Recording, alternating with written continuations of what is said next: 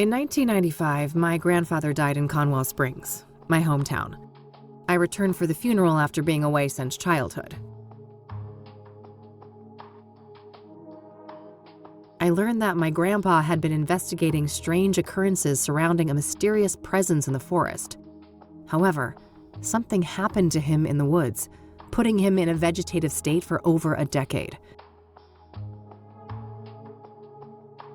To solve this mystery, I teamed up with Eileen Summers, my college roommate. A Christian nerd and a biker badass. It was a match made in heaven. A local church turned out to harbor a secret cult worshiping the malevolence in the woods, referring to it as the Old God. An endangered hallucinogenic flower, the red scythe, was somehow connected to the Old God's power. As we came closer to the truth, a servant of the Old God made himself known in dreams and visions, the Crimson One, a scheming trickster. Things came to a head when the priest of the corrupt church, Isaac Price, abducted Eileen, intending to offer her to the Old God. I managed to track them down and have Isaac thrown in jail, but Eileen was in a catatonic state and was about to suffer the same fate as my grandfather. I continued alone and found my way into a great field of red scythes in the depths of the forest. Greeted by the Crimson One, I descended into the Old God's bizarre realm, a place straddling the line between the physical and the otherworldly. The powers of that place tried to break me. My past trauma was manifested and turned against me, including my shadow, an evil doppelganger. I defeated these foes and emerged back into the real world. As I left Conwell Woods, I set the flowers ablaze to eradicate the evil at its root. In my absence, Isaac Price took the coward's way out in his jail cell. When I returned, Eileen had awoken. She was safe. It was time for us both to go back home.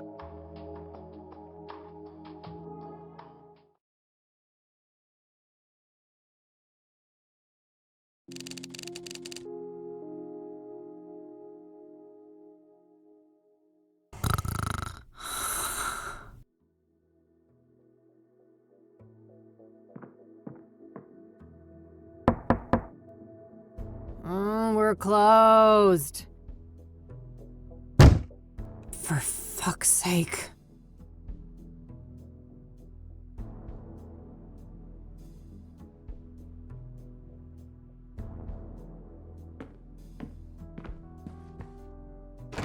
Hey, kid.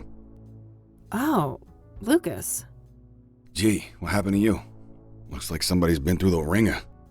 You should mind your own business, old man, before I bring up your ex-wife. Hey now, I'm just looking out for a former student of mine. And you're always my business. Oh, I bet I am. That's the only way a has-been like you could ever stay relevant. Ha! Yeah, that must be it. Now, you gonna invite me in and just let me stand here like an asshole? Fine, come in then. You want some coffee? Yeah, I got enough, old sis, thank you very much. That brew you make is rancid. Oh, I did that on purpose.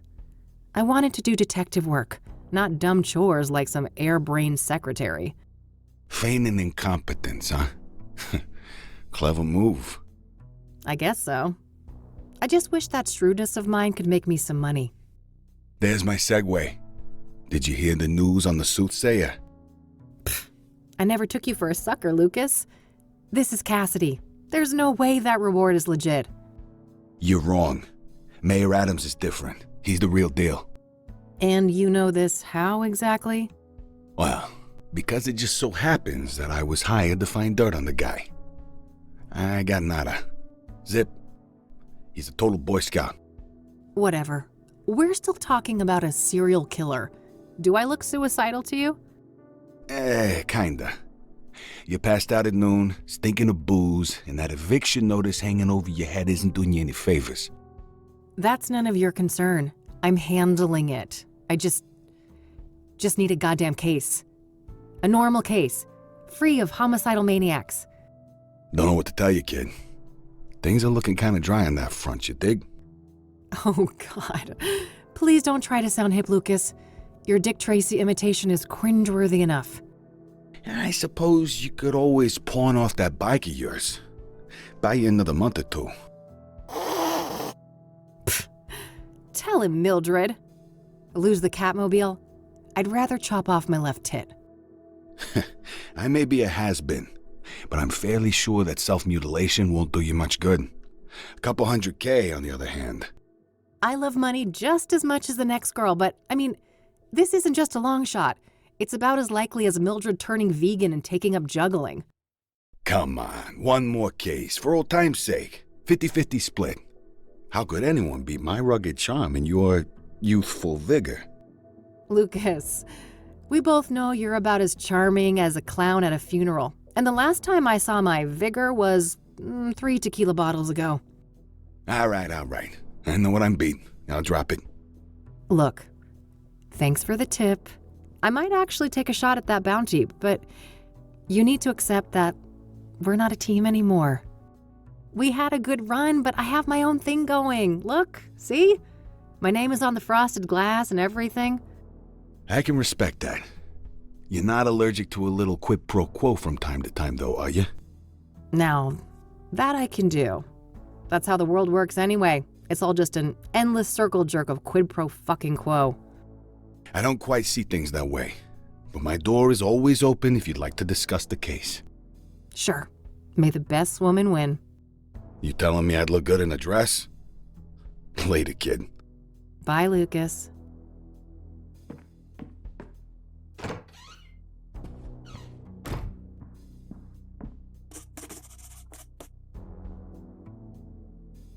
Well, it's not like I have anything better to do. I should have information on the Soothsayer somewhere in this room.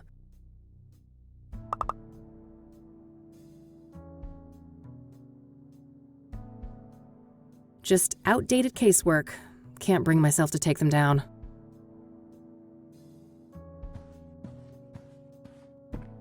Who's the best fluff ball? Couldn't agree more.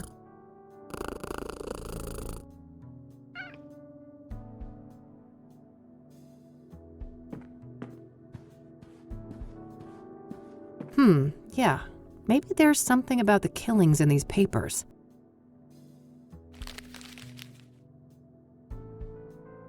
All right. I found a few interesting articles about the most recent murder.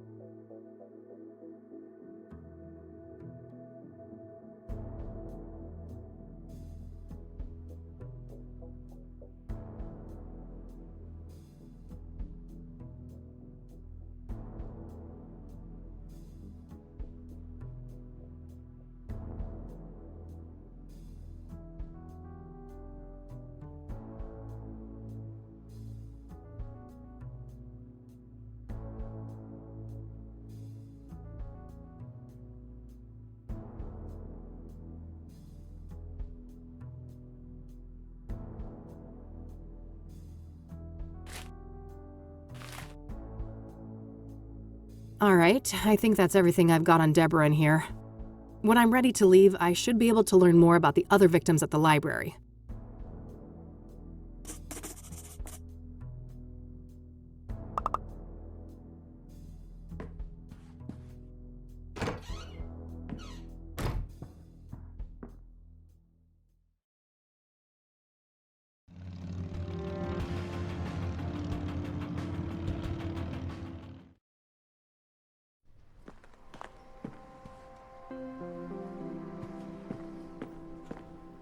A plaque with some prominent donors. Interestingly, Debra Sinclair is listed here.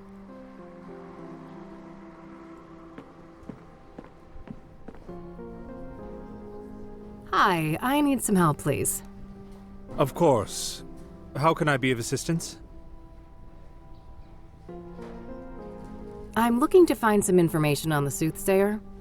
Ah. Quite a few people have taken an interest in that case lately. That's so.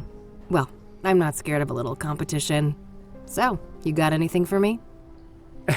Yes. I would direct you to the microfilm viewer at the end of the hall.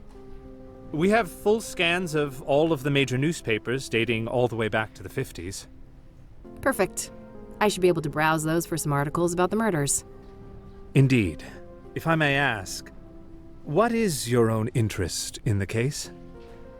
You probably heard there's a reward, right? I'm a PI, and money is tight, so... I see. I suppose we each have our own ways to make a living. What do you know about Debra Sinclair? Quite a bit. Do you have a more specific line of inquiry? What do you know about the murder? I believe she was killed at her writer's retreat, stabbed to death. The police say the MO was similar to the other victims, with the shattered mirror and all that. Where's this writer's retreat located exactly? There's an area called Bear Creek, just on the border of the national park. Sinclair owned a small cabin there. All right, got it. That's a decent drive, so I think I'll head out there tomorrow. What kind of books did Debra write? She dabbled in many different genres over the years, but her main bulk of work could probably be defined as horror, mystery, or a combination of the two. Afflicted, Dead Ends Meet, and the Jenny Payne trilogy are some of her most well-known titles. Huh, okay. Was she working on a new book when she died? I believe so, yes. But I don't have any details to share. Was Debra a popular author? Oh, yes. Even before her death. Afterwards, her popularity has reached astronomical levels. I can imagine. Borrowing one of her books now is out of the question, right? Correct. 6 months wait minimum. Yeah, I figured. What do you know about Debra's private life? She had quite an interesting life. Adopted as a child, and her adoptive father, Sebastian Willis Sinclair, was an accomplished author in his own right. Debra's birth mother was a young homeless woman, and her father was a Native American. Debra spent much of her life trying to track down her biological father, unsuccessfully. Perhaps in some part due to her roots, Debra's books have often contained subject matter inspired by Native American religion. She was childless and unmarried when she passed away. Rumors say she was gay, but God knows tabloids are quick to jump to conclusions. I don't think she ever clarified that matter to the public. If you are curious to learn more, I would highly recommend her acclaimed autobiography, Unbound. Oh, I might check that out. Thanks for the information.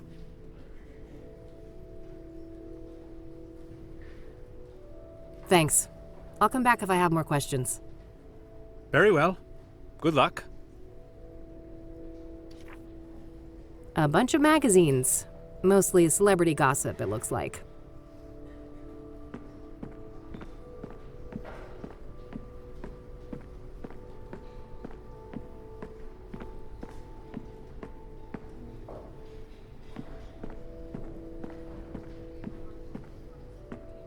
Microfilms containing images of scanned newspapers.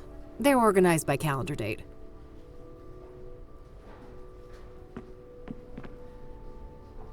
Okay, let's see here.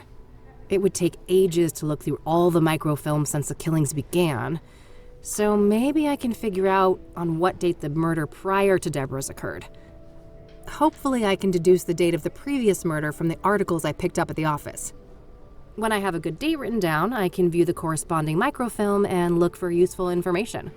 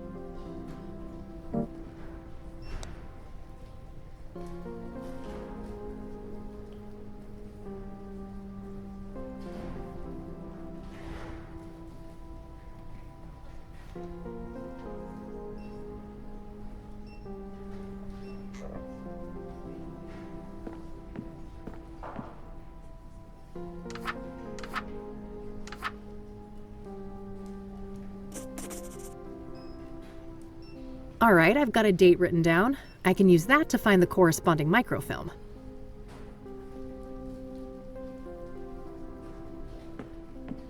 Yeah, this date should be good.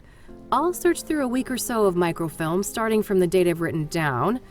Hopefully I can find some useful information on the previous victim.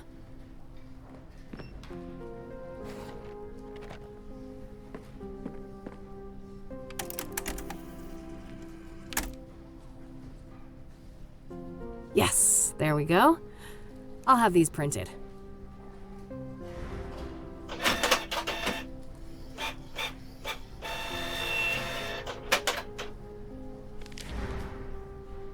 Alright, rinse and repeat. I should try to determine the previous microfilm date based on the information in these new pages.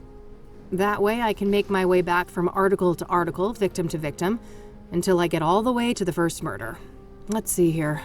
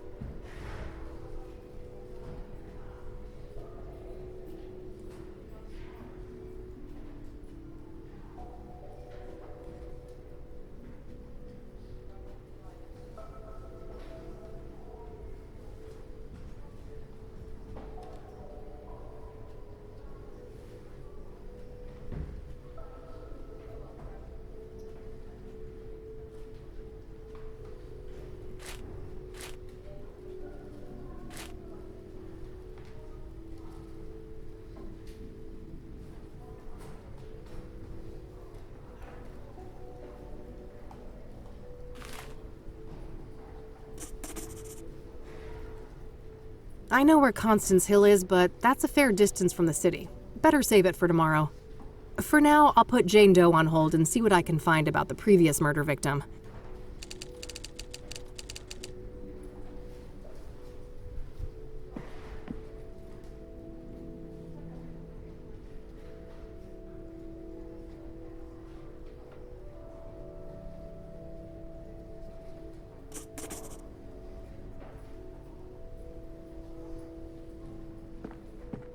Yes, this should be the right date.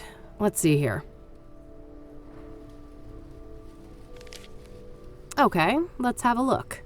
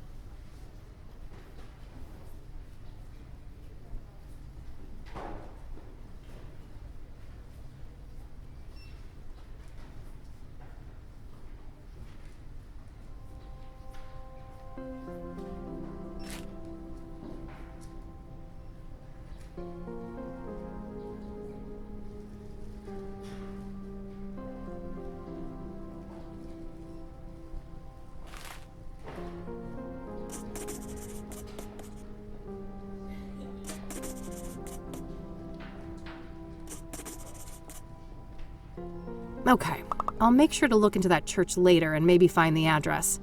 For now, let's move on to victim number 2.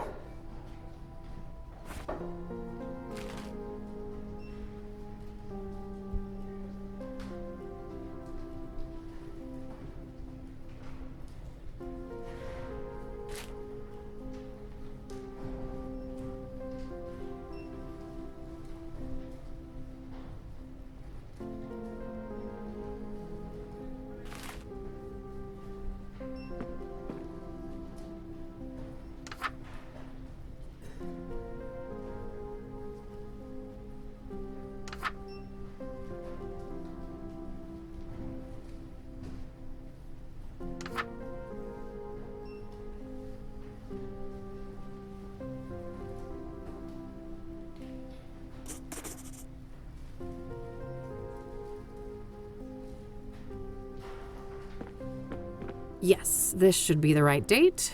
Let's see here.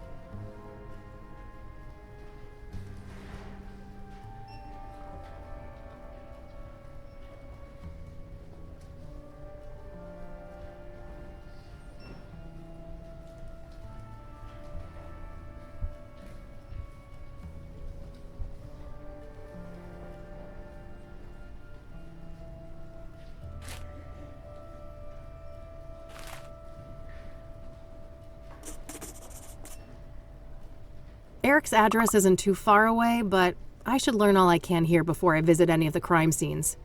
Coming up last, the very first victim of the Soothsayer.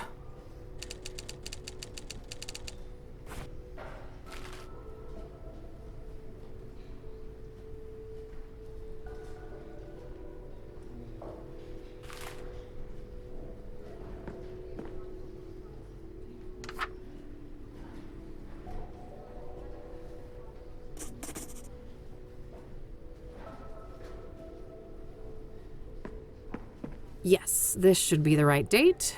Let's see here.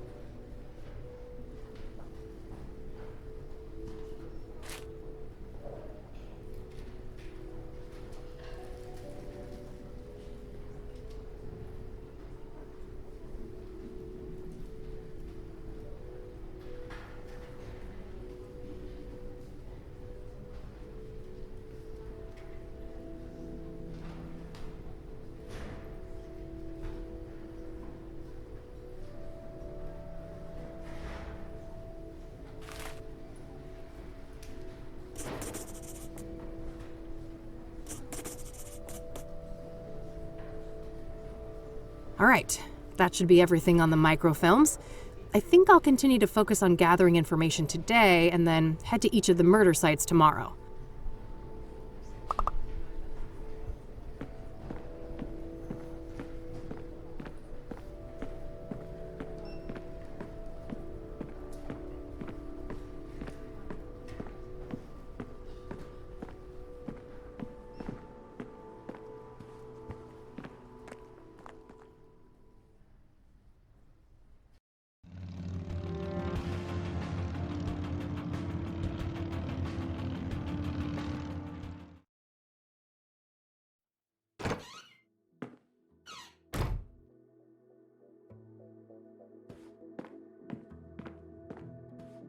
The yellow pages. Handy for looking up people and businesses.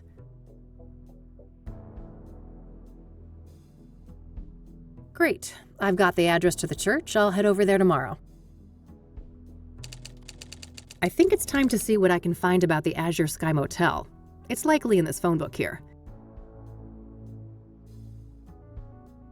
Got the number. I'll call first and see if a visit makes sense. God knows I have to be careful with those last drops of gas left in the bike.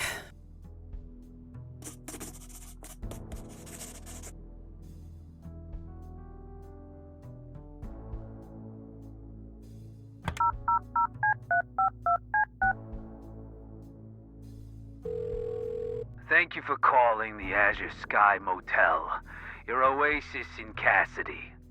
How may I help you? Hi there.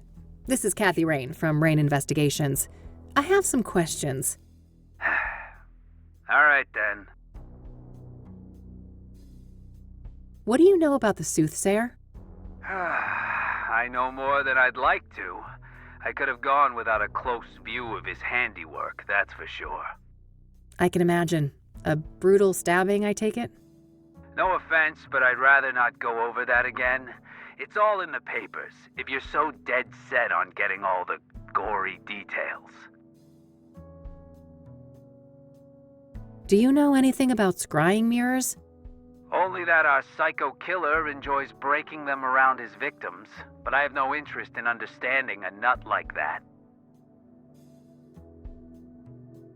What can you tell me about your motel? The Azure Sky is a long-time family business. We've been serving tenants faithfully for over 40 years now. Oh, wow, quite a while. So, how many tenants do you have? We don't keep records of the number of tenants, but we have 50 rooms of varied sizes. We're about 3/4 full, but expecting to be fully booked during tourist season in the summer. Wait, tourists actually come to Kassidy? Somebody deserves a raise for one hell of a marketing campaign. No patriot of the community, huh? That's a shame. This city has a lot more to offer than people like you give it credit for. To each their own, I guess. So, I hear that one of your tenants was murdered back in February? Rose Taylor. No shit. Here I thought the boys in blue ransacked this whole place just for shits and giggles. That happens more often than you'd think. Come on, man. Help a girl out. Sorry for the attitude, but you know you're the umpteenth person to ask about that, right? I get that, so how about we stick with the short version? Fine. No, I don't know anything that isn't in the papers. No, you can't see the room. It's rented out. And even if you did go in there, there's nothing that the cops or cleaners haven't removed since friggin' February. Understood. So what about the next of kin? She had a husband, right? Yeah, he came by later to pick up the personal effects. I just met the guy for a few minutes. Did you catch his name? I did, but I don't think he'd appreciate me giving out his name to some random lady on the phone. No offense. I am a bit offended, actually. I'm not some random lady. I'm a licensed private investigator and a renowned one at that. Ever hear of the Whitmore affair? That does sound familiar. Well, that was me. Now, here's a friendly piece of advice. Choose the path of least resistance. I can be a much bigger pain in the ass than this Mr. Taylor, believe me. All right, fine. It's Orson. Orson Taylor. That wasn't so hard, was it? Thanks, buddy. Appreciate it. What can you tell me about Orson Taylor, Rose's husband? Nothing much. Like I said, I only saw the guy once, a week or so after the murder. Okay. How do you seem? Like you'd expect. Messed up. Couple of kids, too. Breaks my heart, truth be told. So, if Rose was married and had 2 children, what was she doing in your motel? Now that's the million-dollar question, ain't it? You'll get no answer from me. Even if I could keep track of all of our tenants, I don't make a habit of sticking my nose in their personal affairs. Huh. Was she a regular then? Not really, just a couple of bookings in January and February. Look, I think I've said enough. Any other questions? We need to wrap this up. I've got calls on the other line. That's all, thanks. You're welcome. Have a great day now.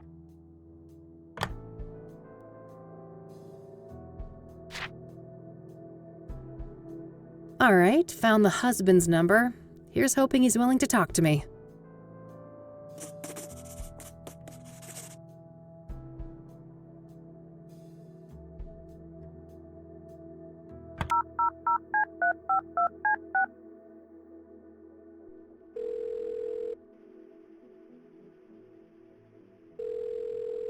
You've reached the Taylors.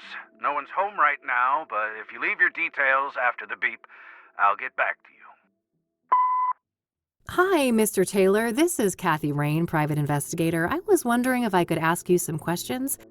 You can reach me at 555-142-062. Thanks in advance. Bye.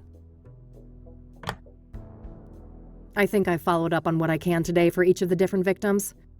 Just one thing left to do. I noticed that the Gazette had the best coverage of the Soothsayer out of all the city papers. I think it's time to pay a dear old friend a visit.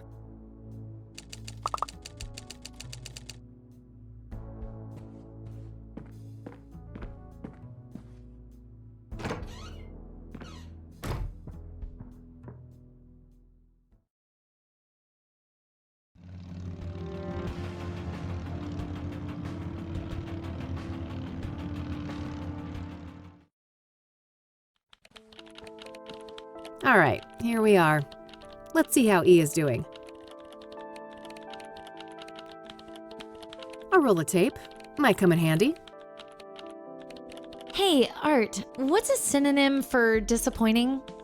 Your outfit? Now that's just mean.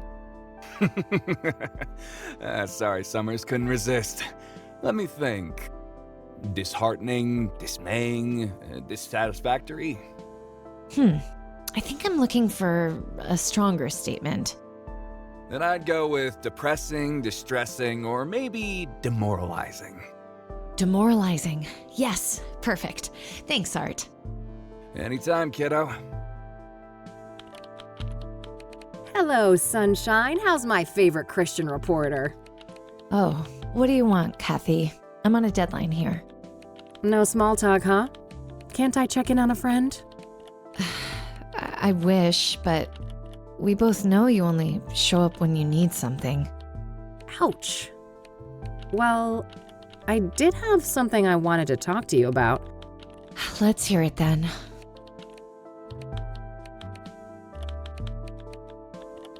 What do you know about the Soothsayer? The serial killer? But... Oh no, it's that stupid reward, isn't it? You betcha. Money in the bank, baby. Oh, brother. I'd say this is a terrible idea, Kathy, but it's not like you listen to me anyway. Oh, come on, Eileen. Don't be like that. No, don't even go there. Do you know how many times I had to go to HR to get people to stop quoting that stupid song? Poor old Johnny Ray sounded set up on the radio. Art, make her stop. Why? It's not a half bad performance. You guys are like peas in a pod. Ugh, well, now I lost my groove. I hope you're happy. Ecstatic. Are you done wasting my time now? Oh, lighten up, E. Aren't you thrilled about another big case? Teaming up, just like old times? You can't just pretend nothing happened, Kathy. You fired me, remember? I'll unfire you? Yeah, right. How do you even know you'll get that reward? This is Kassidy we're talking about.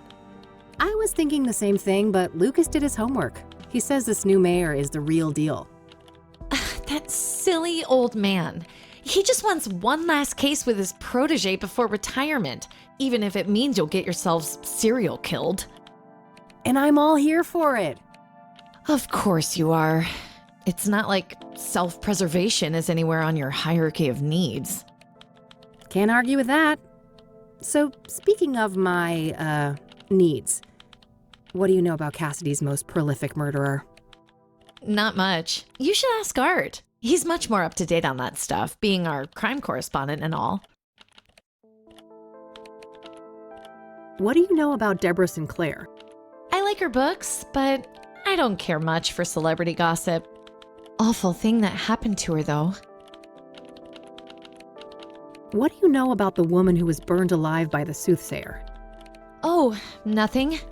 I hope that horrible demon is caught soon. What do you know about Benedict Townsend, the murdered deacon? I don't know anything about that poor man. Hey, you're a Christian. What does a deacon actually do?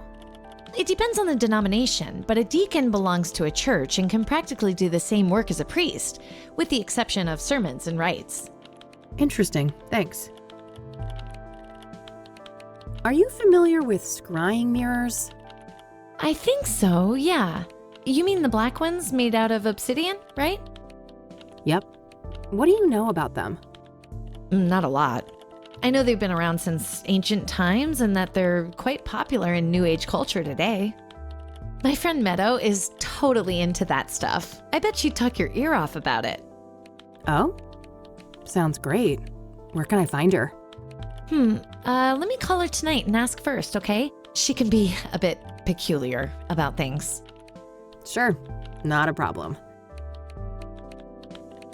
Are you familiar with the King of Kings Catholic Church? I'm not. My family, we're Protestants.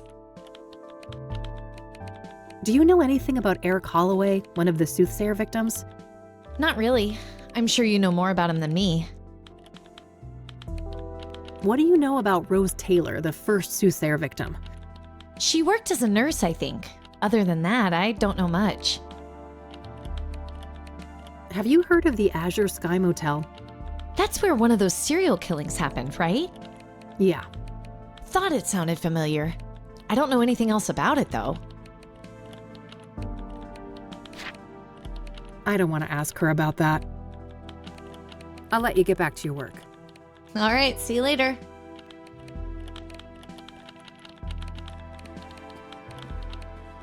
I remember that. Something about a corrupt church.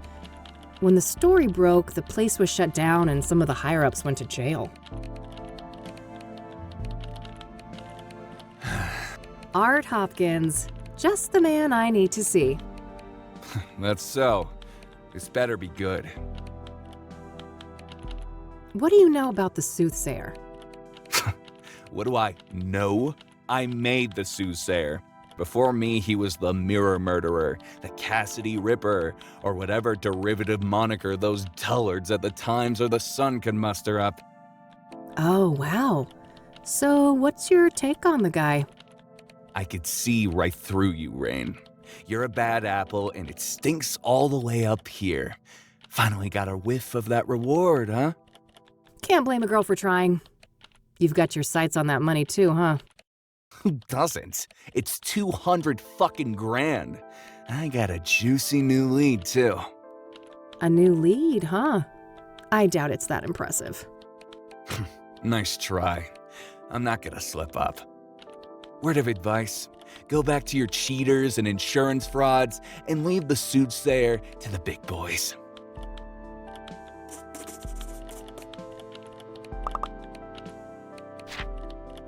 What do you know about Debra Sinclair?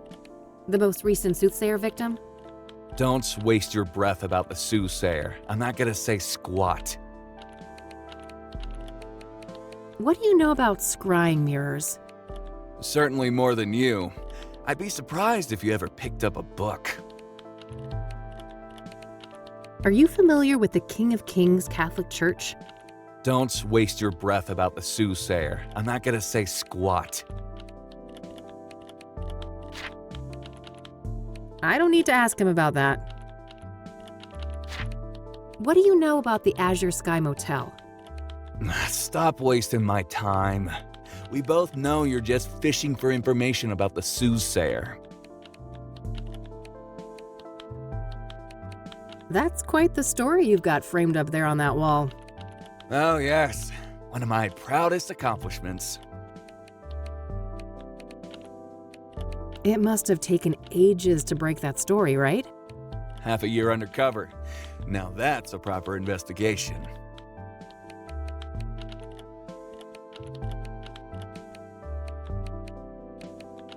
That's dedication. Lots of sermons to listen to, I take it? Ugh, too many. I could feel my gray matter shrinking with every psalm, hymn, and other delusion thrown my way.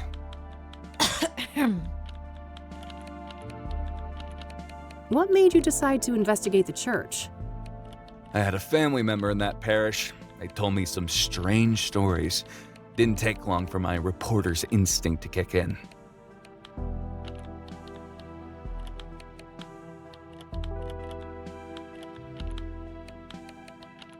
Oh. Must have been tough to ruin a loved one's place of worship. They're better off, believe me. I'd prefer to keep them out of organized religion altogether, but at least now they're no longer associated with goddamn criminals.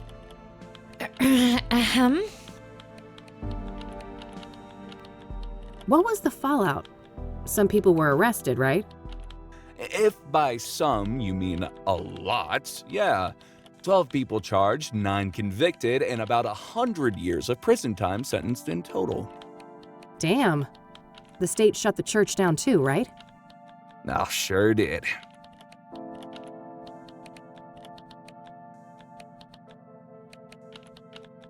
That's a shame. They didn't have to punish the whole congregation just because the leadership was corrupt. You don't know what the hell you're talking about. That place was rotten to the core.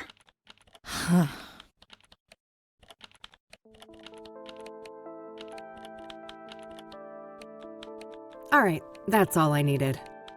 Okay then.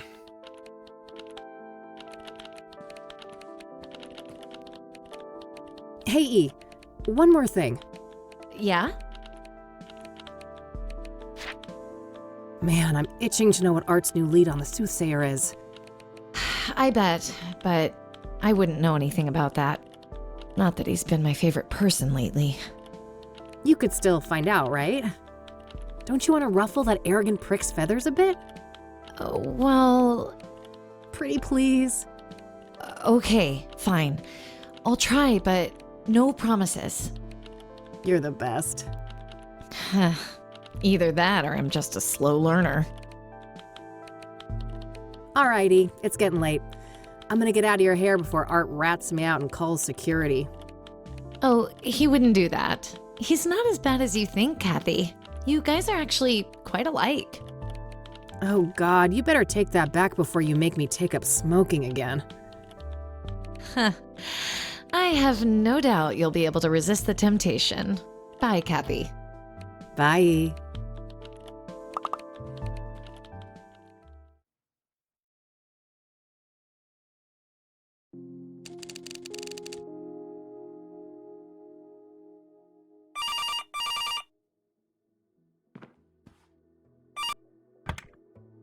Rain Investigations.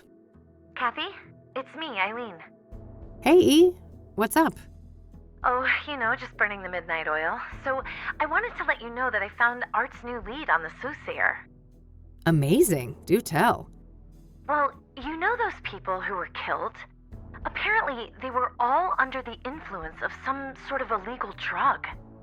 Interesting. What type of drug?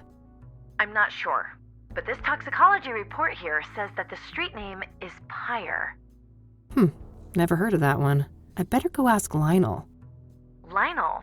Who is that? My a friend of mine, that's all. Uh-huh. Yeah, I'd say you should take better care of yourself, Kathy, but you've heard it all before. Pretty much, but seriously, thanks, E. I owe you one.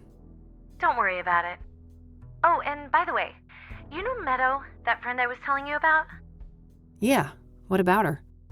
She said you can come see her tomorrow. She's got an RV over on the west side, Sycamore Lane 21. Perfect. I'll go talk to her in the morning. Okie dokie. I gotta get back to work now, but I guess I'll see you around? You bet. Catch you later, E. Bye, Kathy.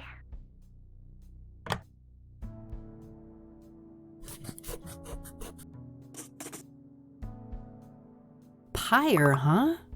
I better call the cop shop and ask Josh about that.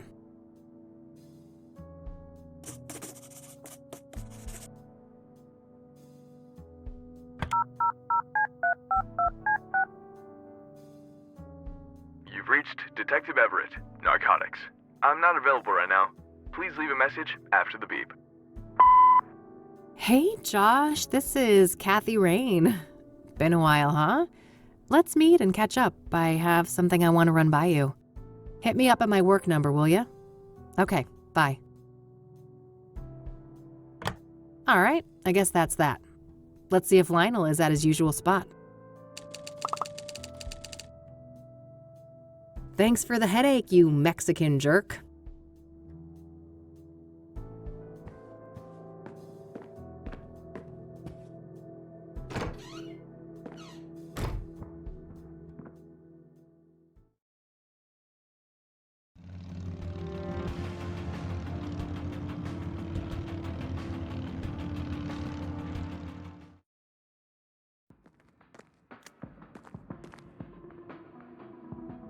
Rockports and other cheap brands. I'm certainly not going to waste my precious relapse on shitty smokes like that.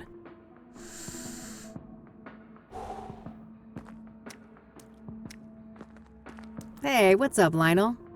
Hey, girlfriend. You here for the white stuff? Not this time, buddy.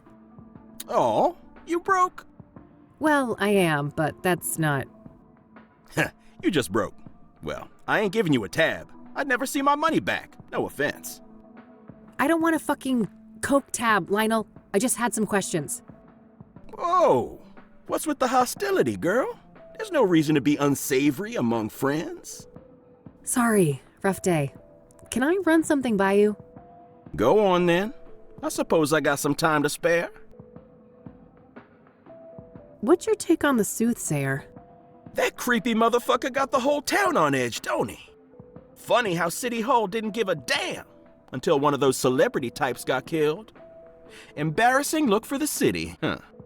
I suppose it was just a matter of time until Kassidy got our own Ted Bundy. Place like this, with no hope, breeding ground for psychos.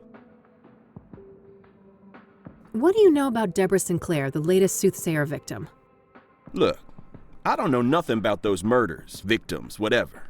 Don't bring that shit up with me. What do you know about scrying mirrors? Nothing. What is that? Some new age shit? Oh, never mind. Are you familiar with the King of Kings Catholic Church? You ain't serious, right? Do you remember who you talking to? Oh, forget it then.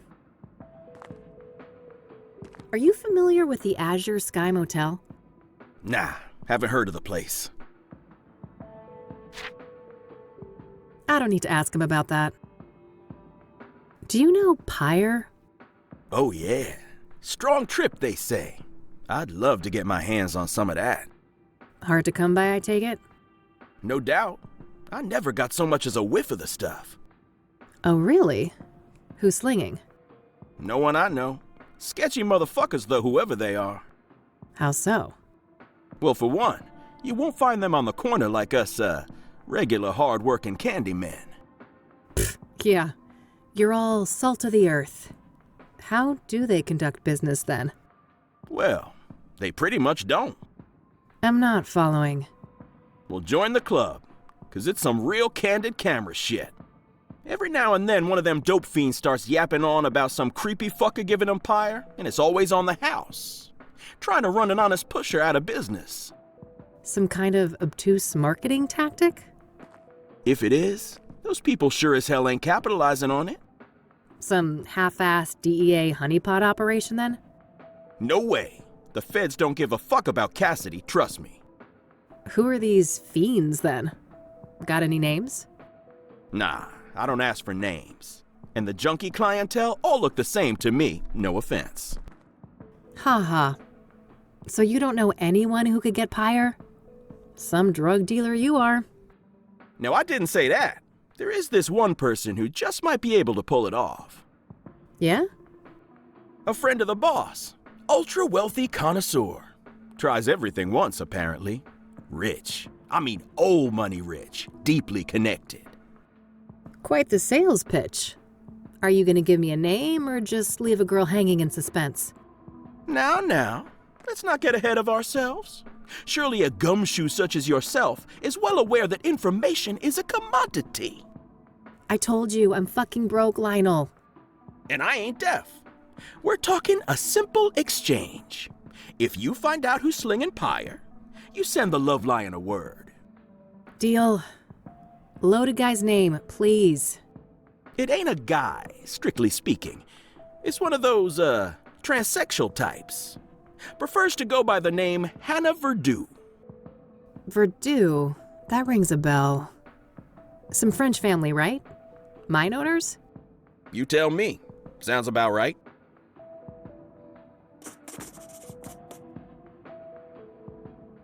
So what do you know about Hannah Verdew? Not much, but I know she owns and runs a place on the south side. The Club of Hearts. Catchy name. Casino? Poetry club, if you can believe that. I can. Sure sounds like an appropriate waste of money for a Verdew. Yeah. I suppose those motherfuckers ran out of rooms to put golden bathtubs in. Either that or mammoth wool rug suddenly went out of style. So that poetry club, do you know where it is? Southside, that's all I know. Never patronized myself. That's it. Later, Lionel. Until next time, hot stuff.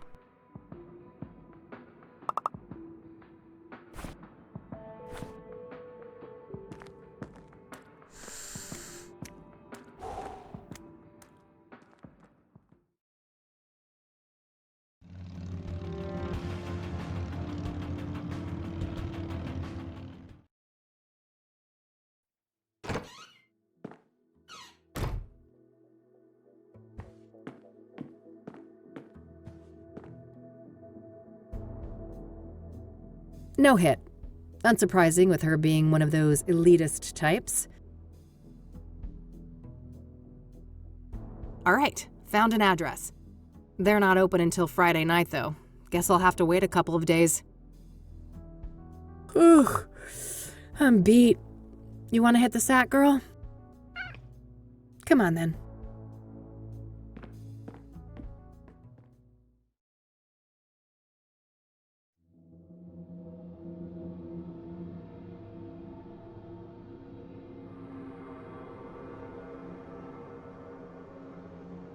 So, there's something I need to tell you. Yeah, I know, kid. Time to move on, huh? Yeah. Is it that obvious? I wouldn't be much of a PI if I couldn't see the writing on the wall for this one. It was nice having you around, though, kid. You spruced up the place, I gotta say. Well, don't get lazy without me. I'm sure you still have a couple of years of detective work left in you. Oh, that's all I need. Just a couple of more cases. Then I'm riding off into the sunset. What's going on, Lucas? What do you mean? Something wrong with my vacation outfit? I've always been a sun-kissed kind of guy.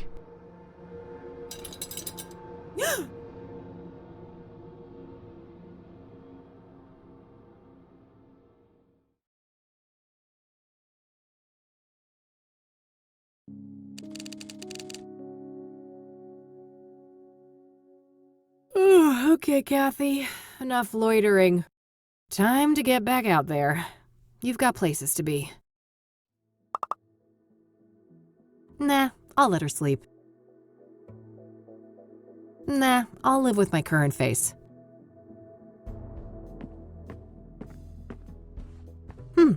This might be useful.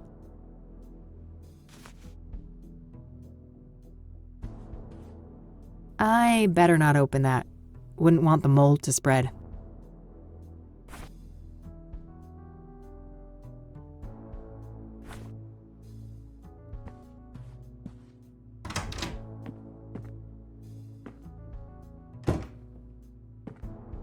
I should grab this in case I need to snap some shots.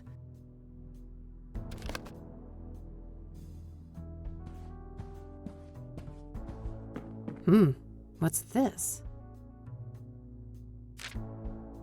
Pyre is the key. T. Damn, this T knows what I'm up to. The question is, are they friend or foe?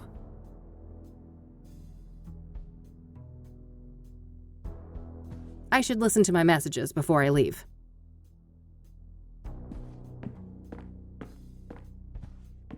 Let's see here. This is Orson Taylor. I only have one thing to say to you. Eat shit and die. Yeah, you heard me. I'm sick of being harassed by vultures like you. Stay the hell away from me and my family. Yeah, I get it, bud. No need to be an asshole.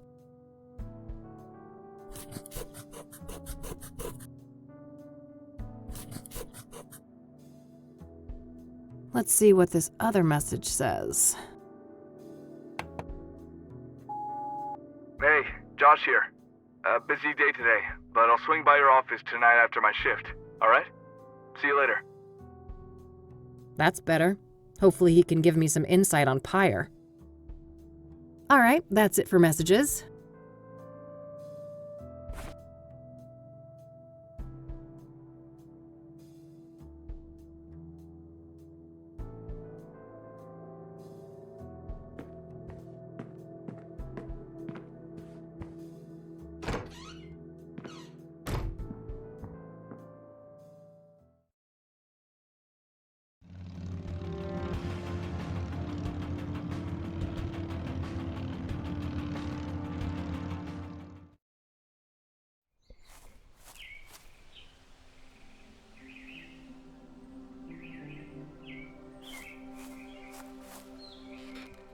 Hey there, buddy. Welcome, visitor. You may place your tribute to our lost legend, Debra Sinclair, on this rock. To your right. Oh. Great. I'll get on with that in a minute. Who are you? Name's Randy Mulkins, president of the one and only SSS. SSS? Sinclair's Saga Squad, of course. From whence do you hail, fair lady? Oh, I live over in the city. Kassidy. Ha! I mean, which fan club do you belong to? Oh,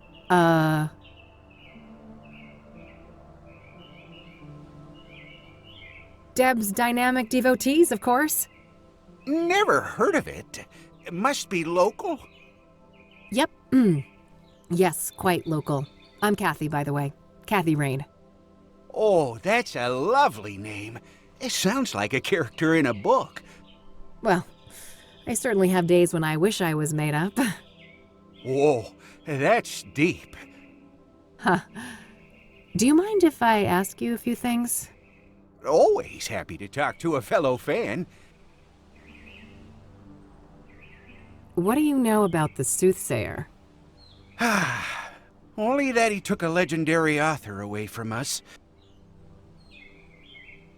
So, let's talk about Debra. My favorite topic. Don't mind if we do. So, her death. Do you know what happened? Well, I follow the news like everybody else. I didn't think much of the killings. These things happen. But never in a million years would I expect poor Deb to become a victim. So, do you know the sequence of events exactly? Supposedly, some maniac came out here and stabbed her, right in this cabin. No sign of a forced entry, so either the door was open or she let him in. Any idea of who would want to do that to her? Did she have any enemies? No, everybody loved Debbie. Whoever did this is a twisted, sick person. We still have to consider the possibility that it was, one of us. A fan? No way. I refuse to believe that. Well, what about the fact that one of the victims was killed on the anniversary of Storm Chaser? Yeah, that's an odd one. Not sure what to think, but in the end, only the killer knows why he chose that date.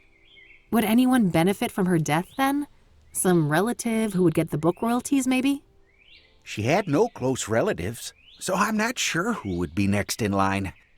I'd be surprised if she had no written will, though. I bet most of that money will go to charity, benefiting Native Americans. Do you know if Debra was writing a new book when she died? Oh, yes. Years in the making. Enshrouded in mystery. Now we'll never get to read it. Do you know what it was about? I wish, but no. Deb was tight-lipped about that one. All she stated publicly is that it wasn't a sequel. Have you ever met Debra in person? Oh, for sure. A bunch of times. Only briefly, though. At fan gatherings, book signings, and things like that. What's your favorite Debra Sinclair book? Oh, man. That depends on my mood. But I generally have a weak spot for her early experimental work, like Evermore and The Guidance. Do you know anything about Jane Doe, one of the Soothsayer victims? Oh, I don't know anything about those other victims. Sorry. Do you know anything about scrying mirrors? Not really. I just heard that they were connected to the murders. Are you familiar with the King of Kings Catholic Church? No siree. I'm a Buddhist. Have you heard of the Azure Sky Motel? Azure Sky. Azure Sky. Nope. Have you heard of a drug called Pyre? Nope. Never heard of that. Do you know who Hannah Verdew is? Oh, sure. She's a leading figure in the Kassidy poetry scene. I always try to drop by the Club of Hearts when I'm in town. Ah, I see. Have you met her? An average guy like me? I wish. I've seen her from a distance in her club, but that's about it. What's your opinion on the Club of Hearts? Only that I love the place. I'll let you get back to your reading. Don't be a stranger. People have come by to pay their respects to Debra. Shoot, the cops didn't leave the door open. Just my luck, huh? It's got a lock on it. Guess Debra didn't want people snooping through her mail. My expert lock-picking set. Not many locks can withstand these little fellas. Hey, what the heck do you think you're doing?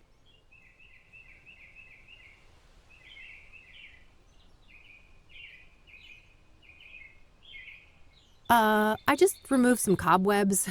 Surely we want Deb's mailbox to look presentable. Oh, God. You got the spider, though, right? It's dead? Sure. I squished it good. Whew.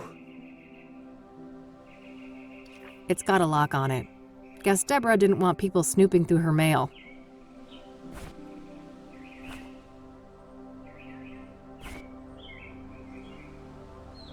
Hey, what the heck do you think you're doing? Don't get your panties in a twist. I'm just picking this lock so I can steal Debra's mail. That's so? I could only allow that if you were a true fan of Debra Sinclair. Oh, but I am. I told you. I'm a longtime member of Deb's Dynamic Devotees. You know, the old DDD. Uh-huh. Then I guess you wouldn't mind answering a few questions about our favorite author. Now, would ya? Of course not. That would be easy peasy for an avid fan like me. I'm glad. Come back here, then. I've got something for you.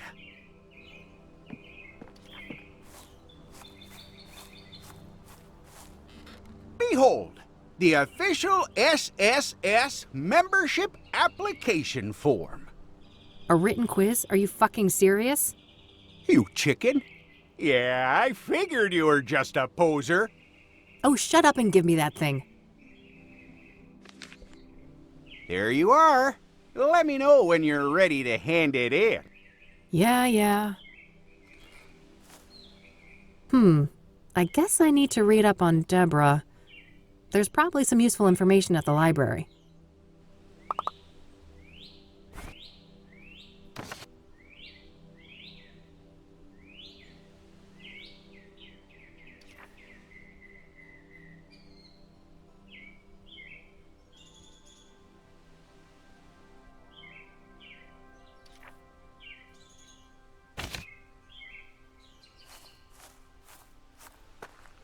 A healthy lavender plant.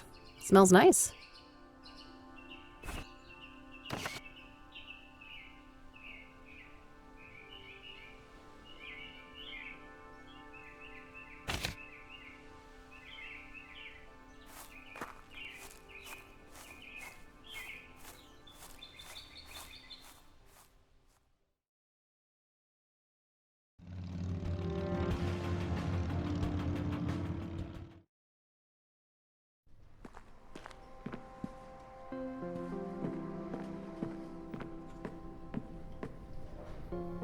Hey there.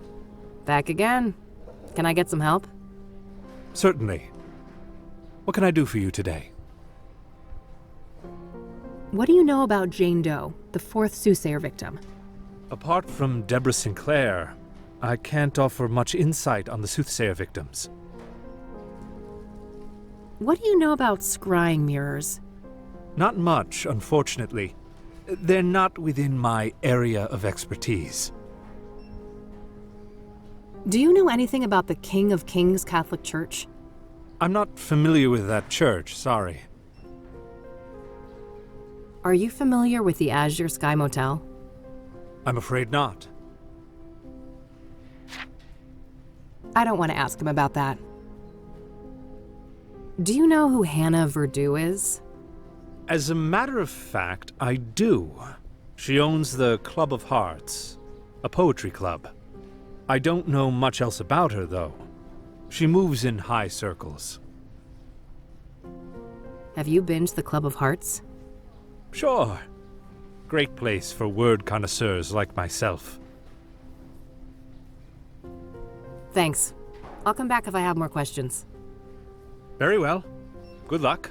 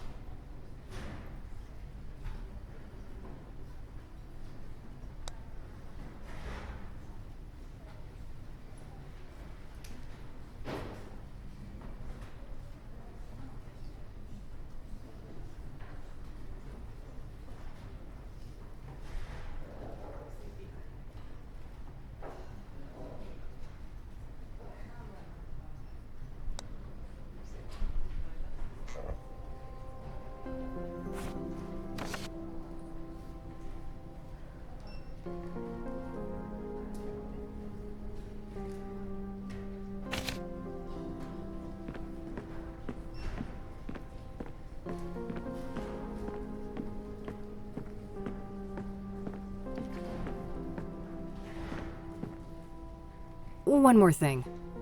Yes? Can I pick your brain about Debra Sinclair again? Sure. What are you curious about?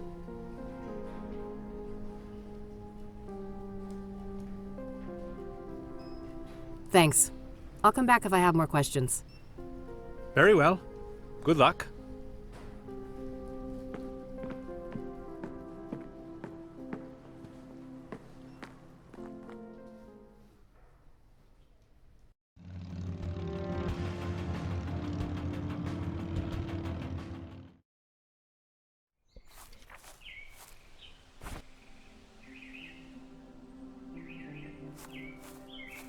Here, I finished your stupid quiz. I'll be damned. Told ya. Now are we gonna crack this mailbox or not? All right, go ahead. I'll keep a lookout.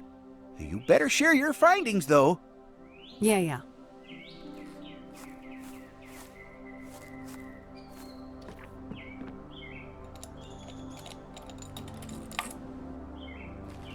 Ugh, nothing but a stupid brochure inside. What a letdown.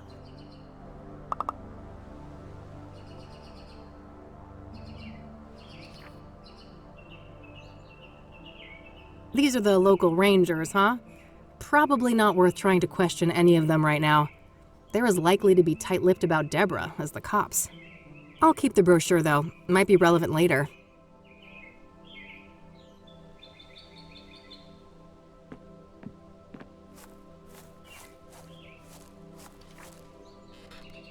Hey, Randy? Yep. So it would be pretty interesting to have a look inside the cabin, huh? Oh, I have definitely entertained the thought. Who wouldn't want a closer look inside the famous cabin of Debra Sinclair? So why not? There's no one else here. I won't tell if you won't. Well, a spare key could be around here somewhere. Yeah, any idea of where Debbie could have put it? You know, this makes me think of Thorns of the Wild. When Johnny was trying to enter Miss Goodman's house, the key wasn't just put in a flower pot. It was buried in the dirt. Well, it can't hurt to try.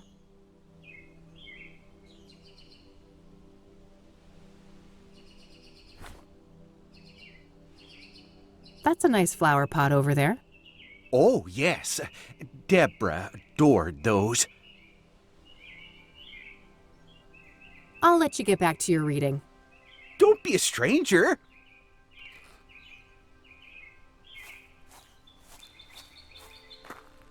Moment of truth. Score.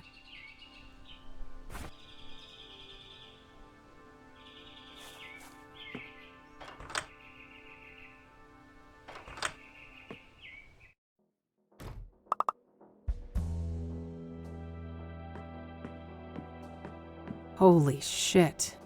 I feel for you, Debra. She was clearly stabbed when sitting here. The killer must have been showered in blood. In a remote place like this, I guess they had plenty of time to clean up and escape.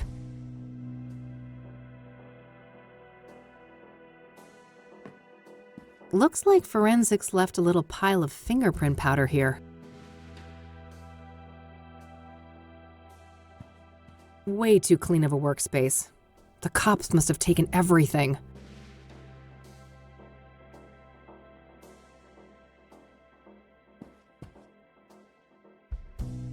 There's something shiny stuck here between the floorboards. Gah. Can't pry it with my bare fingers.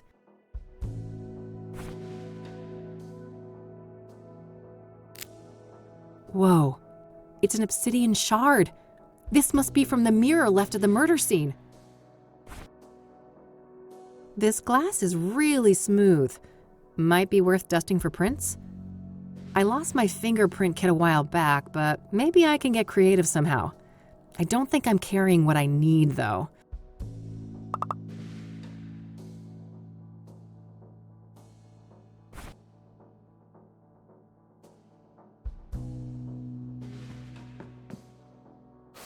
All right, I've got plenty of powder on the brush now.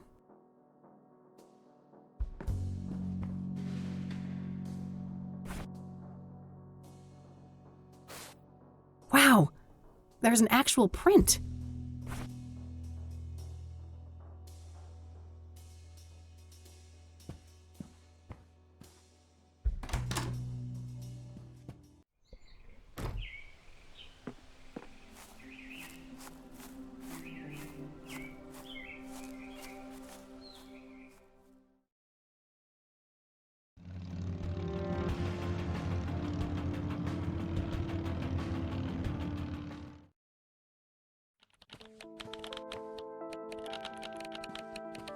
A roll of tape. Might come in handy. Hey, hey. Hey, Kathy. What's up? So that drug lead you mentioned ended up being quite the rabbit hole. Oh, really? Have you been able to learn more about it? Yeah, a little. The drug dealers seem obsessed with privacy. Nobody I've talked to knows much about them. I mean, they're criminals, right? Avoiding exposure doesn't seem that strange to me. Sure, but I asked a proper career criminal I know about it, and even he thought they were behaving weird as hell. Apparently they're giving out free samples left and right, too. Maybe they're not trying to make money then? They have some other goals? Yeah, like murder, for instance. If the Soothsayer victims were under the influence of Pyre, a lot of things point to whoever is responsible for the drug. Yeah, that sounds plausible. Do you know who Hannah Verdew is? That name sounds familiar, but I can't place it. Do you know the Club of Hearts? Sure, never been there myself, but I know Meadow loves the place. Ah, interesting. We'll have to ask her about that. Hey, do you mind if I borrow some tape, E? Fine. Hey, E, can I have one of your cards? Sure, go ahead.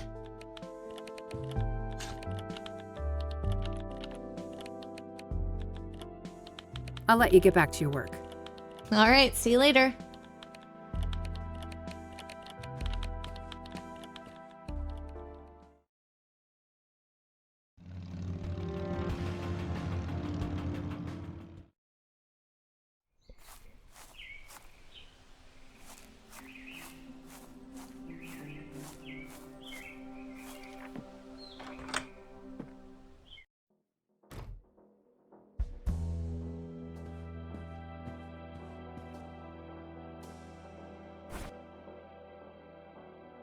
All right, gotta be careful. There we go, nice clean print. I'll grab the shard too.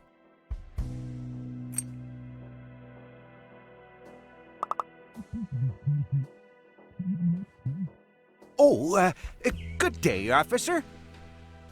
Mr. Mulkins, the forensic seals have been broken. Are you responsible? Me? Of course not. Look at me. Do you think I could even manage those stairs? I will investigate. Don't go anywhere. As if I'd get far. This thing ain't got a rocket engine strapped on the back, you know? Ever the quipster, Mr. Mulkins. Shit! I can't let him come in here and find me.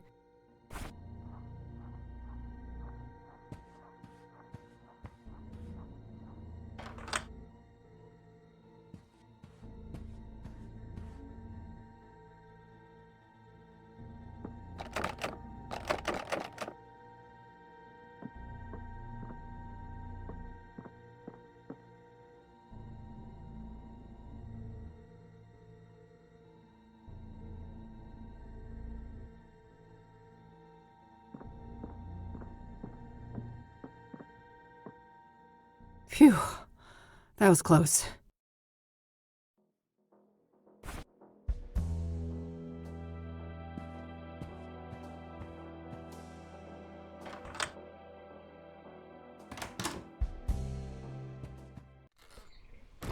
Better lock this up. Close one, huh, Kathy? Sure was. Thanks for the assist, Randy. You're the man. Ah, shucks. Couldn't let a fellow fan get in trouble.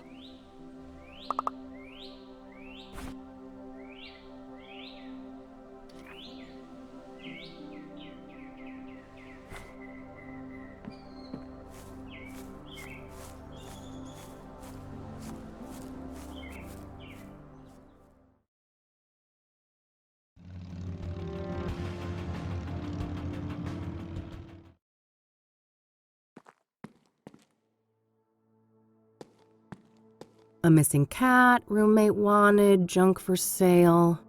Oh, and a Rachel complaining about neighbors blasting satanic death cult metal music. I gotta meet this neighbor and maybe bring my boombox for good measure.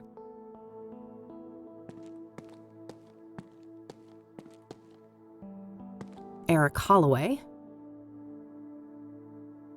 Nothing but overdue bills. I don't think that's worth tampering with. Standard issue forensic seal. If somebody unauthorized is caught breaking this, they're going to jail.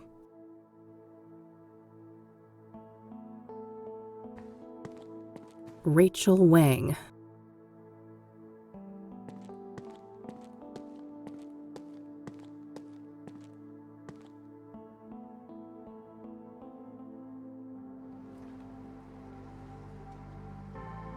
Frag. Boy, this person gets around. I've seen their work all over town.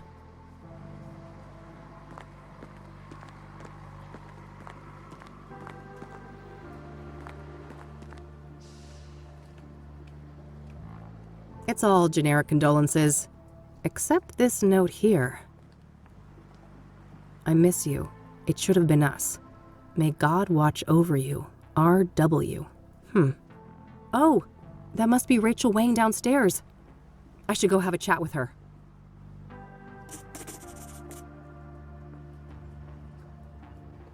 All dried up. No surprise, it's been months since the murder. Tons of spent candles. After dark, this little shrine must have looked quite nice under candlelight. Hello, Eric. Sorry you had to die like this.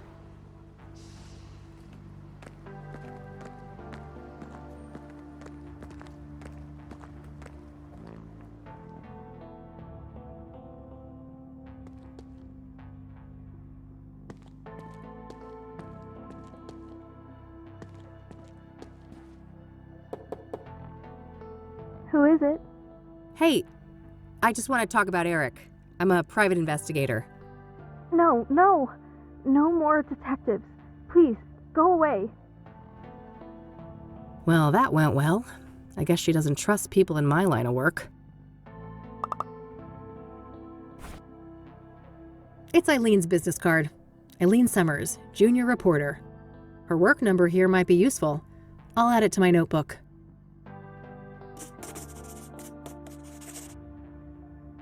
There's a Bible quote printed on the back. You will know the truth, and the truth will set you free. John 8:32. Hooked on Jesus, huh?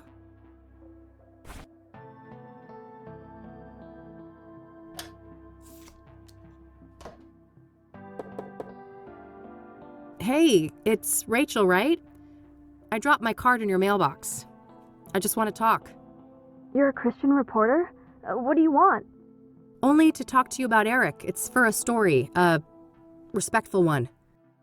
Oh, I suppose that would be all right. I'm glad. Could you open the door? It's hard for me to hear you out here. Did you wash your hands? I can't risk getting any germs in here. Of course. Can I come in? No, I prefer it like this. I have a weak immune system. Sure, no problem. Okay. Ask your questions then. What do you know about the Soothsayer? Only that he's an irredeemable demon. I have faith that when his time comes, God will judge him harshly for all the misery he has caused. Do you know Debra Sinclair, the author? I've heard her name, but I'm not much of a reader. What do you know about Jane Doe, the fourth Soothsayer victim? I heard she was burned alive. I can't imagine the pain. What do you know about Benedict Townsend, the deacon killed by the Soothsayer? I know that he was a prominent figure in charity work all around Kassidy. My pastor even held a sermon in his memory. What do you know about scrying mirrors? Foul implements, used for witchcraft and black magic. You should steer clear of them. Are you familiar with the King of Kings Catholic Church? I've heard of it, but I belong to a different church. So, let's talk about Eric. All right, what do you want to know? What was Eric like as a person? Oh, he was just such a kind, loving man. Not a bad bone in his body. He had so much going for him. But then bad things happened, sending him down a dark path. What bad things? Sarah, the girl he was planning to marry, she killed herself. Oh, damn. How did he cope with that? He became depressed. I did my best to help. Tried so hard to be his friend and bring Jesus into his life, but he wouldn't let me. I see. What happened next? He started doing drugs. He was out of it on more than one occasion, acting all confused out in the hallway. One time, he was so messed up, I had to help him to his bed. I saw lots of paraphernalia. Oh, wow. That's a lot. Well, then there was all the women, of course. All those filthy harlots and temptresses. They just couldn't leave him alone.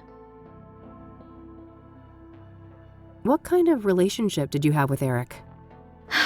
I loved Eric. I truly did, with all my heart. But it wasn't reciprocated? I know it was, deep down. He just couldn't find a way to convey it. I'm sure he would have realized that one day we were meant to be together, if it wasn't for all those despicable floozies. What can you tell me about Eric's murder? I wish I had something to share about that horrible day, but I was out like a light after taking something to help me sleep.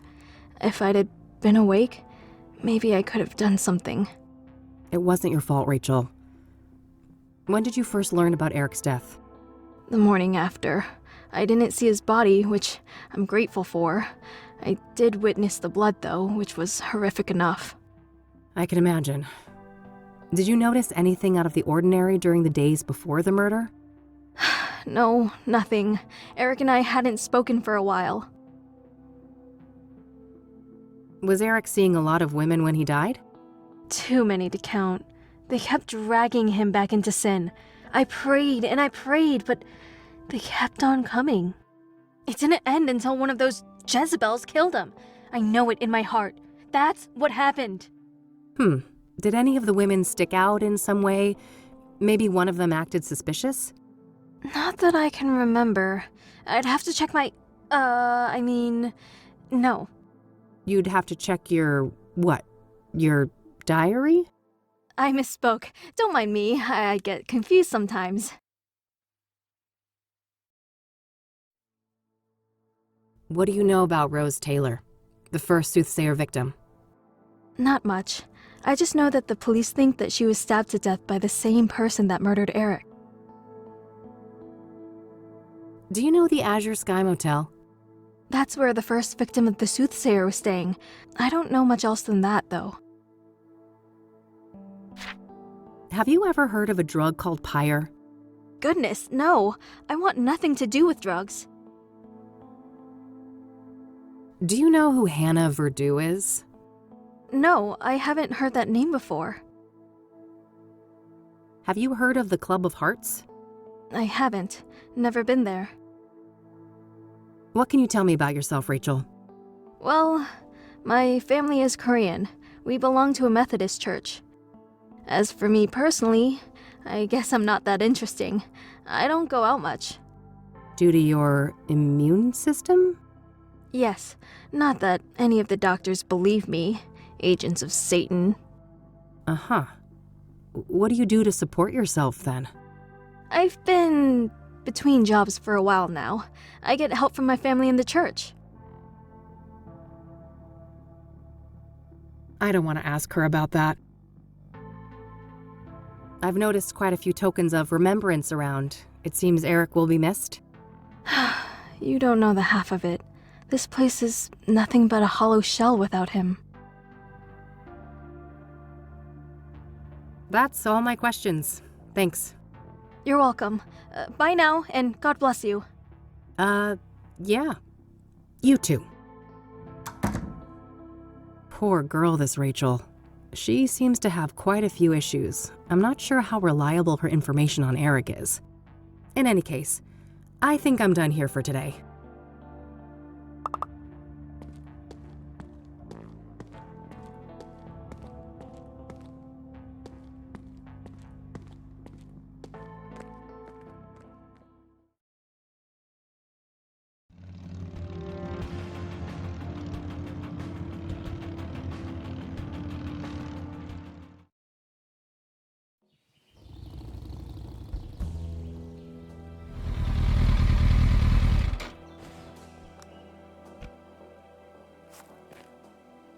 Here we are, Constance Hill. This better be worth the trip.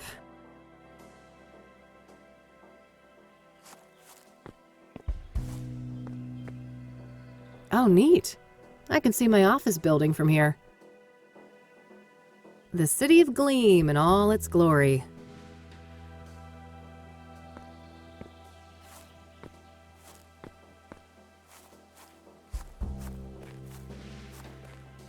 This must be it. This is where they found Jane Doe.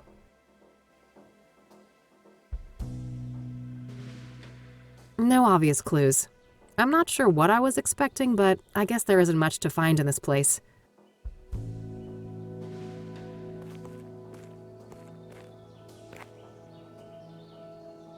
Well, it ain't city concrete if it isn't covered in spray paint. Looks like this place was a party spot.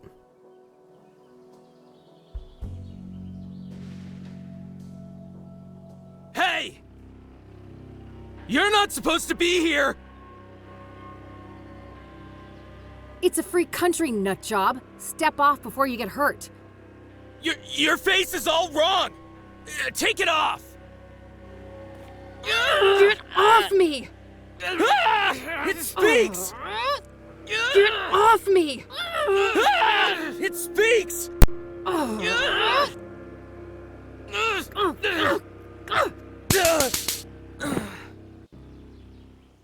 Christ. Kassidy junkies never disappoint. I'm not getting near that nutcase again. Thanks for the assist, Mr. Log.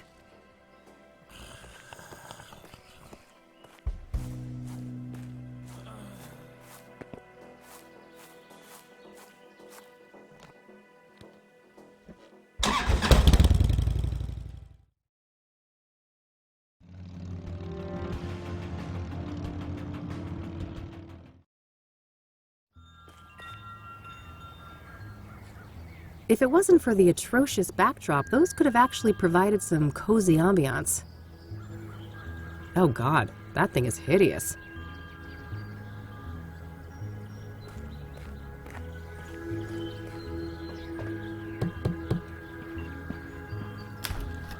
Oh, my lord. What? Did I step in something nasty on my way here? Have you attended to your root chakra lately? I can't say I've been keeping tabs on that one. Oh, you're such a treasure. Oh, how do I put this? Your root chakra is dog shit. It's a really crappy chakra. If I was a doctor and we were talking about your knee or shoulder, I would suggest just cutting it off. Just cut it right off. It's that bad. Tell me how you really feel. Oh, I'm fine. Thanks for asking. My chakras are in balance, from my toes all the way to the top of my noggin. That's just peachy. Look, Eileen told you I was coming, right? Oh, you're her! Oh, that's marvelous! Oh, wow. Okay. What the heck is going on? I'm sorry, but I can't have such blatant discord in my home. Take this pendant, love. I need a single photograph of you wearing it. Lotus position. Find a place in nature touched by fire, earth, and wind. I have no idea what you just said. That's funny. See you later. What a weirdo. If I want her help, I guess I need to find a spot to take that photo. Fire, earth, wind.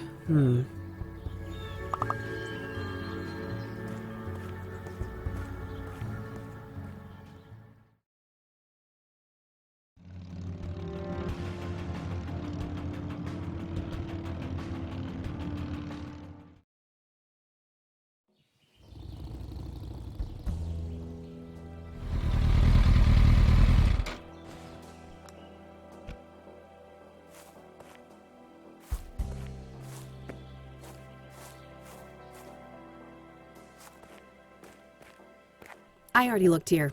There's no clues to be found.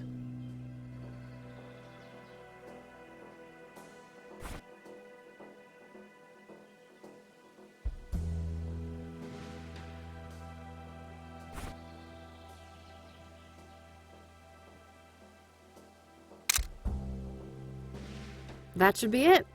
I better get this back to Meadow.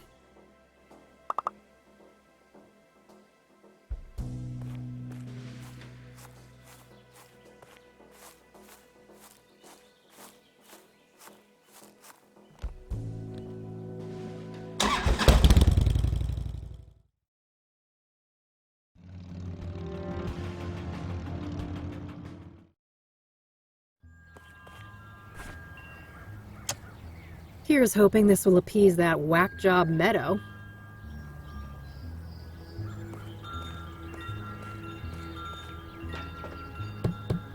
Enter! Wow, look at you! You're positively glowing! Thanks, I guess. I took that picture you wanted. Oh, that's okay. I can see that your chakra is well taken care of. Oh, aren't you supposed to have scars, though? Scars? What are you on about? I've got plenty of emotional ones, if that counts. Oh, never mind. I must be confusing you with someone else. Have a seat, love.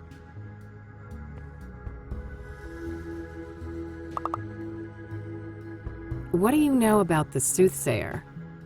Quite the enigma, aren't they? A soothsayer is a seer, a pursuer of wisdom. An obsessive search for truth often leads down a dark and twisted path. Perhaps that is what happened to our killer? So do you think the Soothsayer is legit? The business with the mirrors isn't just for show? Oh, I'm just a silly Wicca. But wouldn't it be goofy to go through all of that trouble just to make everyone think there's something they're not? Yeah, I guess. What do you know about Debra Sinclair, the latest Soothsayer victim? I don't stay up to date on murders and stuff like that. No offense. So, Eileen tells me you know a thing or two about scrying mirrors? You could say that. I am a practicing clairvoyant. What do you want to know? What can a scrying mirror be used for? A scrying mirror is a powerful artifact that can be used to channel the astral realm, perform divination, and even commune with spirits. Ah, can you walk me through your scrying process? Sure. First off, the room should be dimly lit, preferably by candlelight. I like to use sage smoke to cleanse the air, and then I establish a protective circle to keep any negative energies at bay. I gently place the mirror in a steady position where I can look into it without using my hands. I make sure that the surface is clean and polished. I sit down, relax, calm my thoughts, and close my eyes. I visualize my intent, the knowledge I seek. When I'm ready, I open my eyes and gaze through, not into, the mirror. I see. And this is when you're supposed to get the visions? With some patience, yes. The scrying is not always successful, mind you. Spirits are a fickle bunch. Why is obsidian used in traditional scrying mirrors? Because of its rich mystical potency, of course. Obsidian is strongly grounded in the astral plane, which makes it ideal not only as a vessel for divination, but also for protecting the scryer and cleansing any negative energies. So it's pretty much spiritual duct tape? Spot on, sister. Where can I get a scrying mirror? You're in luck. I have a spare one right here. Someone I don't like left it after a botched divination, so I'm totally fine with giving it to you and pretending I never saw it. Sure. Thanks. Oh, and just so you know, this is just made of painted glass. All serious practitioners use obsidian mirrors, so don't expect too much, okay? I'll try to keep my expectations in check. Can we do a scrying session together? Sure. I charge $250 per session. I can pen you in next week? I think I'll pass on that one. Are you familiar with the King of Kings Catholic Church? No churches for me. Certified heathen over here. Huh. We should form a club. Do you know the Azure Sky Motel? Nope, not a motel enthusiast.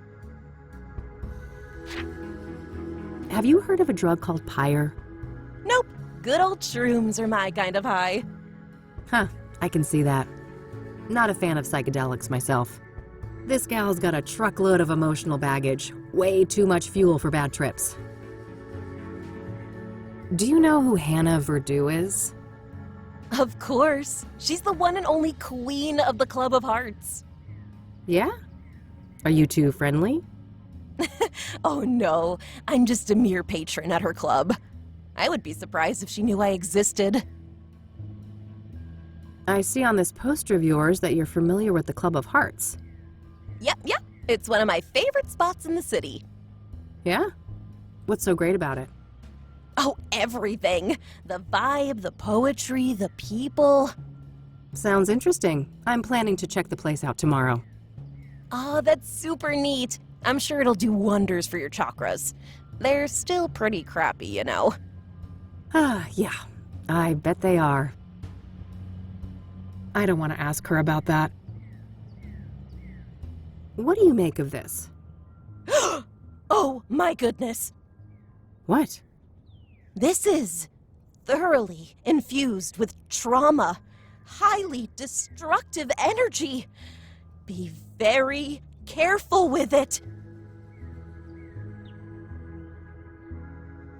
What's that glowy thing on your fridge? Don't worry about that. It's perfectly harmless.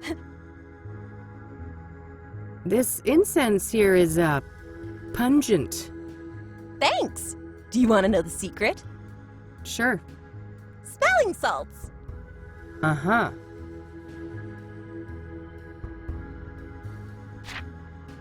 Time for me to go. See ya. Bye now.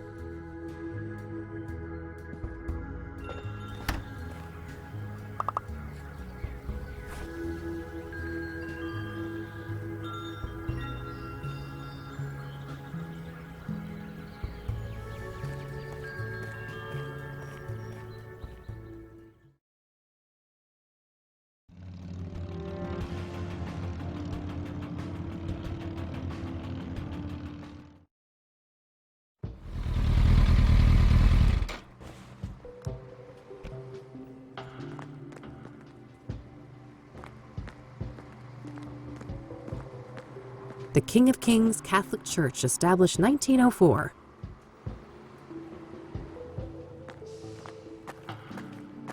Looks like someone is having engine trouble. Hey there, how's it going? No time to chat, young lady. I gotta get this old bird up and running. You'll have to come back later. Engine trouble? Can I help? Maybe so. As long as you aren't a complete dimwit. See that toolbox? Yeah, what about it? It's real simple. I'll ask you for tools. You hand them over, one by one. No problem. Sounds easy enough. Good. Just don't hand me the wrong thing. That would be an abject disaster. I think I can handle it. I happen to know a thing or two about engines. That's so. There should be smooth sailing then. Let me know when you're ready.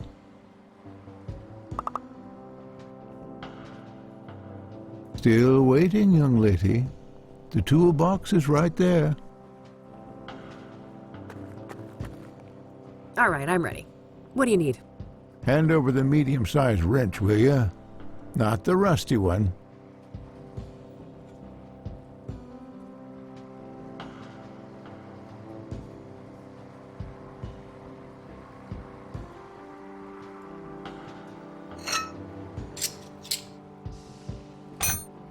All right, now something to cut a wire and check the voltage.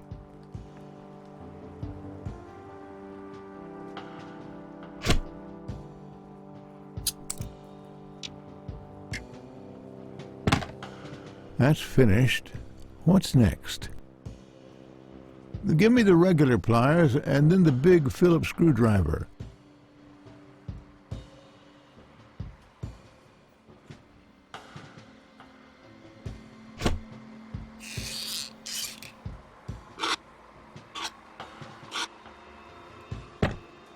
Now I need the key set, the mini wrench, and the other big screwdriver, not the one you gave me before.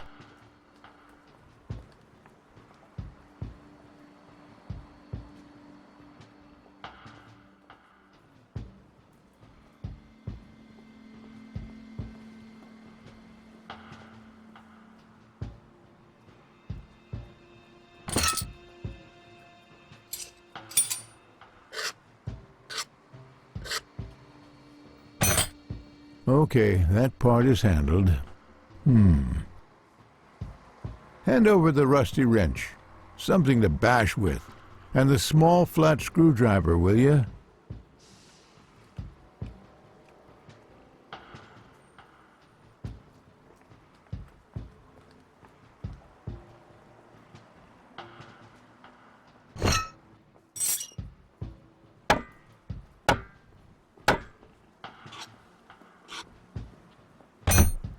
I got a 6-inch bolt here, a real oily little thing.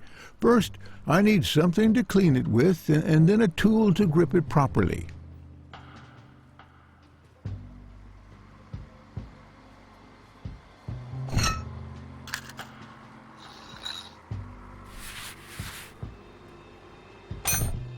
Hand me the other type of screwdriver. Same size as the last one you gave me. Also, I need a wrench 2 sizes smaller than the last fixed-size wrench.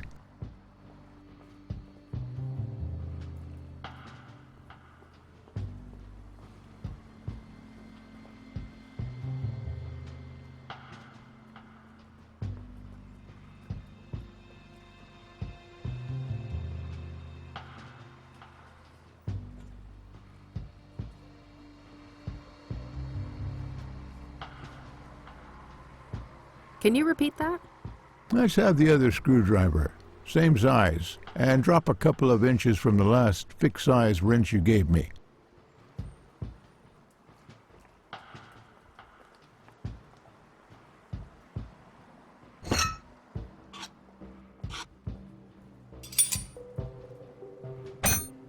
I think that did it.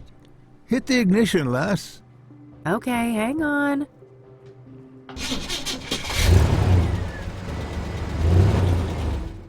Praise the Lord. I prefer to go by Kathy, but thanks. I didn't quite catch that, young lady. Oh, never mind. Now I think I've deserved a little chat. You're Reverend Winters, right? Indeed. Hugh Winters at your service. And who might you be? The name is Rain, Kathy Rain. I'm a private investigator. Oh, I see. Another one. Very well, ask your questions then. So, the reason I really came here was to ask about the Soothsayer. Very well, go ahead. Were you the one who found the murder victim? His name was Ben. Remember that, and yes, I was. It was in the rectory, right here behind us. Do you mind if I have a look inside? Yes, I mind. It's my home. But the police already ransacked the place, and we had the whole room refurbished for the reconsecration. I understand. Can you walk me through what happened that night, then? Well, I came back late, after traveling.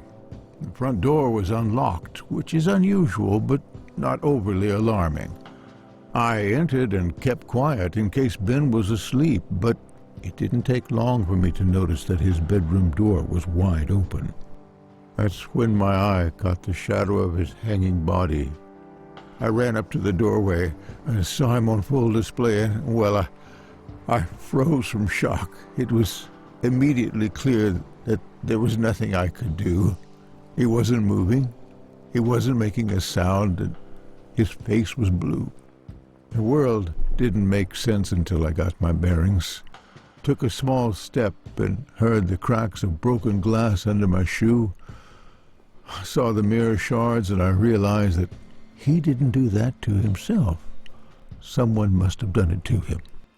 I carefully backed out of the room, called the emergency services, and they arrived shortly thereafter. Did you notice any other relevant details in the room? No, like I said, I was in shock. My friend was dead, murdered. I needed to get the authorities there, and I had to go pray. Understandable. Who do you think did this to Ben? I don't know. But he had plans to meet someone that night. A lost soul, he said. I never inquired in detail, saw no need to ask more. Now I obviously wish I had. Did Ben keep records of his meetings? He did, but none were found, so I can only assume that the killer disposed of them. Sounds likely. Was there anyone that he was seeing like this regularly? I'm sure. I wouldn't know any specifics. I haven't been involved in that work lately. I see. Thanks. What do you know about Debra Sinclair? Except for Ben, I don't know much about any of these murder victims.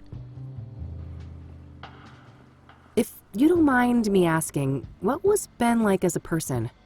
I'm glad you asked, because these days most people know him as Ben, the murder victim. Isn't it a tragedy how a man's life's work can be so utterly overshadowed by his final moments? Tragic indeed. Perhaps you can help me get a more nuanced view? I'll try. Ben was a good man, a good Christian, and he always managed to stay optimistic despite leading quite a difficult life. Difficult how? I shouldn't say. He wouldn't want me to share all of his secrets. But trust me, he carried great pain. Fair enough. Did he have any immediate family? No, and he never married. He had distant relatives out of state, but as far as I know, they were estranged. Okay. Next of kin? Never came into play. He had a written will and left everything to charity. Got it. Thanks. What do you know about scrying mirrors? Well, they're pagan instruments used for millennia. It would seem to me they have some ritualistic purpose for the Soothsayer. What makes you say that? Couldn't they just be a signature or a decoy even? No, I was there. That room, it was a place of sacrifice. The view of my departed friend was a monstrous display. I shall never forget it. Care to tell me about your church? Well, the King of Kings is a Catholic church with roots nearly as old as the city itself. These days, we're a fairly small congregation, around 200 active parishioners. I see. So how long have you been a priest here? Coming up on 30 years now. Oh wow, that's a long time. I suppose so, yes. But I've been nothing but content here. Until the murder, that is. Things will never be the same. Yeah, I can imagine. Do you know the Azure Sky Motel? Never heard of it. Have you ever heard of a drug called pyre? I haven't, no. Why would you ask that? Drug tests have shown that the Soothsayer victims had pyre in their bloodstream when they were killed. That's preposterous. Ben wouldn't go near anything like that. He didn't even drink coffee. Covertly drugged then, maybe? Or coerced? Something along those lines. The Ben I knew would never voluntarily abuse narcotics. Do you know who Hannah Verdew is? I don't know. Do you know the Club of Hearts? It may come as a shock to you, but I'm not the clubbing type. Does the name Rachel Wang mean anything to you? I'm afraid not, my child. All right, that's all. I'll let you get back to the repairs. Very well. Take care, young lady. All right, looks like that's all I'll be able to learn about the deacon here today. It's getting late. I better get back to the office so I don't end up missing Josh.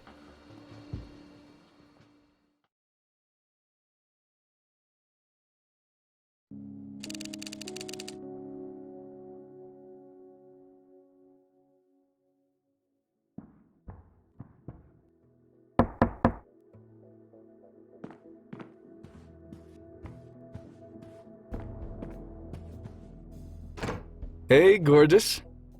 Oh, hey, Josh. Come on in. How are you, bud? Everything going okay over at the precinct? I guess.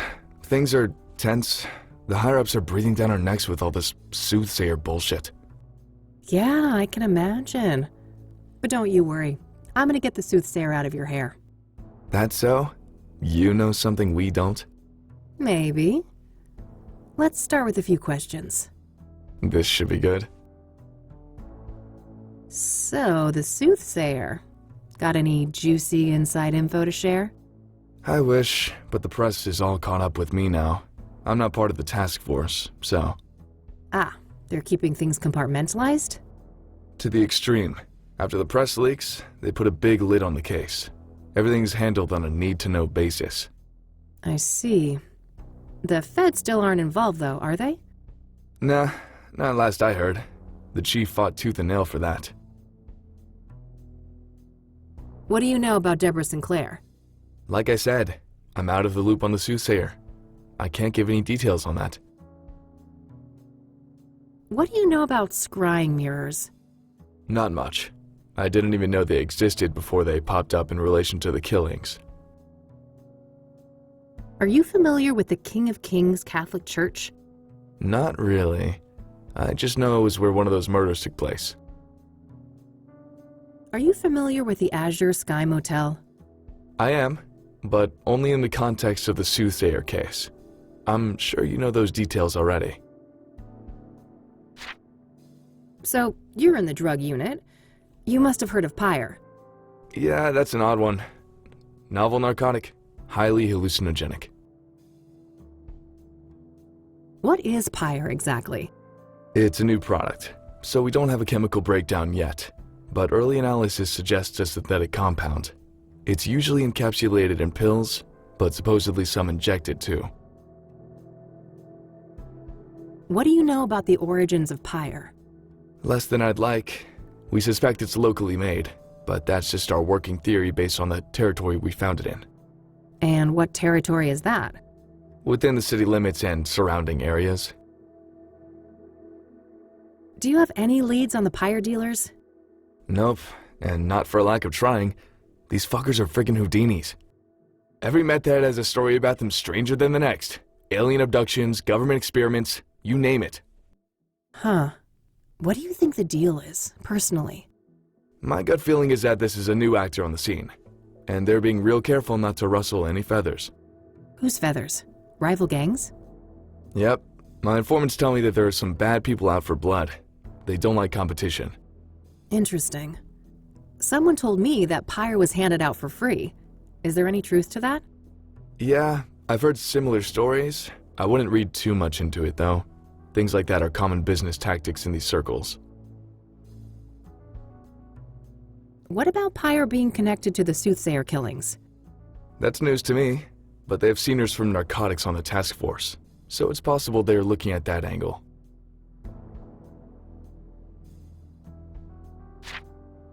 Do you know who Hannah Verdue is? Sure. Rich socialite with ties to organized crime. She's been on our radar for a while now. Interesting. Can you elaborate? I've already said too much. Do you know the Club of Hearts? Yeah, I'm aware of it. Never seen the place myself, though. I don't want to ask him about that. I need to ask you a favor. I've got this print that I need to run. Oh, yeah? This have something to do with the Soothsayer? The less you know, the better, I think. Sounds like a risky proposition. What's in it for me? Well, this girl would be very, very grateful. That's so? Well, if you put it that way... Great. Here it is. Okay. No guarantees, though. And it'll take time. Like I said, things are tense at the station right now. I have faith in you, Josh. Thanks for stopping by. I have some other things I need to deal with now. Already? Aren't you a busy bee? Nightcap before I go? Oh, I wish, but one drink turns into multiple, and this gal ain't got no time for that. You're no fun. Well, later, babe. See ya.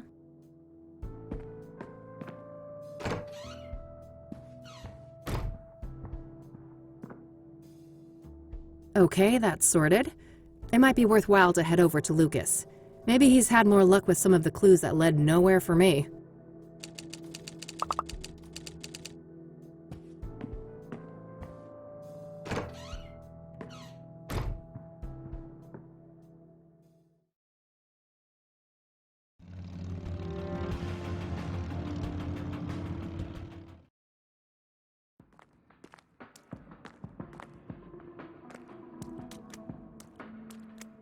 Hey. Back again, huh? What's happening? I don't need to ask him about that. That's it. Later, Lionel. Until next time, hot stuff.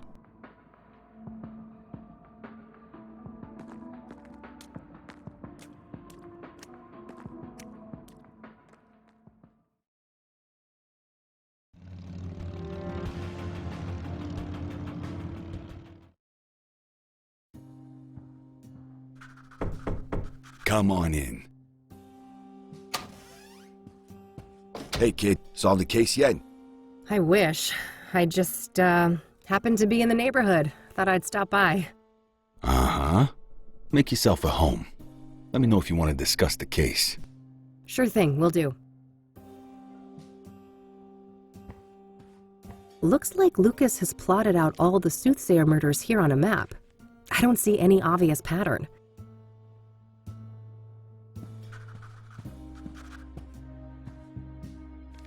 So, you were in my dream yesterday. Oh, my condolences. Yeah, it was creepy as hell. You kept ranting about your retirement and turned into a zombie.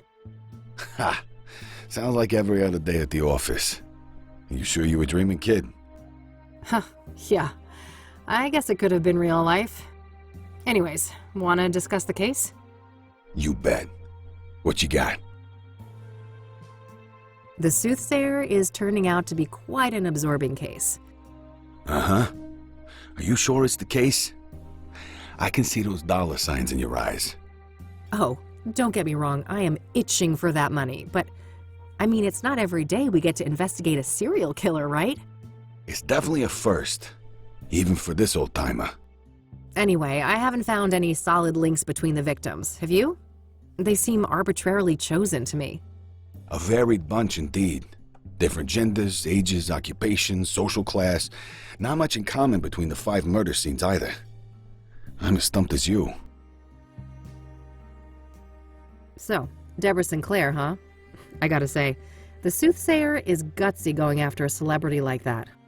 Gutsy or riddled with hubris? That's the question. Hopefully it's the latter, and he got sloppy somewhere. Luckily for me, the cops were the sloppy ones. I found a little something they left behind in the cabin. Atta girl. No such luck for me. I went there and some weird-ass fan of Sinclair got in my way. Oh God, bested by Randy? You're losing it, Lucas. Bah. I bet that chubby paraplegic took a quick look at a girl like you and let you do whatever the hell you wanted. You wish. Take your sexist excuses elsewhere, old man. Yeah. What'd you find anyway? Oh, nothing big, just a fingerprint on a mirror shard. Holy moly. That could break the case wide open.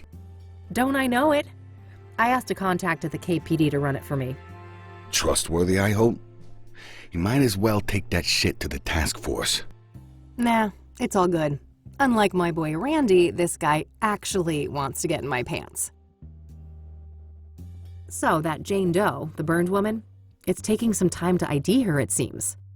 Indeed. Whoever she was, it appears she wasn't missed much.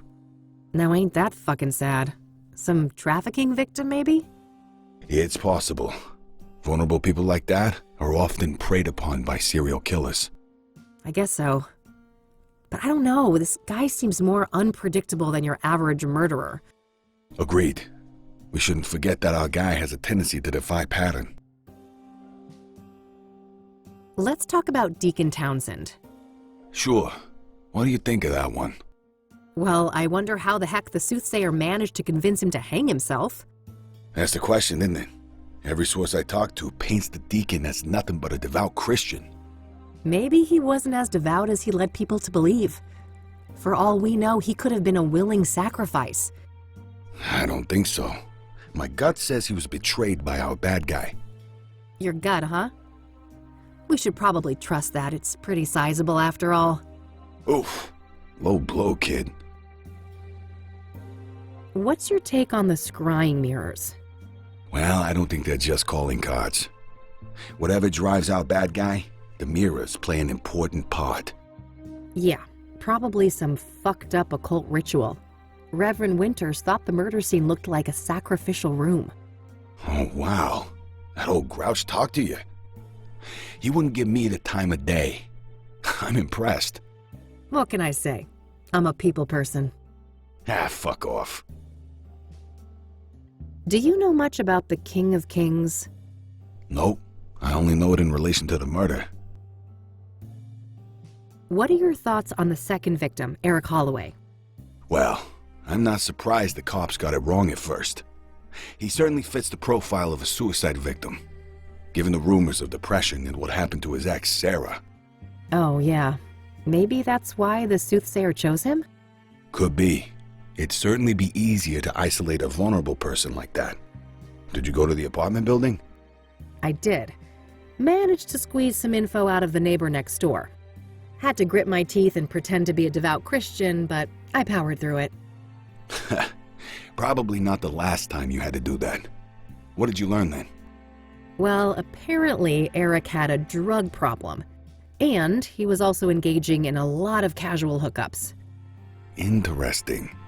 I suppose it's not uncommon to get caught up in addictions after a trauma like that. So, Rose Taylor, the first victim, I hit kind of a brick wall there. Yeah, been a while since that one. The husband wasn't very agreeable, I take it? He told me, and I quote, "Eat shit and die." Ha! Well, I caught the guy before he got fed up with us. He had some interesting things to say. Oh, do tell. Now, quid pro quo, remember? What do I get? Not sure. Let's keep talking. Maybe I know something you don't. What do you know about the Azure Sky Motel? Well, we both know that the first killing took place there. Other than that, I don't have any interesting tidbits to share. Seems like any other motel. Yeah, that's my take too. What do you think of the pyre angle? The what angle? Oh, wow, Lucas. Am I ahead of you already? Looks that way. Perhaps it's time for a trade. How about Rose's husband? Sounds like he told you something juicy. Sure, that's a fair trade. Ladies first? If you insist. So, apparently, there's this new drug on the street called pyre. And the Soothsayer victims all had it in their bloodstream when they died. Whoa, if this information is good, it must be part of the Soothsayer's MO. Yes. It could also explain why some of the victims didn't resist, right? Pyre is a powerful hallucinogen, so they probably didn't even realize what was happening. Not a bad theory. What else do you know about the drug then? Your turn first. Orson Taylor. Fair enough. So he and his wife, their marriage was a train wreck. They were going through a divorce. Just like every other marriage in '98. Did he tell you why?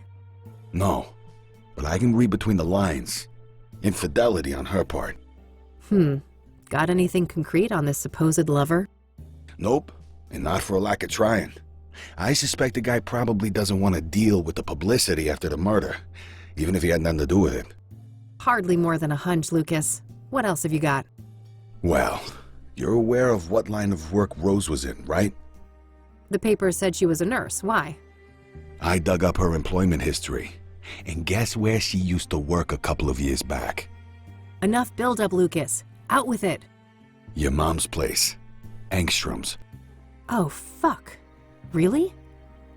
That's one hell of a coincidence. Just my reaction. Have you seen your mother lately? I don't want to talk about it. Well, do with this what you will. Maybe she knows something about Rose. That's all I got. Your turn. All right. So the pyre dealers like privacy, and they've managed to stay out of reach of both the law and rival criminals. Interesting.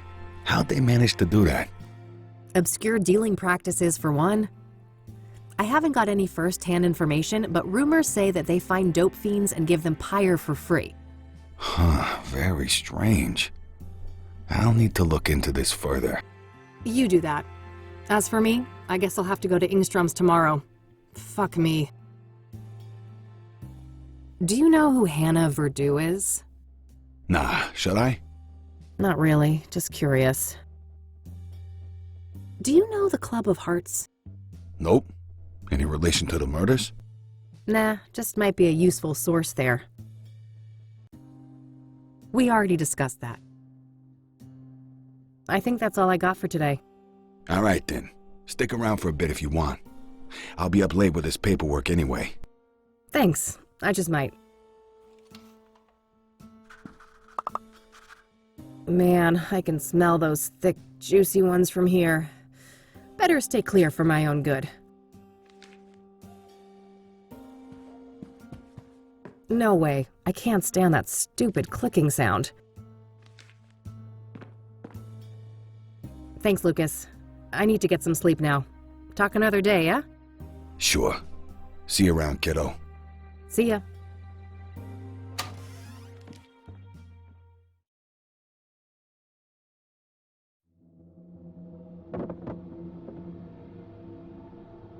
Huh? What's that noise?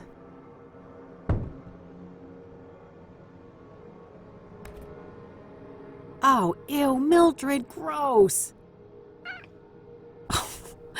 Bon appetit, you little monster. I'm going back to bed.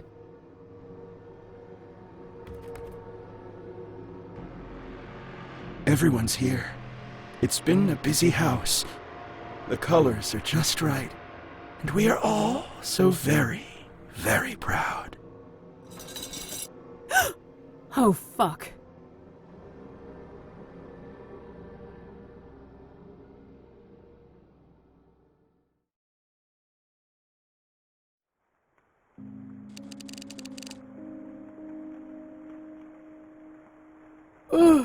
Okay, Kathy. Time to get out there and confront the rain. And Mom.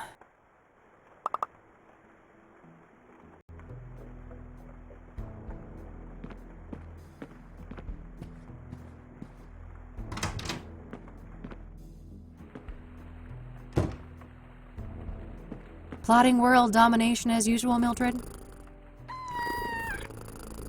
I better get those pets in then.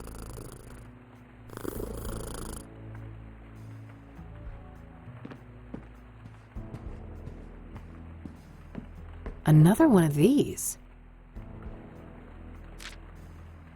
The Queen King of Two Suits longs for human connection and non-conformity, yet is caught in a painful loop of self-destruction. T. What is this cryptic nonsense? Somebody is messing with me.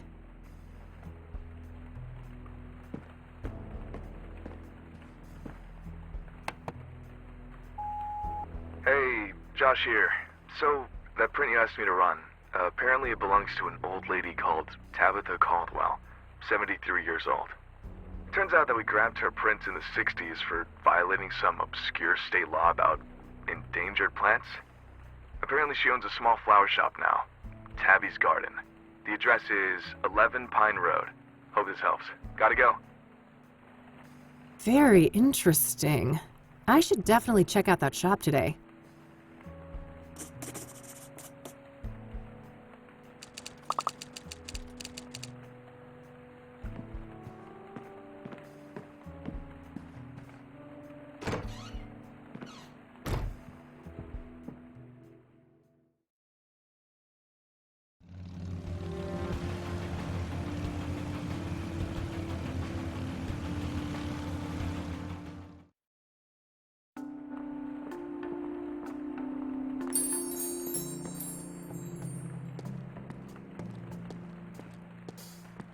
Hi there. Hello, and what? Wait, you look familiar. Have we met? No. I'd remember that. Oh, never mind then. What can I do for you, youngin'? What do you know about the Soothsayer? Child, don't you try and rile up this mama with all that nasty business. I'm too old to stay up to date with this latest newspaper boogeyman. Boogeyman, huh? You think the Soothsayer murders are blown out of proportion? Well, child, how many stiffs we talking about? 5, I think. So far. Nothing but a bad weekend in the projects. When our boys drop like flies, you can bet those hysterical ink slingers ain't nowhere to be found. What do you know about Debra Sinclair, the latest Soothsayer victim? Young'un, I'm a florist. I know nothing about those poor people. I see that you have scrying mirrors for sale. Ah, yes. Those are always popular. High quality, exquisite design, made from genuine, locally mined obsidian. Ah, cool. You sell a lot of these then? Well, this ain't a big business. Maybe a dozen a month or so. Things have picked up lately, too. Not sure why. The Soothsayer uses scrying mirrors, doesn't he? That might be why? Oh, really? I suppose that would explain things. Are you familiar with the King of Kings Catholic Church? I'm not. My people, we're Lutheran. Have you been to the Azure Sky Motel? No, I haven't heard of that place. Have you heard of a street drug called pyre? Lord have mercy. Why you asking an old black lady about drugs? I look like a banger? Oh, of course not. Well, then you better change the subject. Do you know who Hannah Verdew is? No, I don't know nobody by that name. Are you familiar with the Club of Hearts? No, I haven't heard of a place like that. I don't want to ask her about that. You're Tabby, right? I am. Tabitha Caldwell, but everybody calls me Tabby. Flower Tabby. I see. Have you had this place long? 40-something years. Why? You looking to enter the business? Oh, God, no. I kill everything I touch. That would be an abject disaster. No such thing as hopeless. And you better believe my precious nephews tried to prove me wrong.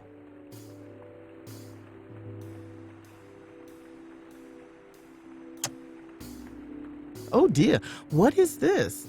Painted glass on a plastic frame? Yeah, I got this for free, actually. Well, I ain't surprised. If you're looking for some actual craftsmanship, you're at the right place. Thanks. I'll go browse some more. You do that. I'll be here.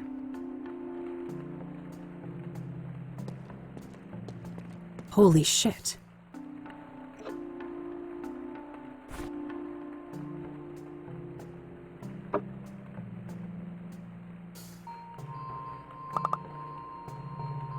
Always liked the look of those.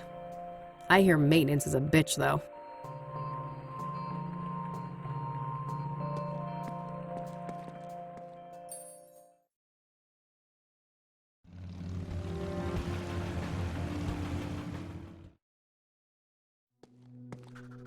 God, this place makes me want to vomit. Okay, get a grip, Kathy. You can do this. Focus on the task at hand. Rose Taylor used to work here. Hey, Oscar. Oh, wow, amiga. It's been a while, huh? I like the new hair. It pops. Thanks, bud. They've got you on desk duty, huh? Yeah, just recently. I don't mind. Got me addicted to crosswords, though. Huh. I guess there are worse vices to succumb to. So, how is she? Better. New meds, and she's moved down a security level, so, you know, progress. All right, that's good news, I suppose. You want to see her? I can buzz you in. Maybe in a minute. I actually wanted to speak to you. Sure. Happy to chat. What do you know about the Soothsayer? The killer? Man, nothing. I don't care for all that morbid stuff. What do you know about Debra Sinclair? Writer, wasn't she? Murdered by that killer? Yeah, that's her. Well, that's all I know. Haven't read any of her stuff. What do you know about Jane Doe, the fourth Soothsayer victim? I don't know anything about those killings, chica. Are you familiar with scrying mirrors? Nah, I'm Catholic. That's Diablo shit, amiga. I'd be disowned by my family if I touch any of that. Are you familiar with the King of Kings Catholic Church? I've heard of that name, yeah, but me and my family go to a different church. So I hear that a certain Rose Taylor, the woman who was killed by the Soothsayer, used to work here? That right? Yeah, that's public record. She was employed here a few years back. All right. Did you know her? Why'd she leave? Look, I can't go there. Company lawyers ain't messing around. They rip me apart if I leak something like that. Come on, Oscar, how would they know? Don't go too far, chica. I like you, but I like this job more. Do you know the Azure Sky Motel? Doesn't ring a bell, no. Have you heard of Pyre? Nope. That a band or something? Not quite. It's a street drug. Oh, that ain't my thing. A little Mary Jane on special occasions, maybe, but I don't touch the heavy stuff. Do you know who Hannah Verdew is? No, I don't know her. Have you been to the Club of Hearts? I haven't. Should I? Maybe if you had a hidden affection for poetry? Can't say I'm inclined that way. I don't want to ask him about that.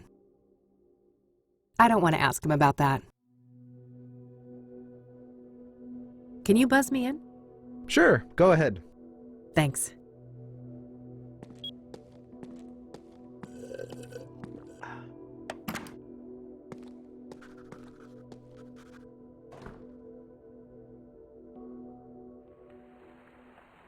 $326 days, Catherine. I know. It's been a while, Mom. 326 days and 22 hours, to be exact. I heard you. It's not like you make it easy to come here. Oh, you're the victim, are you? Boo-hoo, my mom won't treat me like a princess when I bother to show up.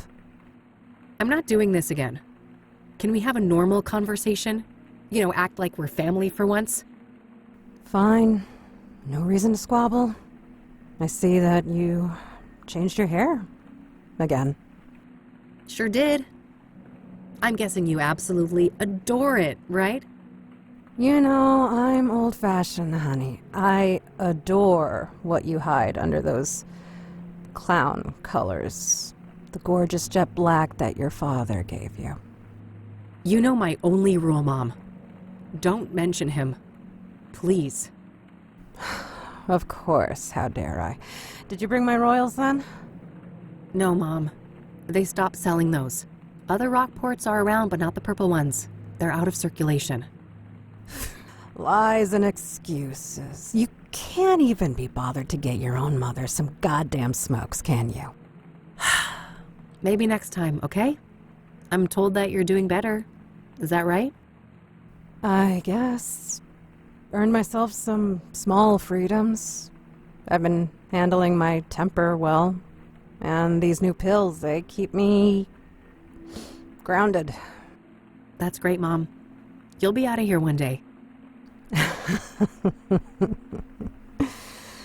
One day. One day. One day. Yeah. Hey, Mom. Can I ask you about some other things? Huh? Sure. Go ahead, honey.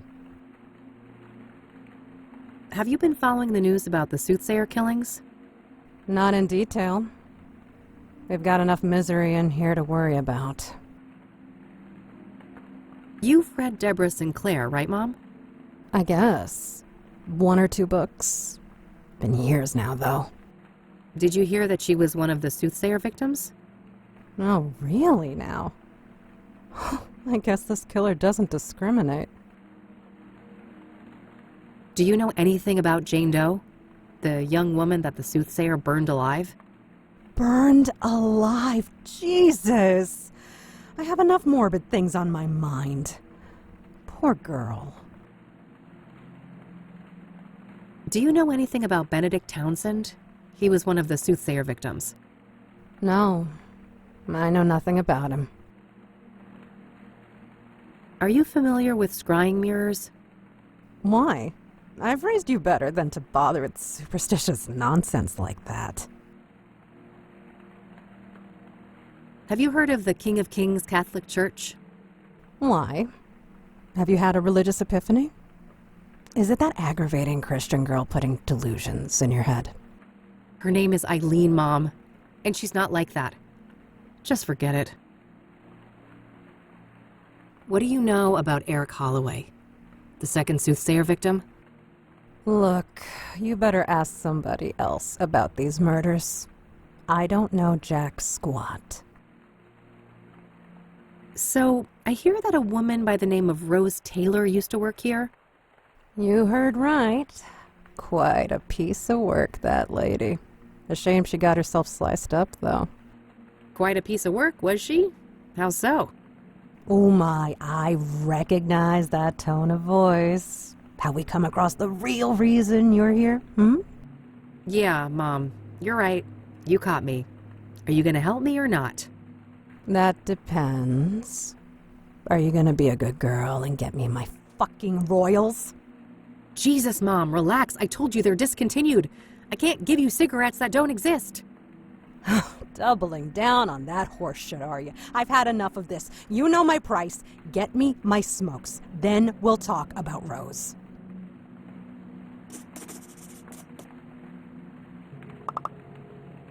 Have you heard of Pyre? I don't even know what that is. Do you know who Hannah Verdew is? No, I don't know that name. Are you familiar with the Club of Hearts? Is that supposed to be a joke? You know my clubbing days are over. I don't want to ask her about that.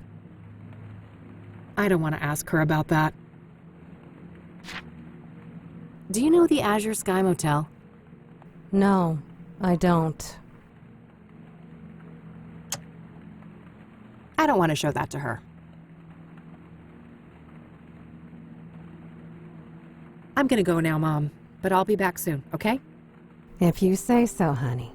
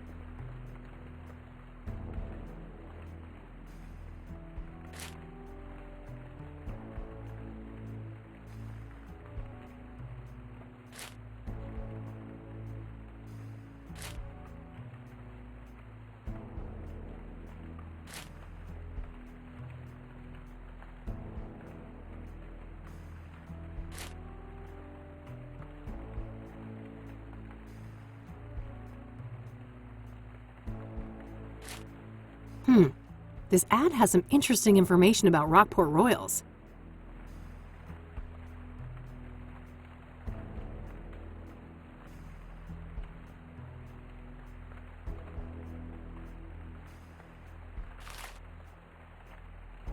That cranky drawer is stuck good. I know Eileen had some magic trick to get it open. Too bad she's not around.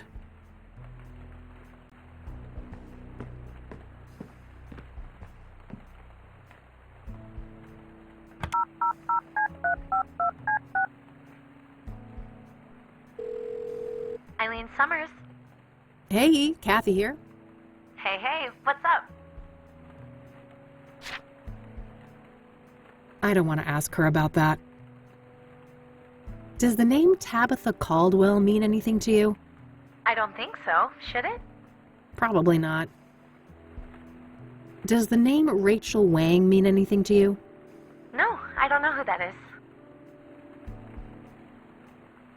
Hey, you know that stupid drawer in my office? How do you open it? Oh, just hold it up to the left, tilt the cabinet slightly towards you, give it a good shake, and then pull out the drawer quickly. Easy peasy. All right, then I'll give it a try. Thanks, E. All right, that's all. Okie dokie.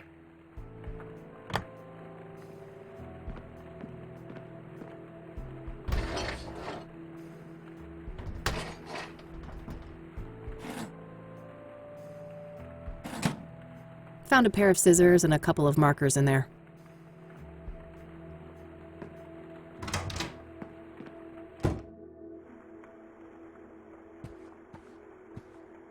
This cinnamon might come in handy.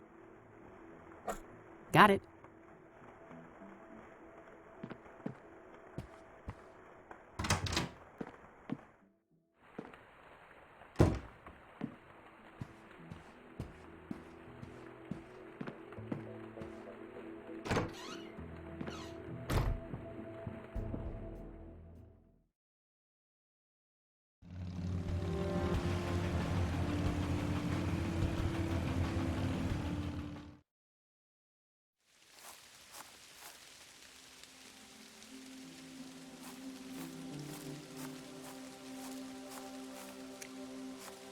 Oh yeah, that's right. Rockport Royals contain lavender. I'll take some and see what I can do with it.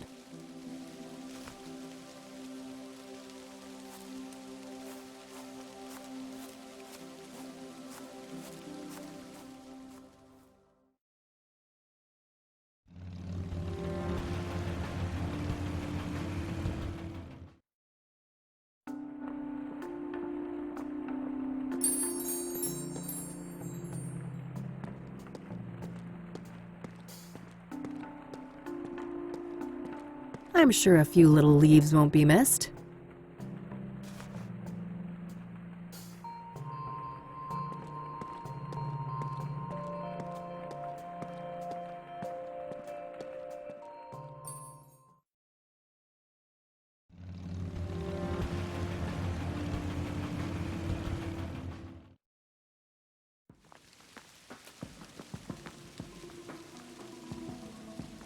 Surprise, surprise, all out of Rockport Royal. Not a shocker. They've been out of circulation for a while now. I'll take a pack of Rockport White, though. Maybe I can get it close enough to fool Mom?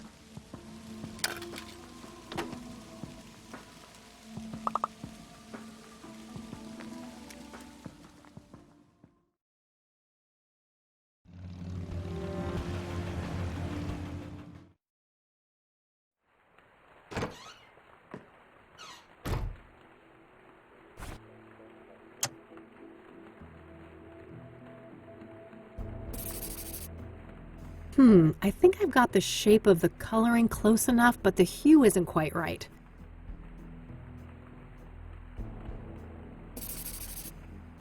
Should be close enough. Let's just hope Mom isn't wearing her reading glasses when I get back.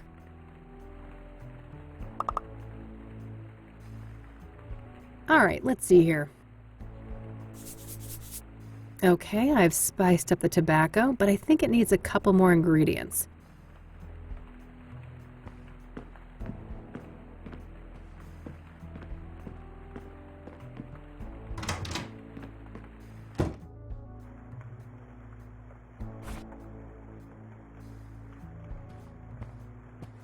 Might as well dry up both the mint and lavender. Let's see here.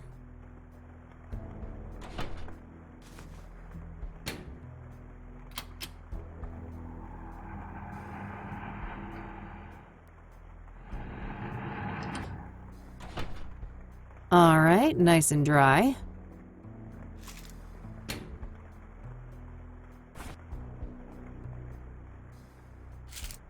Getting close now, but I think it's still missing one last thing. Now that's the smell of Rockport Royal.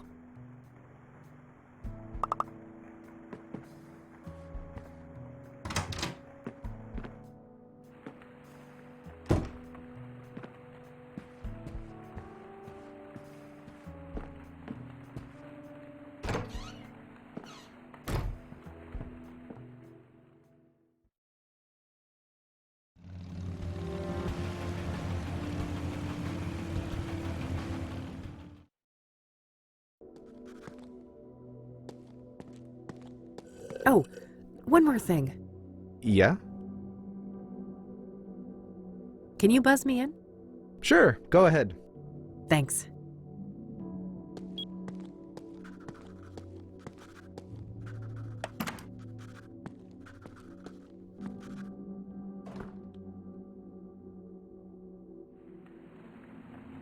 Back already. Ain't I spoiled? I was expecting to have to wait another year to see my only daughter again. Nice to see you too, Mom. I brought you some smokes, Mom. Just like you wanted. Good. Hand 'em over. Well, that wasn't so hard, was it? No. A real breeze. You got your wish. Rose? What's your obsession with her, anyway? It's complicated, just work stuff. I held up my end. Your turn. Well, Rose was a bully. Pure and simple. She got a kick out of the power she held over us. I was over the moon when they finally fired that bitch. Fired, huh? For the bullying? Nah, she got caught fucking a patient. Apparently it'd been going on for a while, too. She got the boot the next day. Oh, wow. So, who is the patient? Is he still around? I don't know. Happened in a different ward, supposedly. All right. That's useful info. Thanks, Mom. You're welcome. So, I guess that's that then. What do you mean? No reason for you to stay. You're gonna fuck off for another year, aren't you? Keep this shit up and I just might. You will. You're no daughter of mine. I didn't want to see it at first, but you're not her. That's real nice. You're an imposter. A fake. My Catherine would do everything in her power to get me out. I can't deal with this. Nurse, we're done here. Yeah, nurse, time to get this Jezebel out of here! Take care of yourself, Mom.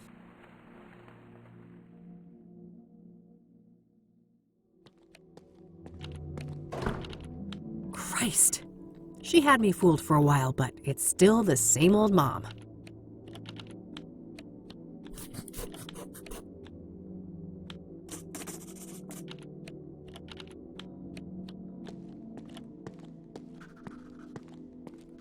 Oh, one more thing. Yeah?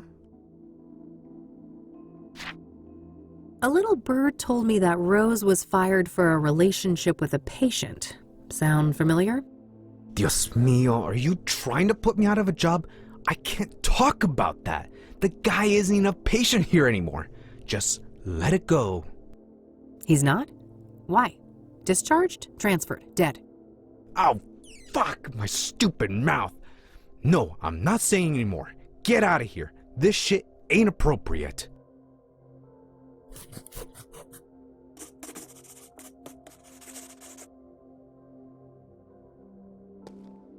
Well, I guess that's that.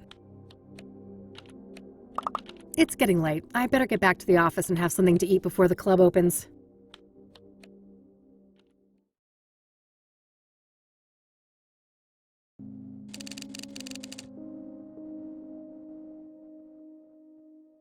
All right, I better head to the Club of Hearts. Hannah Verdew awaits.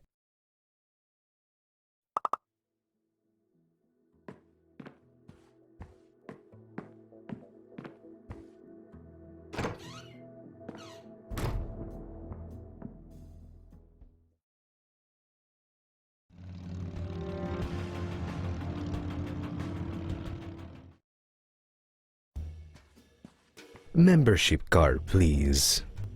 Oh, shoot. I must have forgotten that. No card, no entry. I'm going to have to ask you to leave, ma'am.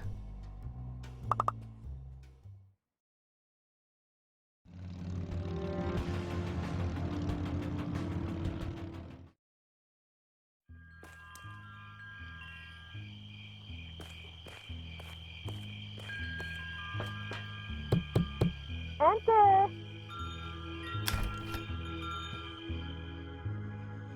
Hello again, love. Oh, come join us. Oh, evening, girls. Wow. Isn't this quite the crowd? Hey, Kathy. Meadow was just doing my reading. This gal right here, her chakras are off the charts. Huh. I'm well aware of those chakras of hers. Can I talk to you guys for a sec? Sure. It's not like we're offended by your biker smell or anything. Huh. That's good, I guess. I went to the Club of Hearts. You neglected to mention that it's members only, Meadow. Oh, silly me. Well, it's members only.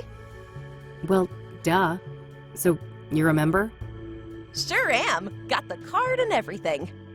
Neat. Any chance I could borrow that membership card? Just for tonight, I promise.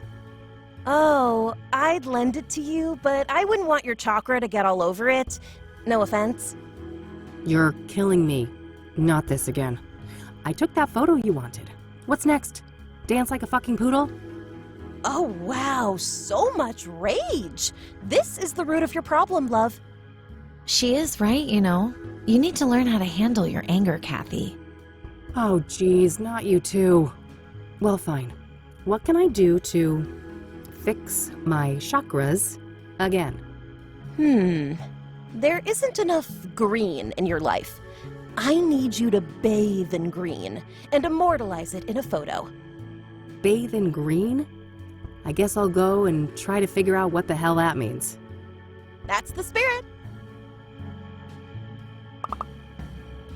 I don't want to ask them about that. Catch you later, girls. I have places to be. See you. Take care, Kathy.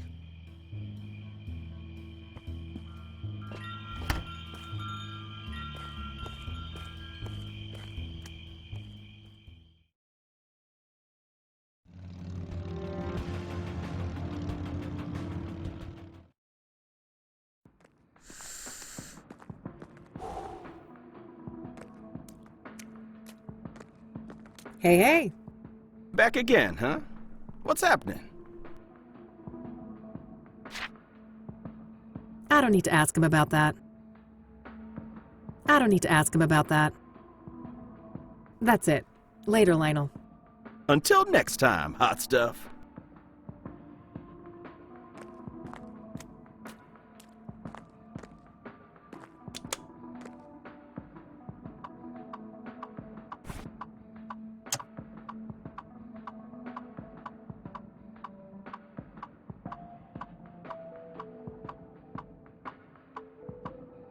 What the hell is that, girl?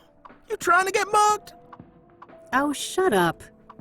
I'm just doing this to get this weirdo to give me a thing. A thing? Uh-huh. I think someone's got the hots for a hippie. Oh, for fuck's sake. It's all good, girlfriend. You're hardly the first to humiliate yourself for some Class A poontang. Jesus Christ. Oh, I think my boy JC will stay clear of this one. I doubt he'd like the thing very much.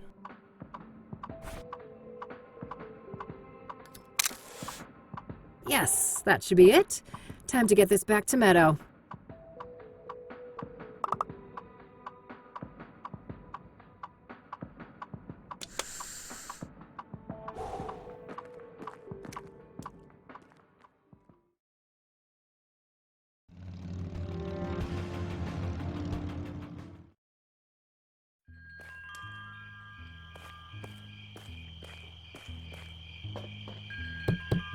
Enter!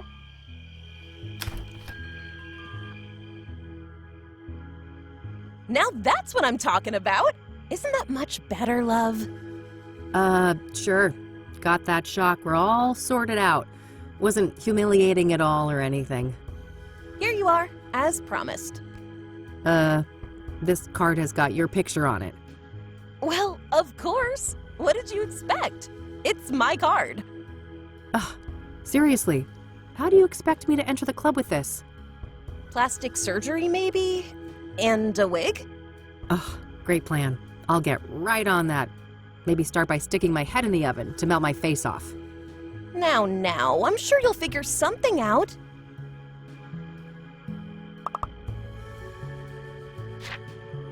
Catch you later, girls. I have places to be. See you. Take care, Kathy.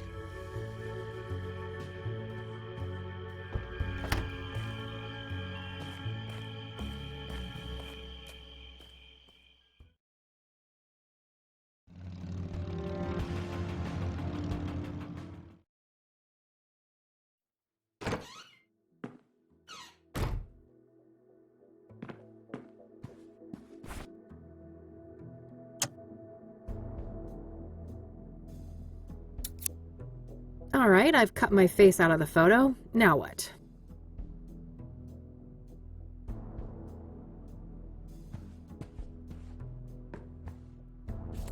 All right, I put my photo in the machine. I can use the laminator to attach it to something.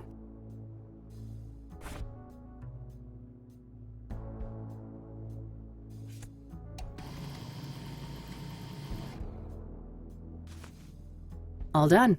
Hopefully this is good enough to fool that bouncer at the club.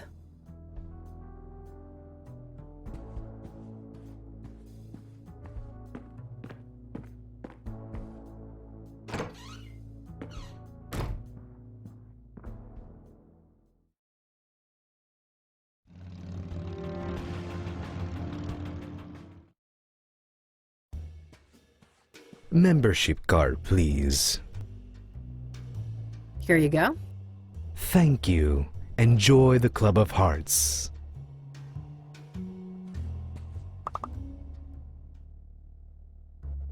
And I'll leave you with these parting words. What is in a name? Only words spoken, written, yet a soul defined. Thank you. Huh. Who knew librarians had leisure time? No time for drinks. I'm here on business.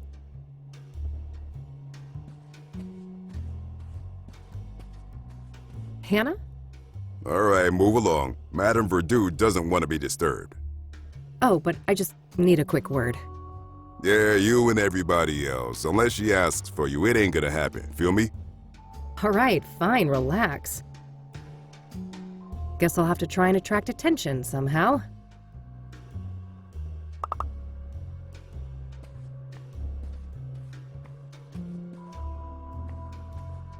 Open mic haiku night, huh? Looks like anyone can go up on stage and perform.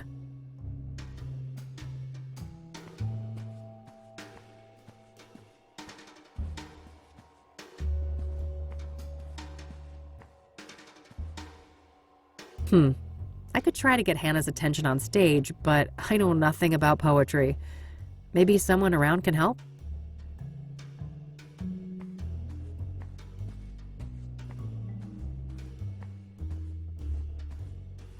Ah, geez, here I was having a semi-good time, and who is here to ruin my day? Rain, you conniving schemer. Conned your way in here, did you? There's no way in hell you're an actual member. I haven't the faintest idea of what you're talking about, buddy. I've been a proud patron forever. Don't bullshit a bullshitter, Rain. I could rat you out, but luckily for you, I respect the hustle. Well then, fellow hustler. Want to chat for a minute? No, why not? I'm bored anyway. Everyone's too chicken to go up on stage. So that pyre angle, huh? Pretty interesting. You caught up, huh? Well, you know the drill. I ain't saying squat about the case. So, Hannah Verdu. Got any juicy gossip to share? Well, you know, dude looks like a lady. Can't get much juicier than that. Guess I walked into that one. I only have myself to blame for expecting you'd have anything substantial to add. Sucks to be you, Rain. So, what do you think of this place? It ain't bad. I first came here for work when I was covering the arts beats, and I grew fond of the place. Poetry is your jam, huh? I honestly find that a bit hard to believe. Believe what you will. I don't give a crap what you think. I should probably keep that to myself. I don't want to give Art free information. He's competition after all. I should probably keep that to myself. I don't want to give Art free information. He's competition after all. Open mic tonight, it seems. How does one write a haiku anyway? Well, lass, Mr. Hopkins is about to teach you a little something about poetry. 3 stanzas, 5 syllables, then 7, then 5 again. Rain is a dummy, whereas Art is a shrewd man. Universe aligned. 5, 7, 5. Alright, let's see. Receding hairline, arrogance personified. It's Art Hopkins, folks. 575. Yeah, you got it.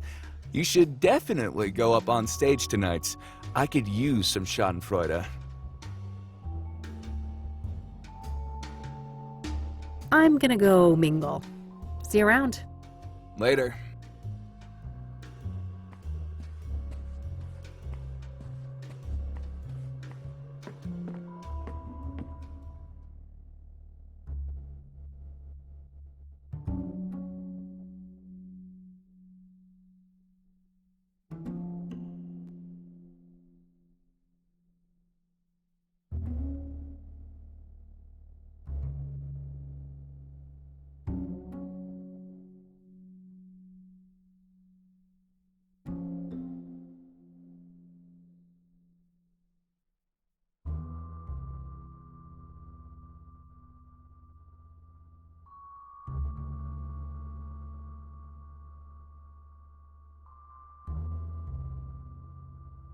Beating hearts, scream loud.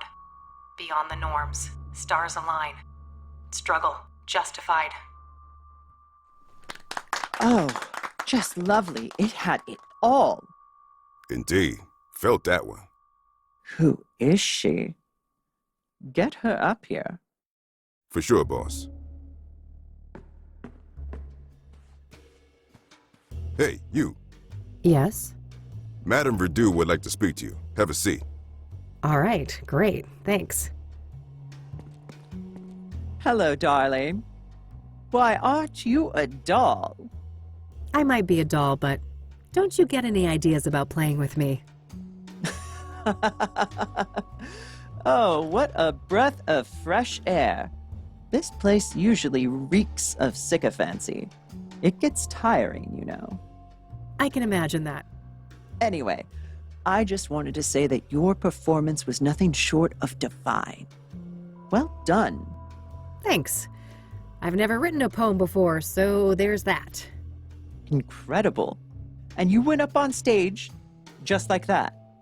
Well, I needed to get your attention.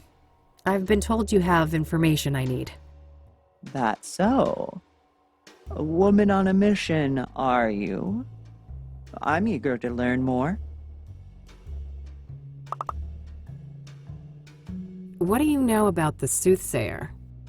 I don't know much about the murders, but as a person with an ear to the ground culturally, I've noticed a shift.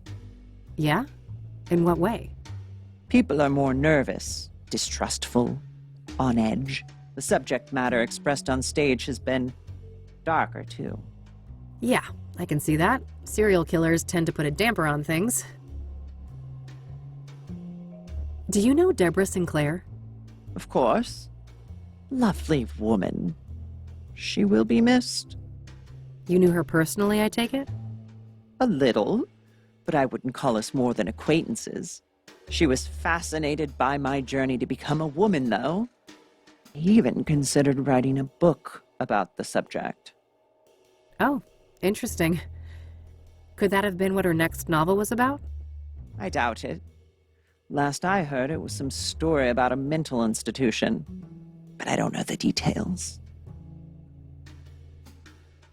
Do you know anything about the young woman who was burned to death by the Soothsayer up on Constance Hill? One thing comes to mind. Have you read up on the history of Constance Hill? I've been meaning to. Well, in the old days, that place was a famous site for burning witches at the stake. Oh, right. Doesn't the name itself come from some woman who died there too? Yes. Constance Phillips. She was one of the last women executed for witchcraft in America. Interesting.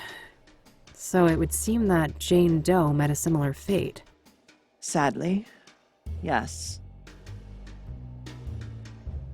Do you know anything about Benedict Townsend, the deacon killed by the Soothsayer? Honey, men of the cloth and I run in different circles, to say the least. What do you know about scrying mirrors? Nothing much. I was acutely ignorant of them until the Soothsayer brought them into the limelight. Are you familiar with the King of Kings Catholic Church? Never heard of it. What do you know about Eric Holloway, the second Soothsayer victim? Nothing much. I'd just be regurgitating common knowledge. What do you know about Rose Taylor, the first Soothsayer victim? Nothing revelatory, I'm afraid. Just what we've all read in the papers. Do you know the Azure Sky Motel? Never heard of it. Pyre. Someone told me that you might be able to get that? Ah, a fellow connoisseur. Sorry to disappoint, but I haven't been able to procure pyre. Not for a lack of trying. Damn. Well, if somebody like you can't get it, it's gotta be impossible. I never claimed to have superpowers, darling. But from what I have gathered, a curious nameless duo is behind pyre. A man and a woman. Interesting. What can you tell me about them? Very little. The man is supposedly tall, bold, and an intimidating figure. The woman stays in the background, from what I understand. There are rumors circulating about their unusual behavior, too. Apparently, they are quite picky with their clientele, conducting some sort of interviews to separate the wheat from the chaff. Strange. How close have you come to tracking these people down? Not very. My best lead is a graffiti artist by the name Faze. That's Faze. Okay. What's his deal? Well, the word on the street is that he had direct contact with the pyre dealers, and his experience with pyre had a profound effect on him. Supposedly, he's quite obsessed with it. I see. Know where to find him? Alas, I don't. Well, this is still very useful information. Thanks.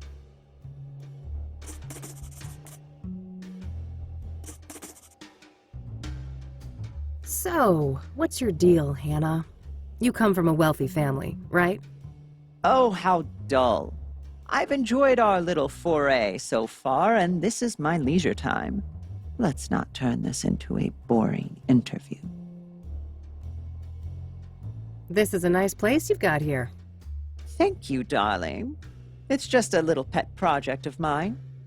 I've always been fascinated by language, and in my opinion, there is no purer form of language than poetry.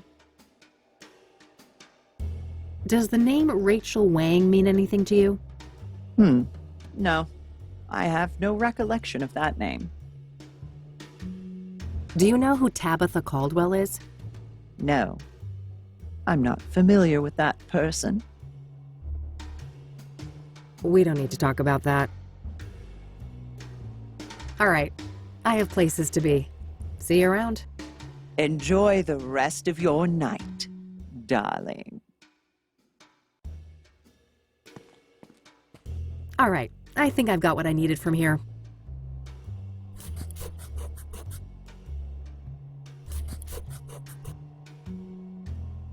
Time to head back, but I'll stop by Lucas's place on my way home.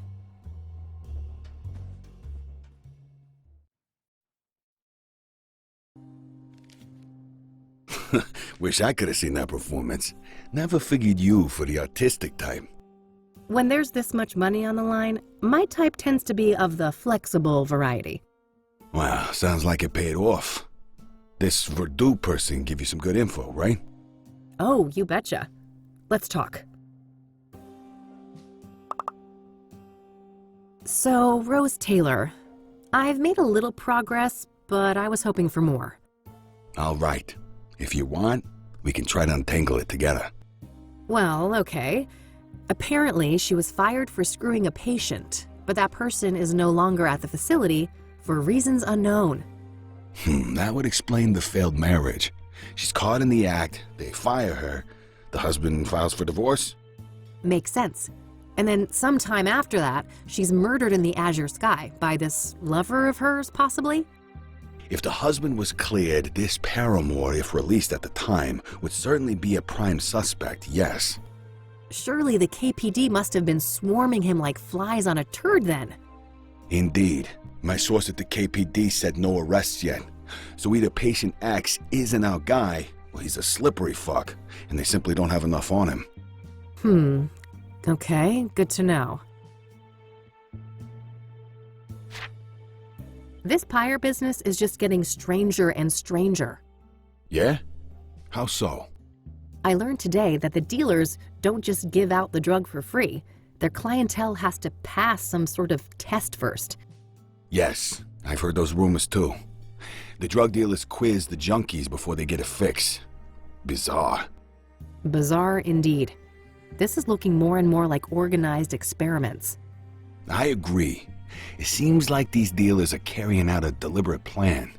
The question is, was murder always part of that equation? Yeah, that's the million-dollar question.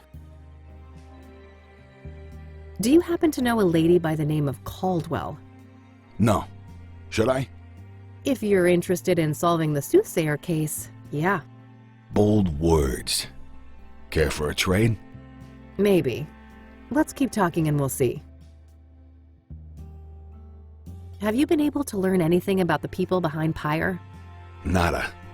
They're a fickle bunch. You? I did hear that it's supposed to be a man and a woman working together.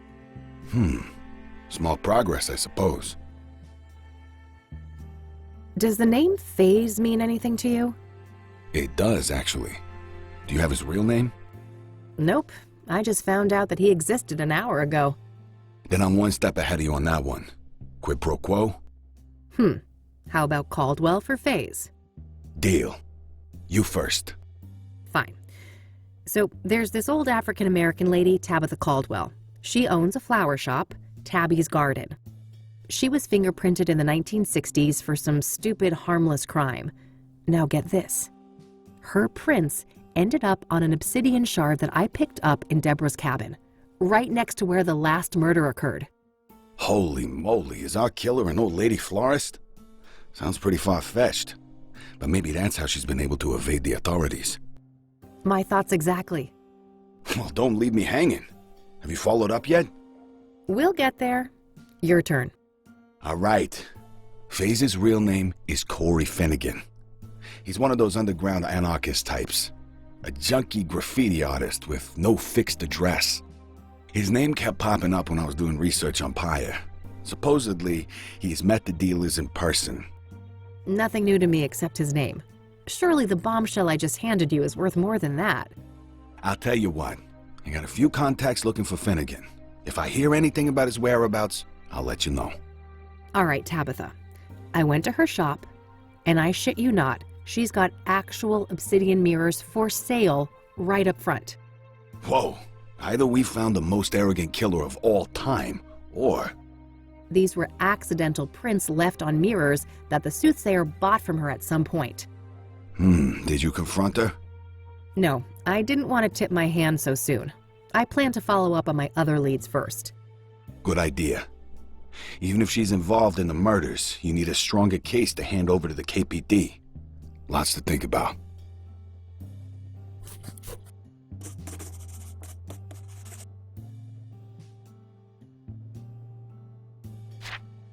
Okay, that should be everything. Understood. I'll be up for a while longer if you come up with more things to discuss. Great, I'll keep that in mind.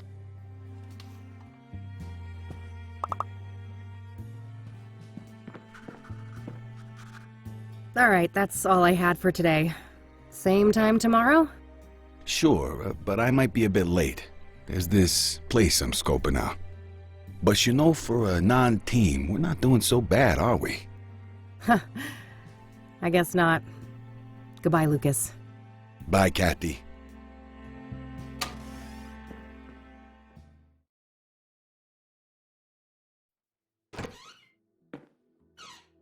Hey, you little menace. Miss me? You better.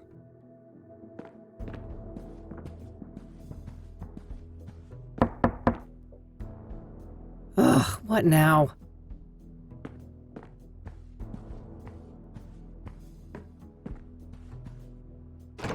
Hey, how about that drink? Beautiful. Jesus, Josh, buddy, it's late. Maybe another time, all right? You know what I fucking think? Nope, but I have a feeling you're gonna tell me. There's never gonna be a fucking another time, is there? You'll just keep squeezing whatever you can out of people. It's what you do. Let's talk about this when you're sober. You need a bed, Josh, not more drinks. Why? You got one, yours available? It's the least you could do, seeing as what your little fucking stunt cost me. What are you babbling on about? The fingerprint thing? Yeah, they suspended me. Why do you think I'm shit-faced like this? I ace up my ass, and those bastards want to make an example out of me. I could lose my job. Shit, that sucks. But I didn't force you to do anything, did I? That's so... so easy for you to say. You knew I still got a thing for you. You knew you could use me. Like you use everyone. You've known me since high school, Josh. I've always been a bitch. Miss a fucking memo? I guess it seemed like you'd changed. I don't know why. People never change, Josh. They just get better at hiding their inner asshole. Go home before I call some actual cops. Christ almighty, what a train wreck. Time to get our asses to bed, Mildred.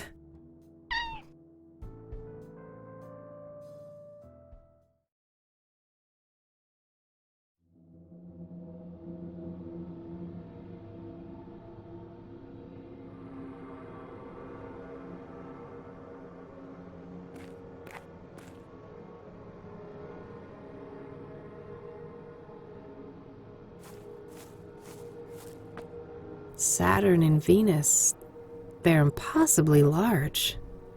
This can't be right.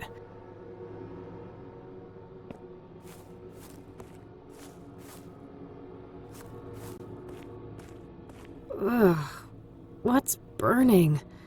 It stings my eyes. My name is a room. Oh my god. Are you Jane Doe? That's not my name. My name is a room. I don't understand. You will. When you reach our house, you will.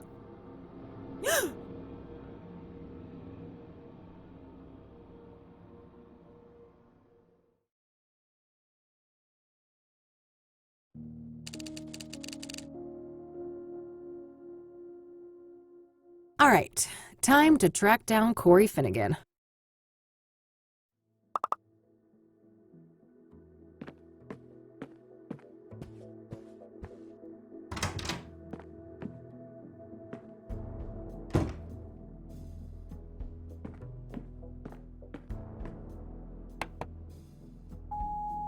Hey, it's Lucas.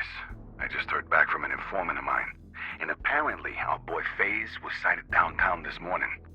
You know, near the pawn shop. All right, kid, we're even. Perfect. I gotta head there right away. Maybe the guy's still around.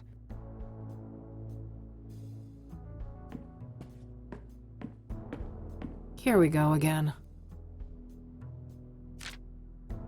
Pattern. Stab, fall, hang, burn. Mirrors are portals. Inception occurred in 1995. T. 1995? No, it can't be. Is this all connected to what happened in Conwell Springs?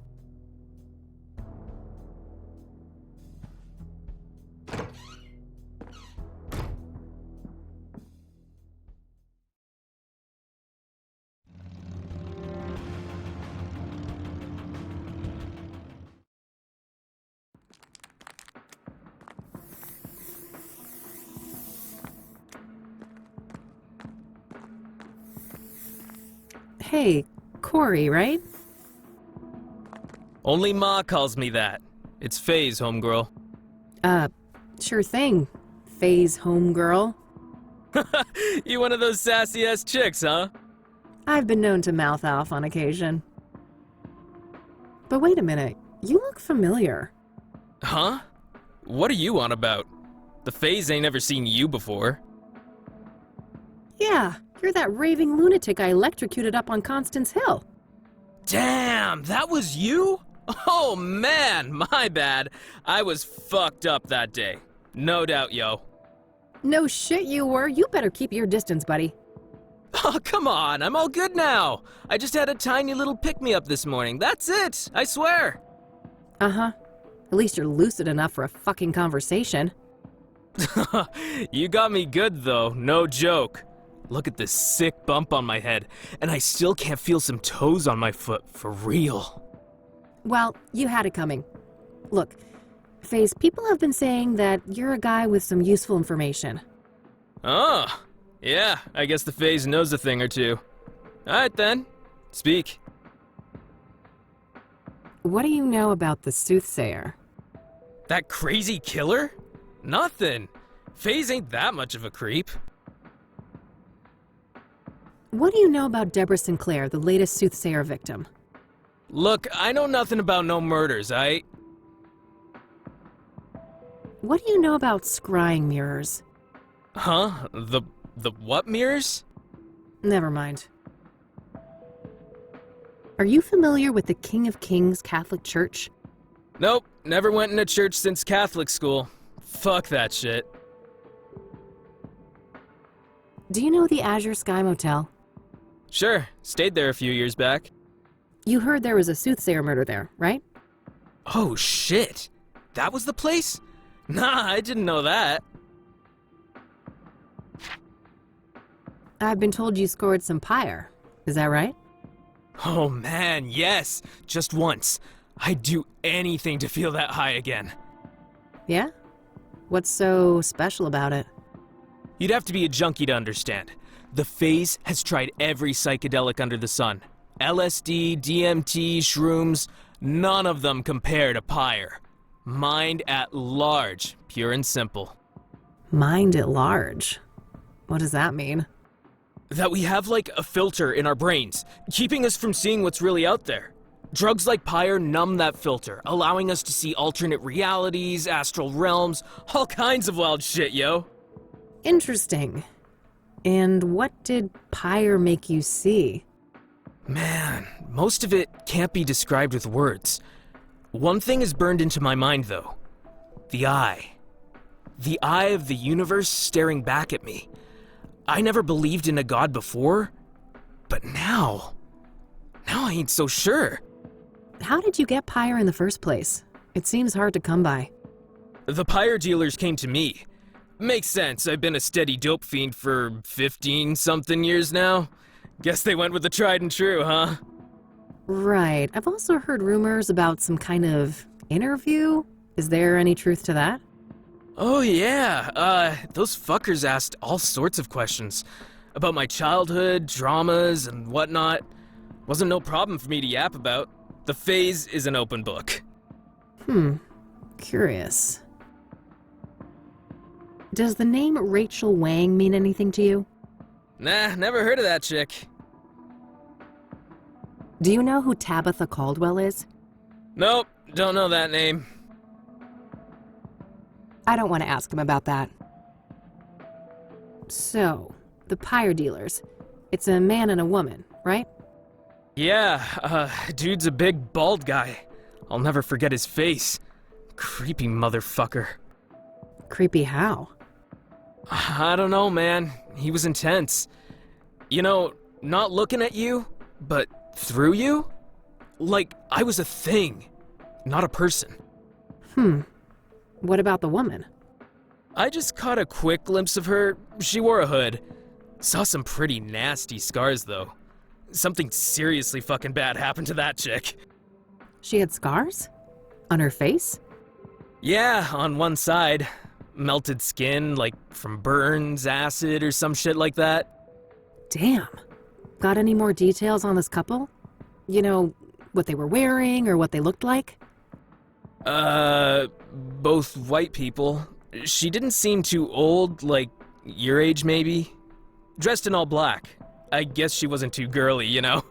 What's the word for it when you're in between? Androgynous? Yeah, androgynous. That's what she was. Got it. And what about the man?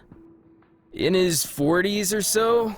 Bald head, big black eyebrows, brown eyes, and like I said, intense fucking energy. Major big bad wolf vibes coming off that dude. All right. Thanks.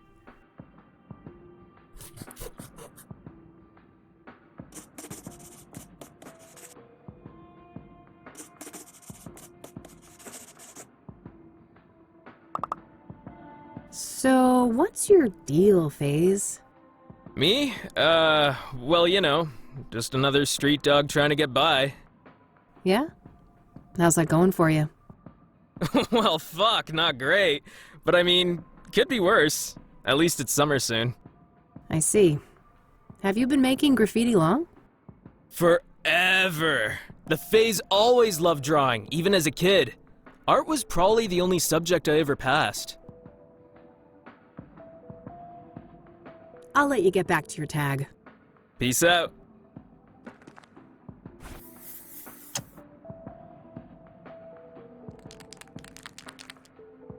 The second guy here, Vic, is tall and bald.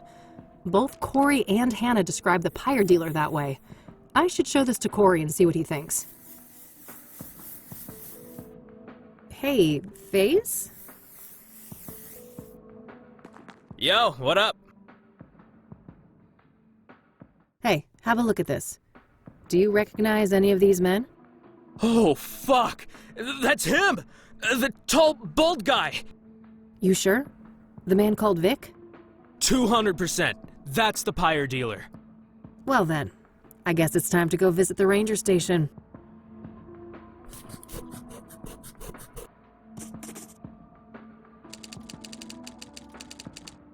I'll let you get back to your tag. Peace out. All right, I think that's everything he knows.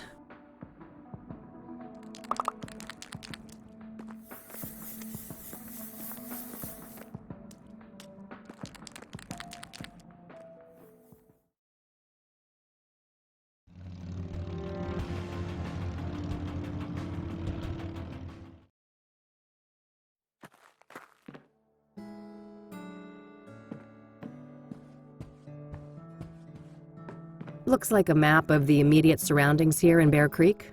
Various points of interest are marked out. Hello there, and welcome to the Bear Creek Ranger Station. Why aren't you chipper? Cassie, I have a few questions if you don't mind. Don't mind at all. Happy to help. What do you know about the Soothsayer? Horrific stuff, but I don't know much about the murder that happened here on park grounds. Only senior rangers dealt with that. So, Debra Sinclair. Must have been quite a shock, huh? Yeah, it was horrible. Everyone around here loved Debbie. Did you know her personally? I I wouldn't say that. I just met her a couple of times. Lovely lady, though. She'll be missed. What do you know about Jane Doe, the fourth Soothsayer victim? Nothing much, sorry. Besides Debbie, I'm not in the loop on the Soothsayer victims. What do you know about scrying mirrors? Well, they're part of the Soothsayer's MO, right? I haven't come across one in my private life, though. What do you know about scrying mirrors? Well, they're part of the Soothsayer's MO, right? I haven't come across one in my private life, though. Are you familiar with the King of Kings Catholic Church? Nope, I haven't heard of that one. Do you know the Azure Sky Motel? Haven't heard of it, sorry. Do you know what pyre is? You mean like a fire? No, this is an illegal drug. Oh, I must have missed the memo on that one. Does the name Rachel Wang mean anything to you? Nope, sorry. Do you know who Tabitha Caldwell is? No, I don't think so. I don't want to ask her about that. Do you recognize the name Corey Finnegan? He also goes by the moniker Faze. Doesn't sound like anyone I know, sorry. So I saw in this brochure that a park ranger called Vic works here. Is that correct? Sure. Ranger Cooper is one of the rangers assigned to this district. Ranger Cooper, huh? What's his full name? Can I talk to him? It's Victor Cooper, but he's off duty right now. Off duty? For how long? Why? Oh, shoot! I don't have any of those details. Well, what about a phone number or an address? I'm not allowed to give out that information. Sorry. You'll have to run it by the chief. Well, fine. Let's talk to the chief then. Oh, double shoot! He's not here on Saturdays. He'll be back on Monday morning. Well, all right.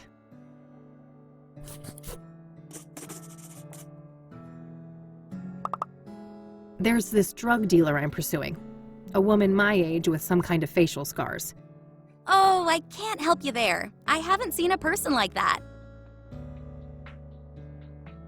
That's all I needed. Thanks. You're more than welcome. Have a nice day now. Since I have a better description of both drug dealers now, it's probably worthwhile to return to some of the earlier witnesses.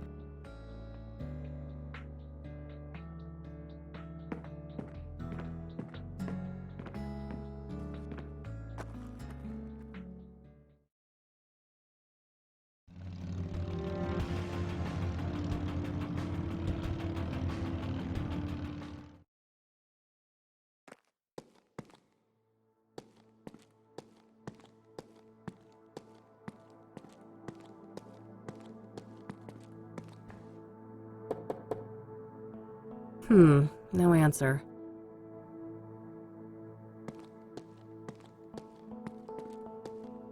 Huh, aren't those Rachel's?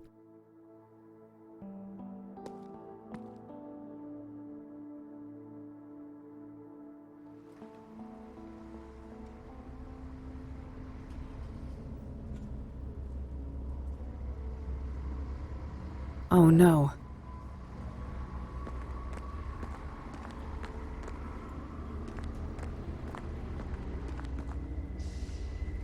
Hey there, Rachel. Oh, it's you. I wonder what went through his mind as he fell. Was he confused? Scared?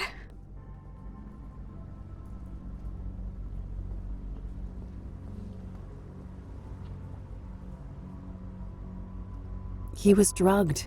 He may have not even realized what was happening. Yes. My poor Eric. Victimized by all those demonic women. And I'll never see him again. In this world.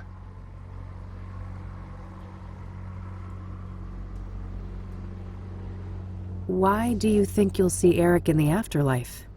Because we're supposed to be together. I know it in my heart. If Eric would reunite with anyone in death, it would be Sarah. He did love her. He talked about her all the time. Yes. Think about it. What started Eric's spiral of destruction? Sarah's death. She's the one he always wanted. Everything he did was to try and distract himself from that fact. You're right. What am I doing? This can't be God's plan. It can't. God wants something better for you.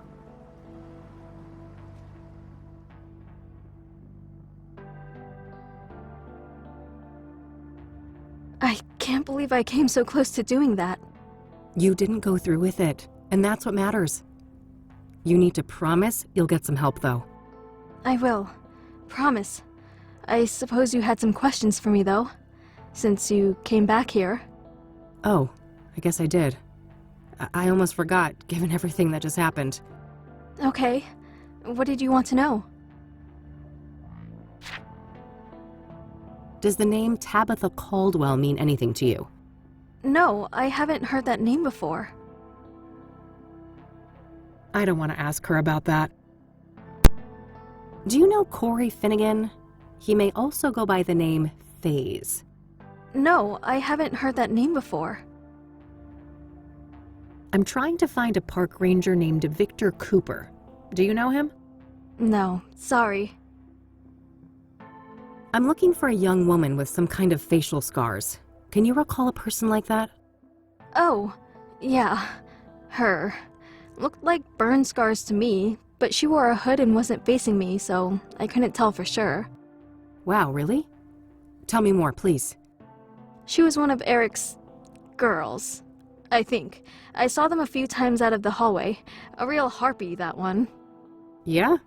Why do you say that? This is off the record, right? I could get in real trouble for what I'm about to tell you. Of course. You have my word. Well, I was really worried about Eric, you know, so I made sure to write down everything he was up to, so I could help him better, and I overheard them talking. Are you telling me you have a transcript? Yes. Well, Rachel, that would be tremendously useful to me. I realize that. I'm not comfortable giving you all of my notes. Some of them are private, but I can give you a copy of the transcript with the scarred girl. That would be amazing. Thanks. Okay, wait here. I'll be right back. Here you go. Perfect. Thanks, Rachel. You're welcome. All right. I need to leave now. Will you be okay? I will. I think I'd like to be left alone now. I'll go call my pastor. All right. Take care, Rachel, and, God bless you. You too, Eileen. Actually, never mind. Bye.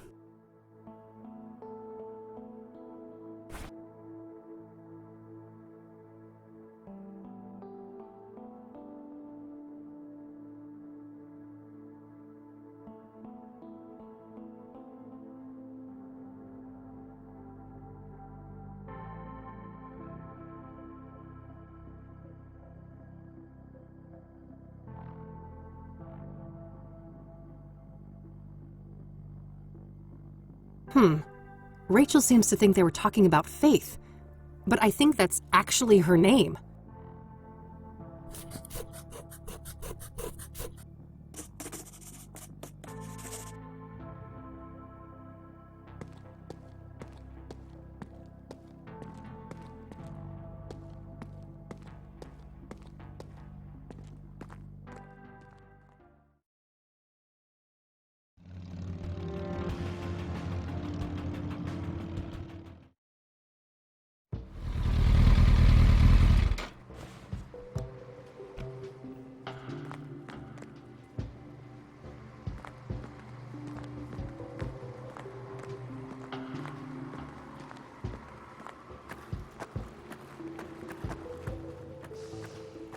Hello again, Father.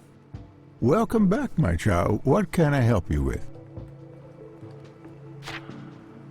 Do you know who Tabitha Caldwell is? No, I don't know that woman. I don't want to ask him about that. Do you recognize the name Corey Finnegan? He also goes by the moniker Faze. That name doesn't sound familiar to me. I'm trying to find a park ranger named Victor Cooper. Do you know him? No, I don't know that person. So, I'm looking for a young drug dealer, a woman with facial scars. I believe her name is Faith. Ring a bell? I happen to recall a person like that. A homeless woman whom Ben was helping get back on her feet. Wow, really? Yes, about your age. No drug dealer to my knowledge, but she had some sort of scars on the side of her face, yes. Amazing. Is there anything else you can remember about her? I'm afraid not. My memory has seen better days, and this was years ago. Well, is there any more information about her somewhere? Maybe in Ben's records, if he had any. Give me a moment. I'll go look at the files. Yes, there was a Faith Cyrene. An apartment was arranged for her at 12 Onyx Row in 1996.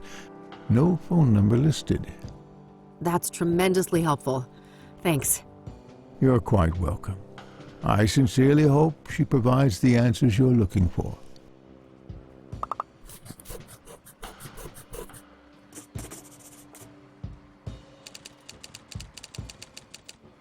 All right, I'm heading back out. Goodbye, young lady. That's my best lead yet, but it's getting late. I better swing by the office and grab a bite to eat before I check it out.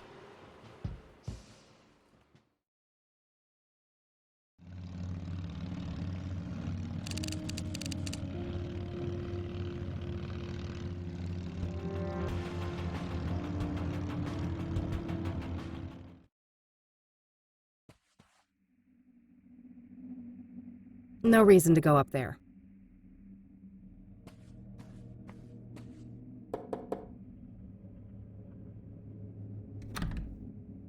Locked. Guess no one's home.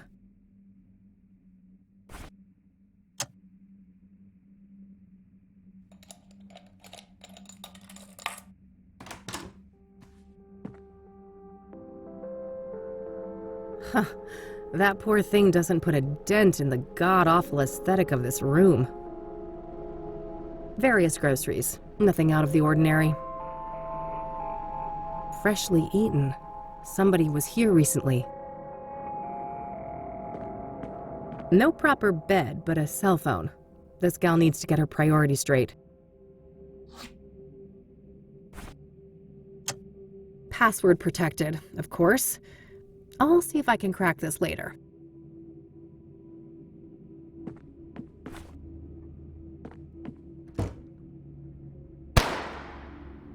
Fuck. That came from the roof.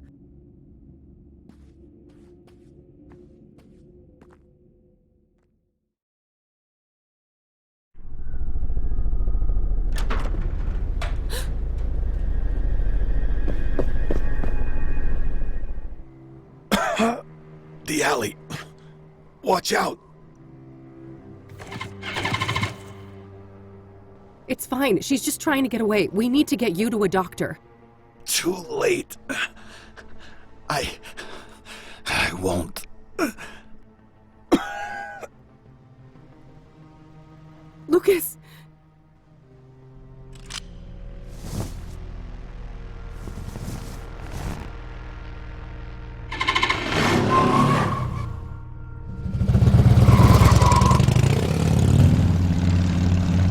No. You're not gonna get away with this. I'm gonna catch you, and I'm gonna kill you.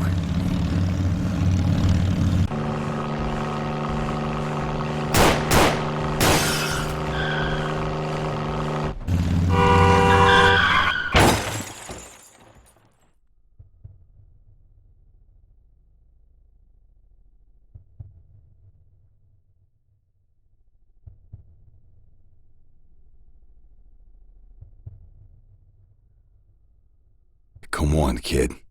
Time to get back up. Ugh. Lucas?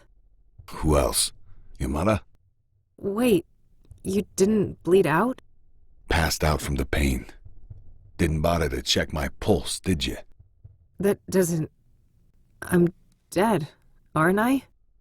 Ha! Yeah, I see how that could make sense. Maybe you cracked your skull on the pavement and this is our last tango. That'd be pretty funny. No, I can't be fucking dead. I'm supposed to avenge you. Avenge me? An alcoholic has-been? Wife and kids who loathe him? Please. You should be concerned with whomever is willing to avenge you. I don't think anyone would do that for me. Anyone alive, that is. No argument there. You haven't been making friends lately, have you? I guess not. I'm sorry, Lucas. I should have been there for you. Why should you?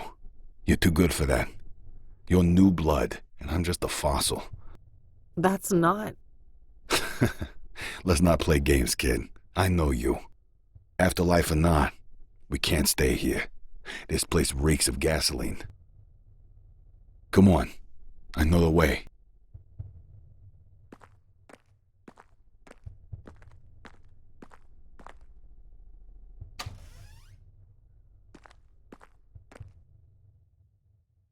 The bike is toast. I'm lucky to be alive.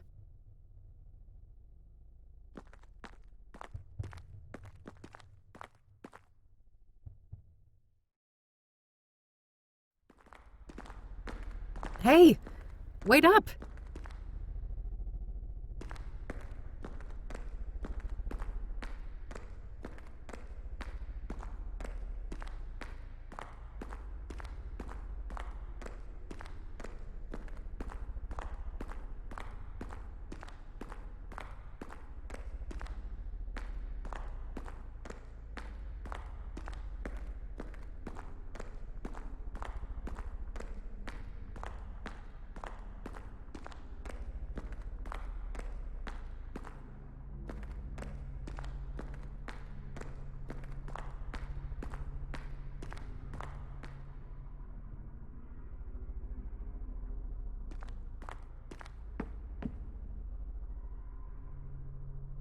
Lucas? Here's Kathy Rain! What the hell is this? Who said that? Now, who's got something to say to the one and only badass bitch herself? I'm tired of being manipulated, Kathy. You've always got some hidden agenda. I've been nothing but a good friend to you, and there's only so much I can take.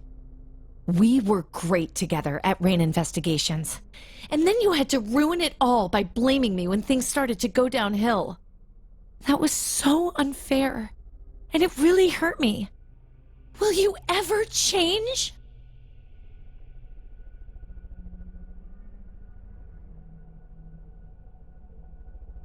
I'm too scared. Whenever I've been vulnerable, I've been abandoned. When we were young, you used me and threw me away. That really fucked me up. And now you're doing it again. Have you ever thought about why you're alone? Why everything keeps going to shit?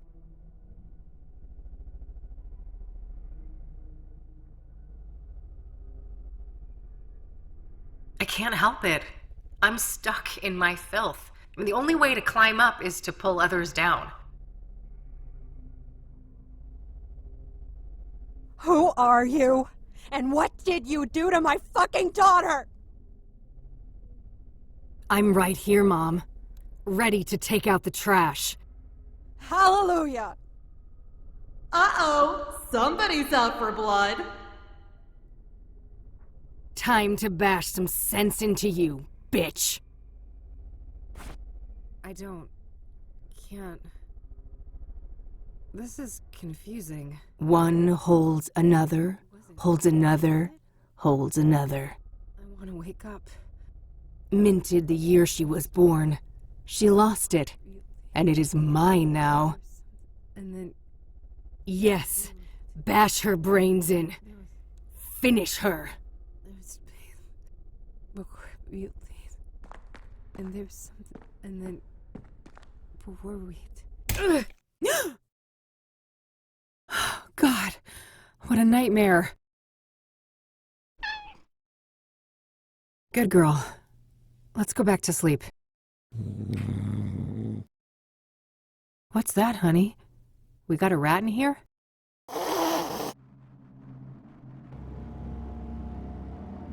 I am in you now. I know your flesh and your fiery heart. A heart that yearns to be crushed before the immolation takes hold and nothing remains. This isn't real. I destroyed you. I destroyed the place you came from. There is no death, only change.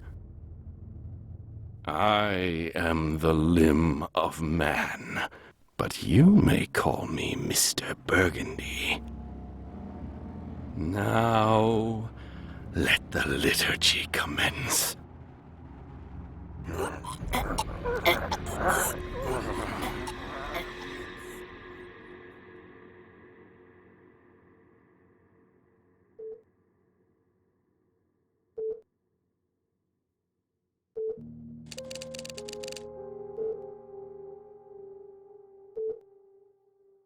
It was him, yet it wasn't. He realized that he had to be the one to pass through the threshold. He had to be the one to take responsibility. Ugh. Kathy?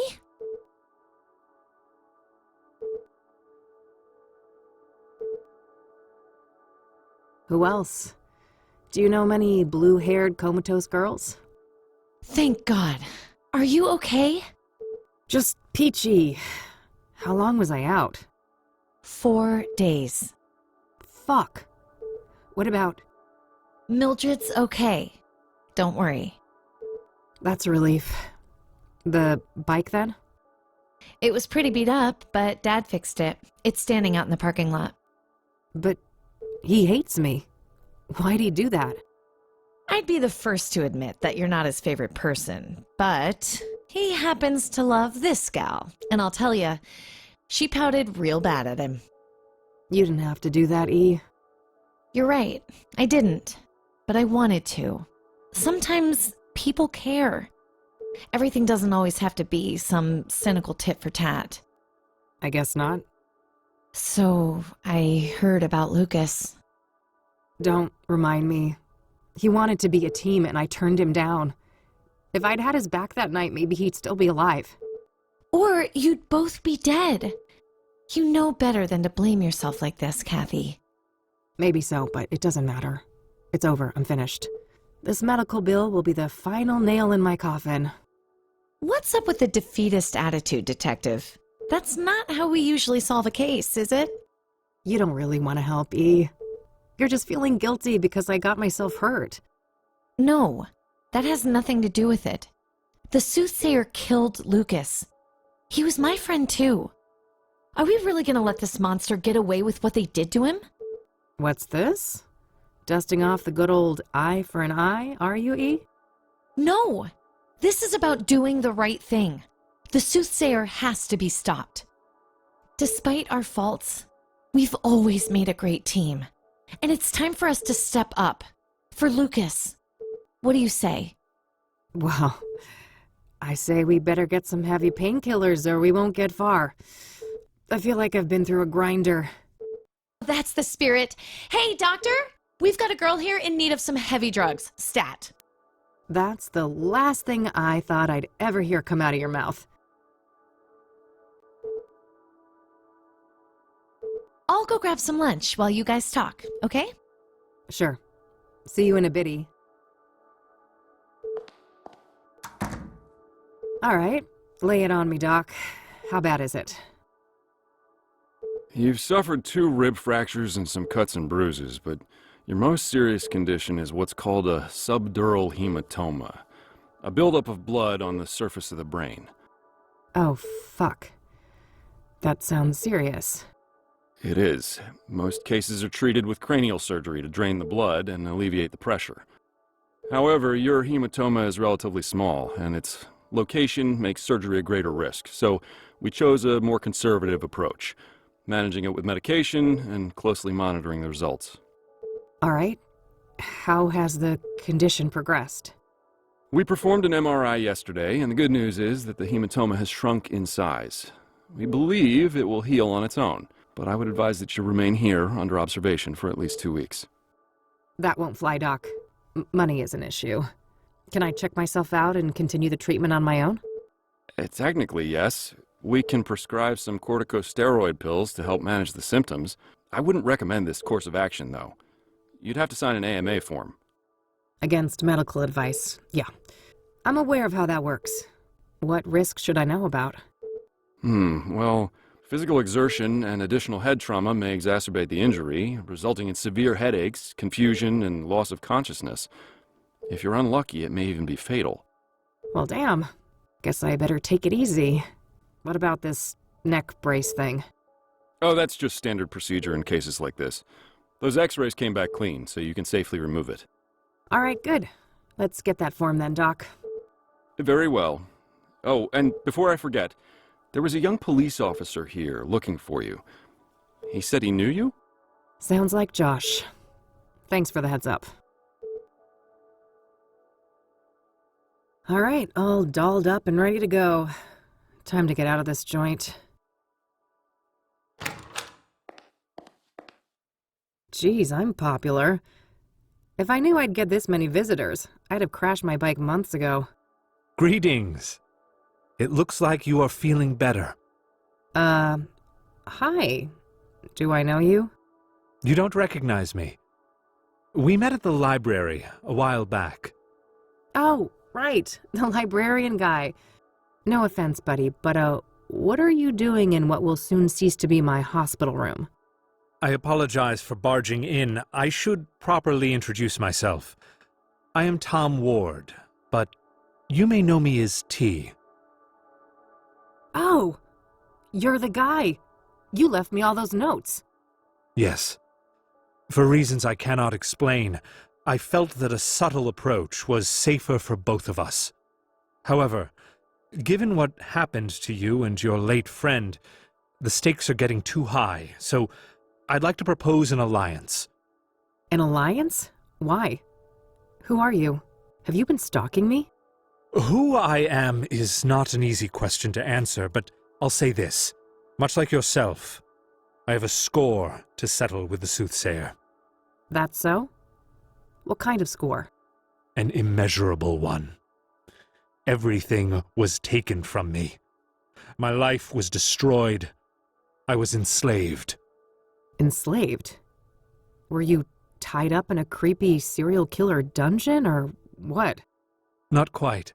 There is a malevolence hiding behind the Soothsayer. This evil found me at my lowest point, forcing me into bondage. Are you saying that the Soothsayer is doing the bidding of someone else? Yes. I also believe that the conjunction tomorrow will be instrumental to their plans. Huh? What plans? What conjunction? As for their plans, I don't know for sure, but I'm certain that the murders serve a specific purpose. The conjunction I speak of is when Saturn and Venus meet in the sky. It's the first such occurrence in over 80 years. Some believe that this event is charged with, esoteric potency. Uh-huh. I think I've heard enough. You don't believe me. I feared as much. Very well. I will pursue the Soothsayer on my own. Perhaps our paths will cross again. Yeah, you do that. See you, buddy. There was something really off about that guy. Hey, what'd I miss? Who was that man? No one. Just some creepy weirdo. Huh? Don't worry about it. I'm ready to head out. Let's go. Okie dokie.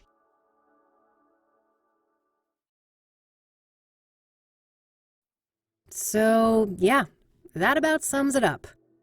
Wow. What a wild case. What will you do next? The Chief Ranger should be back now, so I think I'll go talk to him about Cooper. Yeah. It must be dangerous to confront Cooper himself, though, if he is who you think he is. Yes. Before I go anywhere near him, I should retrieve Lucas's gun. I wasn't kept under police surveillance at the hospital, so the cops couldn't have found it yet. It must still be somewhere around the crash site. Then there's Longhorn PI, right? Maybe Lucas left some things behind? Assuming the cops haven't ransacked the place, yes. But good idea. I should check there sooner rather than later. How can I help with all of this then? Well, there's this cell phone that I found in Faith Cyrene's apartment. Passcode protected. Maybe you could do something with that? You bet. I'll have that cracked in no time. Great. Guess we have a plan then. Meet up here tonight? Okie dokie.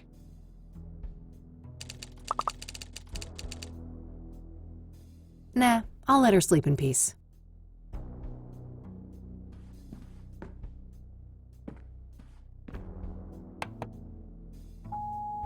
Hey, it's me, Josh. I heard you woke up and left. I just wanted to let you know that, things don't look good for you with Mr. Longhorn. He had a lot of friends here, and everyone's looking for a scapegoat. I've been trying to keep the guys off your back, but there's only so much I can do. So, yeah, I think it's in your best interest to come to the station voluntarily.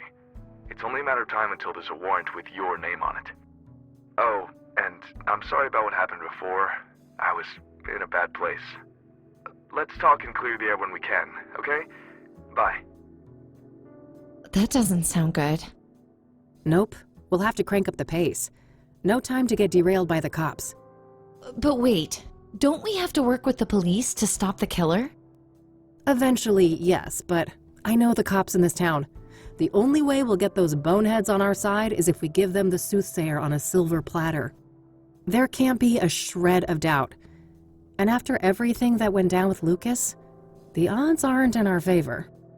I suppose so. We better stick with the case then.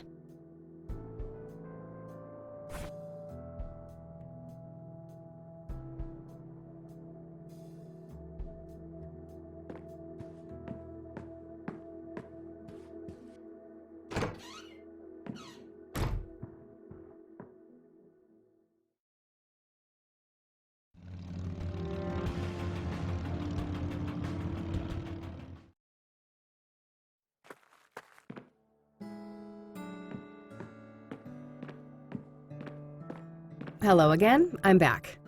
Oh, hi. Chief Walker is on duty now. You'll find him past the door to your left. Ah, great. I think I'll have a chat with him then. Sure. You have a nice day now. Thanks, you too.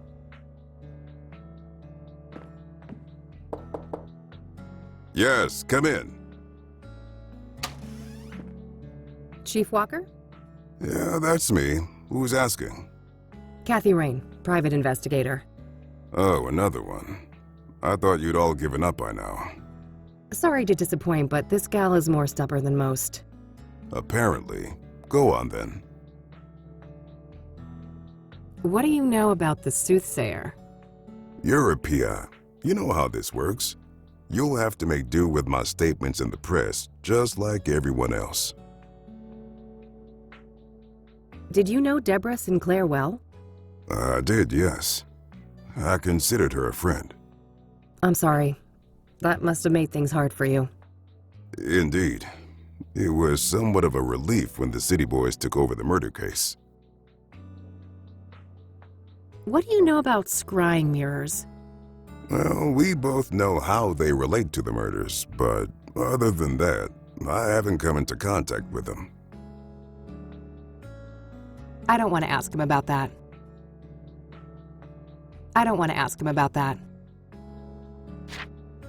Are you familiar with Pyre? I have no idea what you're talking about. Never mind. Guess you guys never got that far. Does the name Rachel Wang mean anything to you? Afraid not. I don't know who she is. Do you know who Tabitha Caldwell is? No, I've never heard that name before. I don't want to ask him about that. Do you recognize the name Corey Finnegan? He also goes by the moniker Faze. Doesn't ring a bell, no. I'd like to speak to Ranger Cooper. Can you arrange that? No can do. Ranger Cooper is on leave for the time being. He is? Why? Personal reasons. He'll be back on duty in a few weeks. I can pass on your details if you wish. I can't wait that long.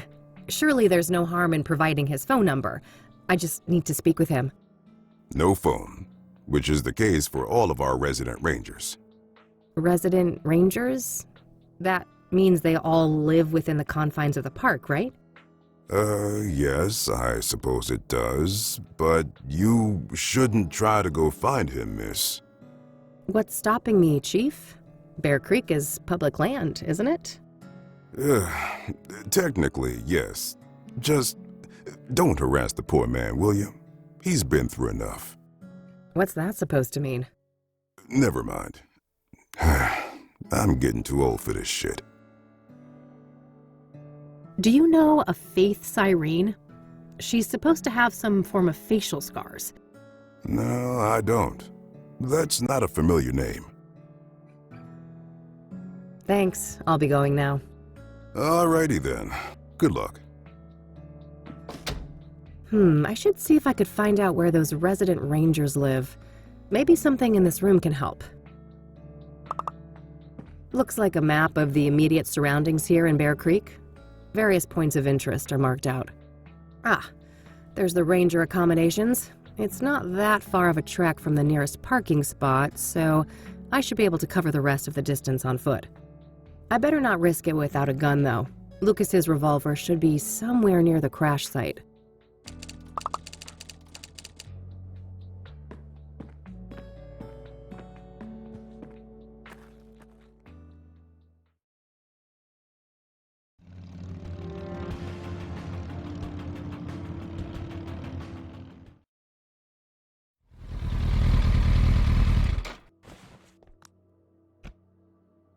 Just some guy on a break. I shouldn't bother him.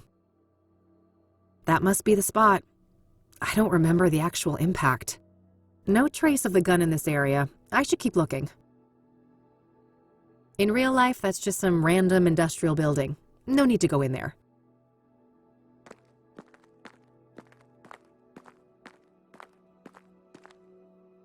Bingo. I can see something shiny down there. How to get it up, though?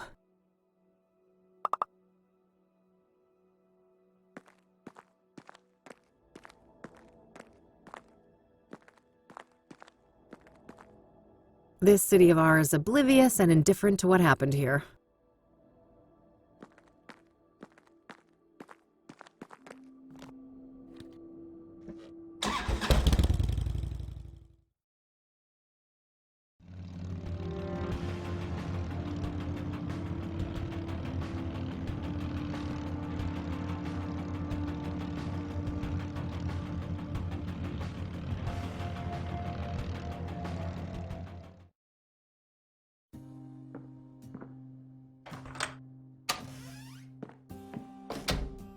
Good thing I still had my spare key.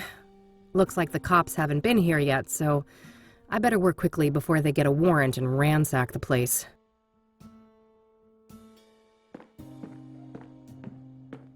No gun, as expected. This is where Lucas would keep his revolver. There are some spare bullets in here, though. Better take some. All right, that should be plenty.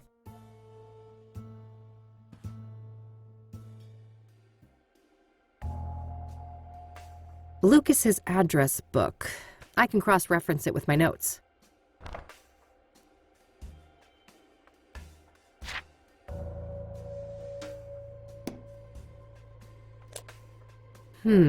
Looks like Lucas received a few messages on this pager recently. I believe this model can only display numbers. The Longhorn Boys, Lucas and his sons. This photo must be several decades old. Weird note. Some sort of reminder?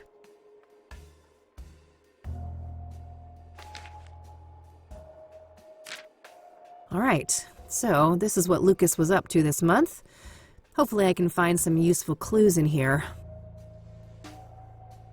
I remember this JK person from when I worked here. They're a police informant. I don't know their real identity, though. Probably worth trying to learn more about them. JK deliver? Here on the 25th. Was Lucas waiting for a delivery from the informant when he died?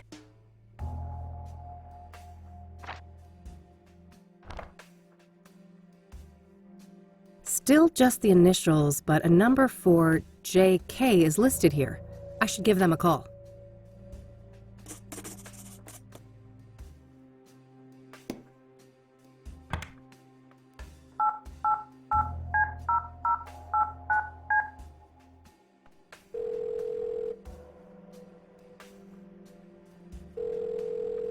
You have reached a numeric pager system. Please enter up to 12 digits and end your message with the pound key. Oh yeah, now I remember. Lucas used some kind of secret pager code to arrange meetings with his informants. I shouldn't try to leave any messages here until I'm sure I've cracked the code. Hopefully some of the clues here on the desk can help. Standard KPD radio manual. Lucas probably used this to decipher police communications.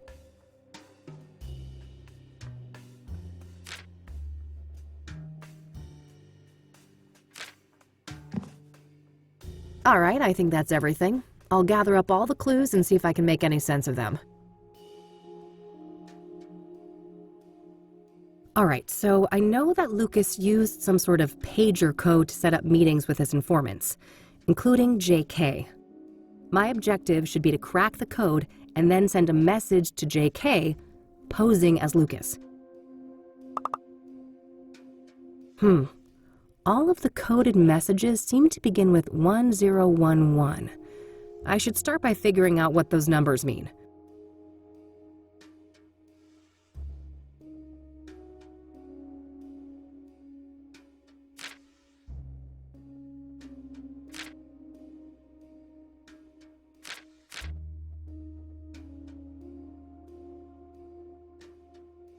Oh, yeah!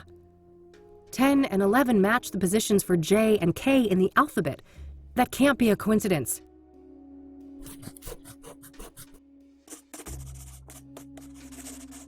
The same letter mapping doesn't seem to be applicable to the rest of the messages, though. The second part must be encoded differently then. First, there's a simple initial prefix to determine the sender, and then some other representation of the message itself. I should try to craft a message for JK now, requesting a meeting in person. I'll set a goal to arrange a meeting at 2 p.m. in the park, but I'll probably need to send multiple messages to convey that.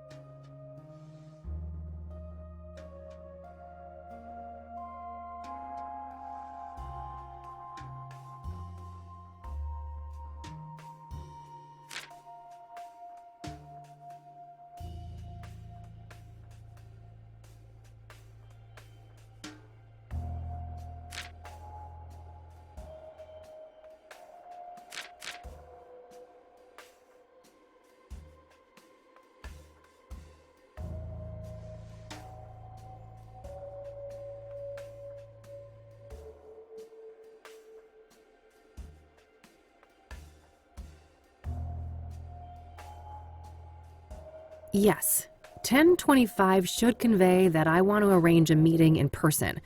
I'll send that to JK's pager and see if I can get a response.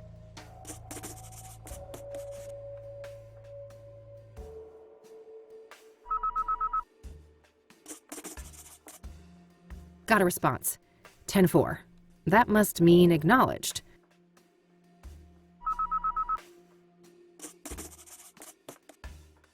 Another one. 10-20,000. Not sure what to make of that one, but I have a feeling that they want me to respond.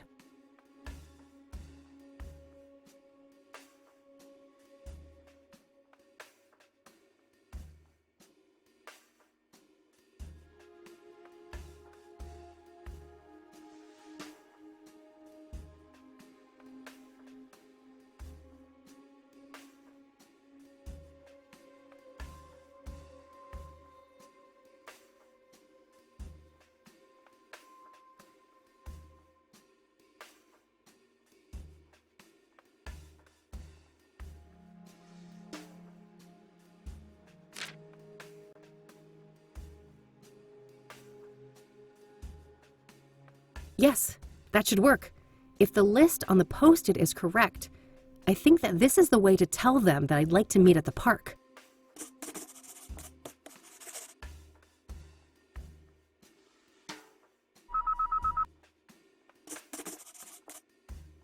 Good. Another acknowledgement.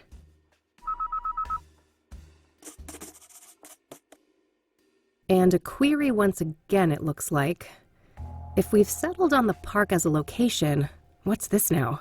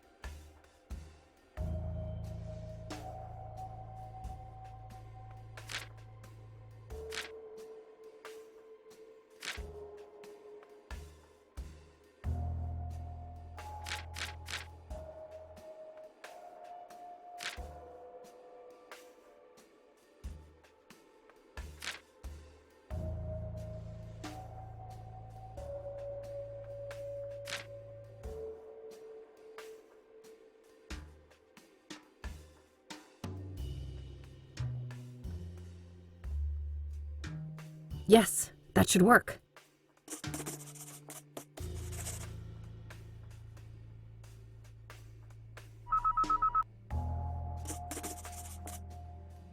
$10.76. IE en route. Perfect. I should head to the park and try to find JK.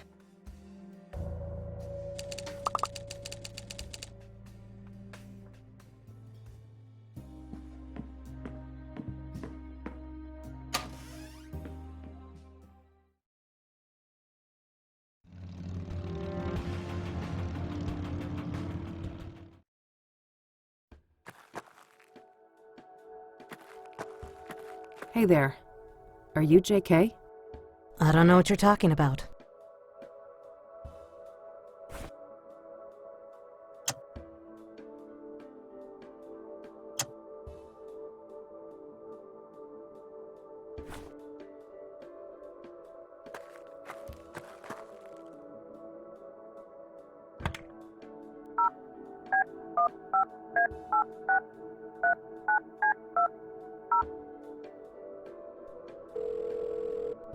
You have reached a numeric pager system.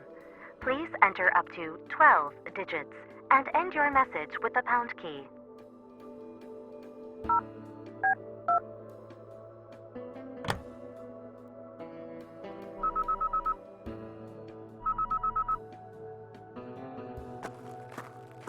Let's cut the charade. I heard that thing beep in your pocket. You're JK. That's so. Who am I talking to? I'm Kathy. Lucas couldn't be here. He sent me on his behalf. No, he didn't. We both know he's dead. All right. I guess you caught me. Why'd you even come if you knew I wasn't him? Wouldn't you? Part of me wanted to believe the poor bastard faked his own death. I wish. I was there when he died. A suspect, killed him, and I nearly caught her. She? It wasn't Andrea Hall, was it? No, at least, I don't think so. This woman used the name Faith Cyrene. Who is Andrea Hall? A senior at KCU. Lucas asked me to trace a motorcycle for him and... And what? No. Damn it. I've already said too much. We shouldn't be discussing this. Look, the damage is done. You already gave me a name. If I wanted to rat you out to the chief or whatever, I could. Oh, honey. I'm not trying to protect myself. I'm looking out for you. Me? You don't even know me. Why do you care? Because Lucas did. He stood up for me when no one else would. I owe that man a great deal. If anything, he'd want me to solve the case and destroy that harpy for what she did to him. No, I don't think so. He loved you like a daughter. You know that, right? Fuck off. Don't tell me that. Don't you think I feel bad enough already? That's what grief is supposed to feel like, hon. You're in a bad way, and I won't help you get yourself killed. Now go on. Get out of here. This lady can go to hell. She doesn't know Lucas. She doesn't know shit.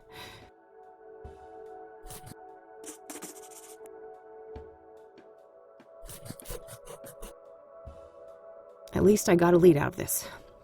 Andrea Hall, whoever she is. Guess it's time to head over to the university.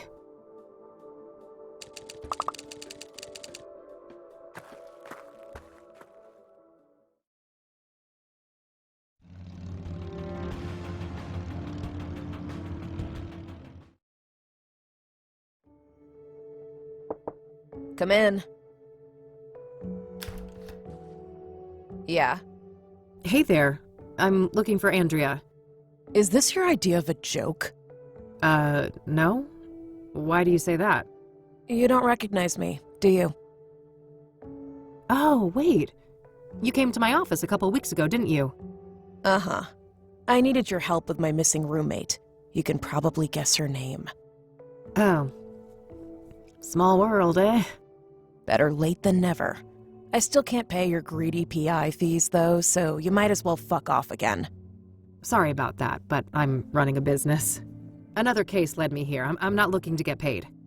I just need a few moments of your time, if that's okay. Figures. Well, fine. Come in, then. Thanks.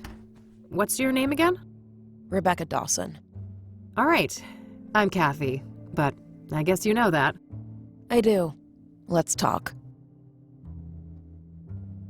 What do you know about the Soothsayer? Just what's been reported in the media. So far, I haven't read anything that would connect the case to Andrea, so I've tried not to obsess about it. What do you know about Debra Sinclair? No more than what's in the papers. That goes for the other victims, too. What do you know about scrying mirrors? Hardly anything, beyond the obvious connection to the Soothsayer. Are you familiar with the King of Kings Catholic Church? Never heard of it. Do you know the Azure Sky Motel? No, I don't know that place. Have you ever heard of a drug called Pyre? No, I'm not a drug user. Does the name Rachel Wang mean anything to you? No, that's no one I know.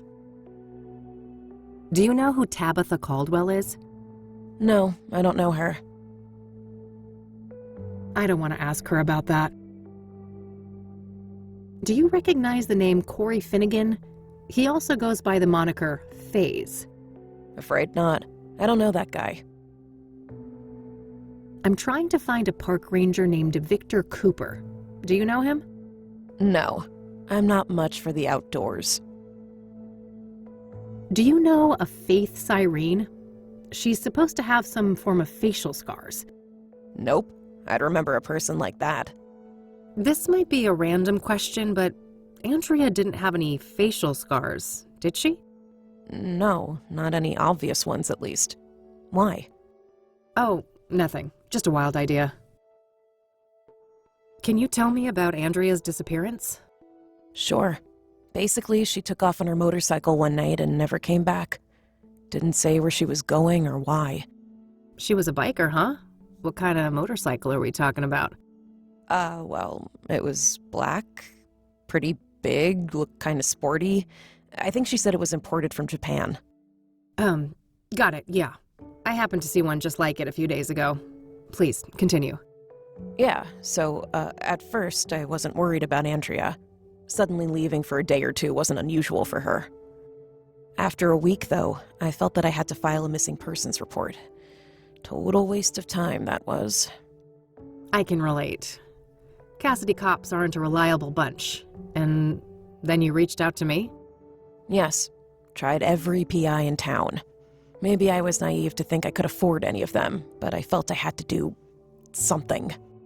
That plan obviously didn't pan out either.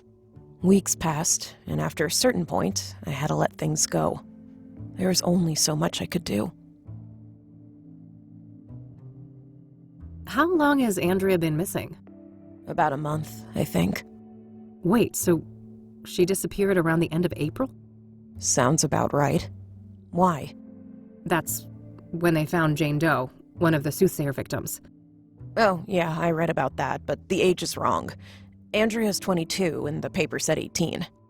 Rebecca, there's a margin of error. The later paper said early 20s. Oh no. How could I be so blind? It's her. It's gotta be her. We don't know that for sure, but yeah, things don't look great. Andrea is not a local, is she? Far from it. She came from Australia. That would explain the lack of dental records, too. Fuck. We need to tell the cops all of this, don't we? We do, but let me handle that, okay? I have more evidence to share with them. Okay. God damn it, Andrea. What happened when you filed that police report? Well, they didn't take me seriously at all. I told them the truth about Andrea, and they immediately dismissed her as voluntarily missing, like she was some stupid teen runaway. They never even bothered to come and look at her stuff. So Andrea has had a tendency to disappear from time to time? Yeah. She's been known to hang out in some sketchy circles. People who like to party hard, if you know what I mean. Ah, drugs were involved? Yes, all kinds. Who were those sketchy people then? Got any names? No, I didn't want anything to do with that crowd. What was Andrea like? She was brilliant. A born engineer, obsessed with technology, computers, and tinkering with all of her little gadgets. But she wasn't weird or awkward like so many smart people are, you know? She understood people. She could explain the most complicated things so anyone could understand.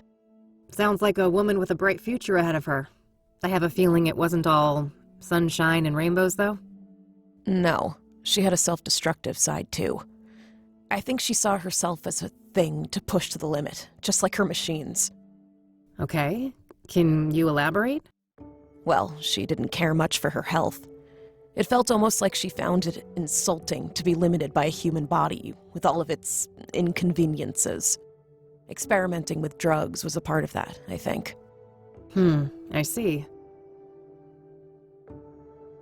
So, Andrea had a drug problem, did she? She used drugs, yes. She wouldn't call it a problem, though. She'd say she was in full control, and that narcotics were tools like any other, or instruments to improve performance and expand the mind. And do you agree with that? For a superwoman like Andrea? Maybe. She seemed to have a handle on it. But I mean, she had a whole circle of junkie friends, and I have no idea what messed up things they were doing off campus. And you don't know anything about these junkie friends of hers? No. I tried to keep a healthy distance from those people. If you know so little about them, how do you know they were even junkies? Trust me. I grew up in Kassidy. I've seen meth heads on the street since kindergarten. Yeah, point taken.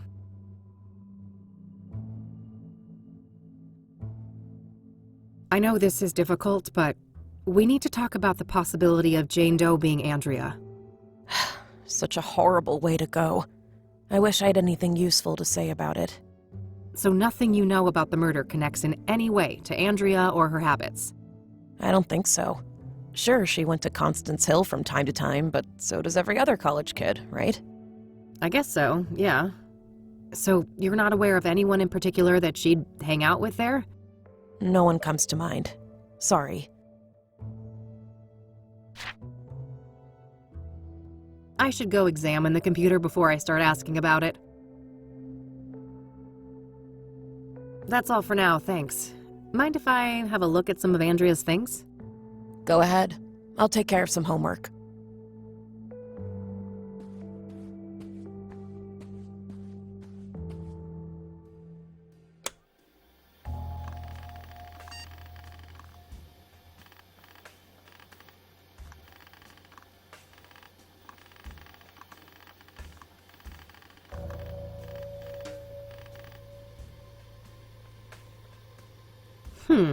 This looks like some serious encryption. I better head back to the office and see what I can learn about that.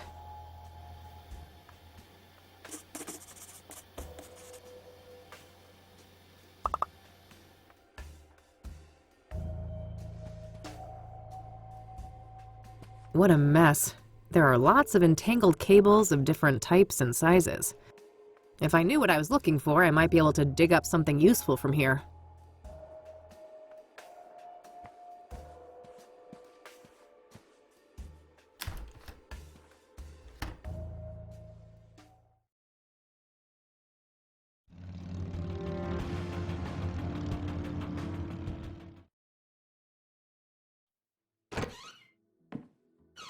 Hey, hey! Hey, E!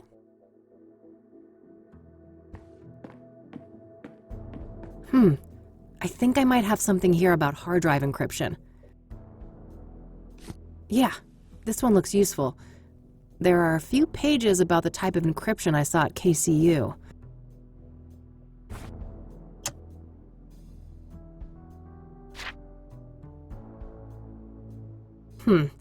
Looks like I need to get my hands on a second computer.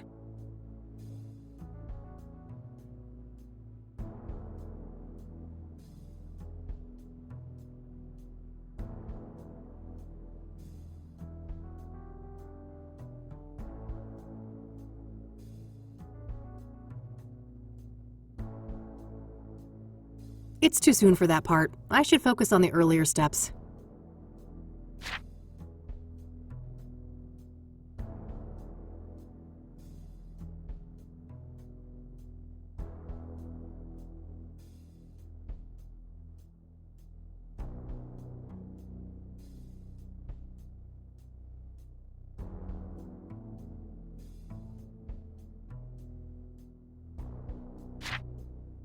This should be useful.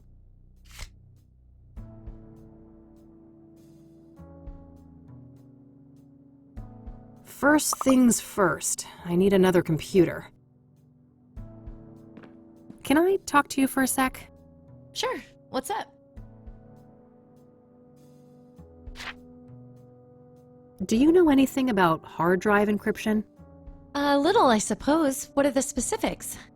Basically, the whole computer is encrypted and it prompts a password when I boot it up. Is there any way to bypass that? Oh, that's tough. Maybe the computer book I bought for the office last year could be useful? Looks that way, yeah. Should be doable then. Anything I can do to help? Well, it just so happens I need a second computer and I noticed this laptop you've got here.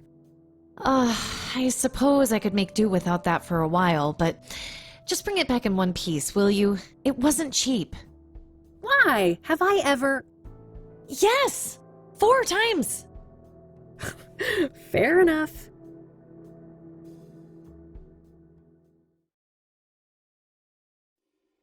All right, there we go. I've got the laptop set up. Time to deal with the next steps in the book.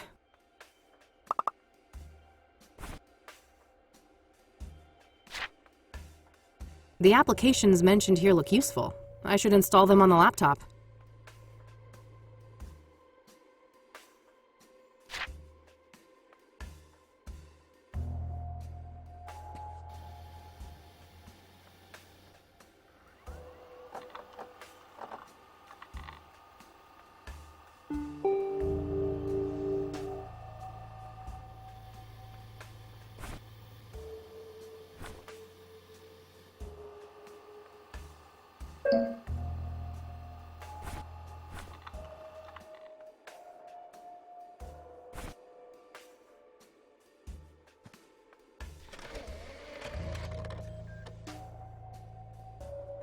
Ah, here's that type of cable that was mentioned in the computer book. Got it. It's pretty short as far as cables go, but it should get the job done.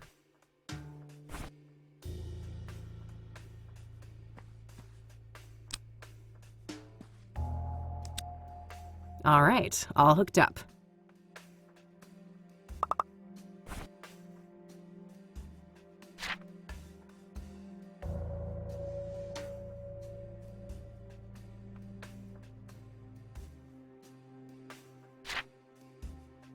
It's too soon for that part. I should focus on the earlier steps.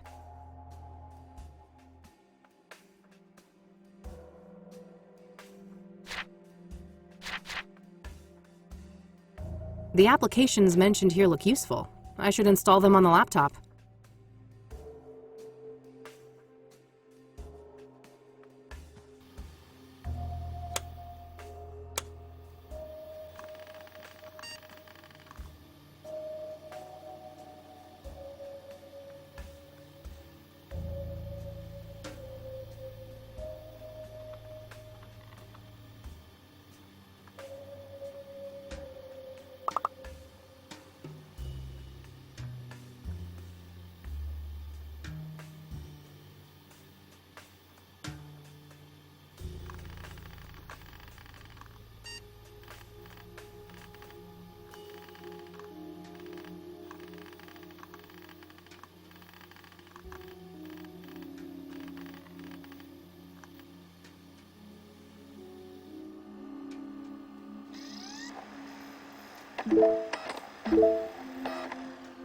Alright, I should be done with all the setup for the hack now.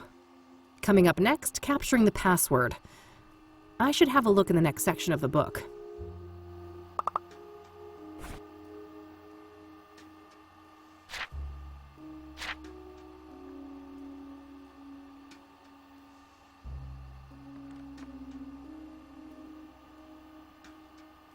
Alright, so I need to assemble the memory signature following the format outlined in these pages. I think I can find all the information I need on Andrea's computer, despite the lack of a password.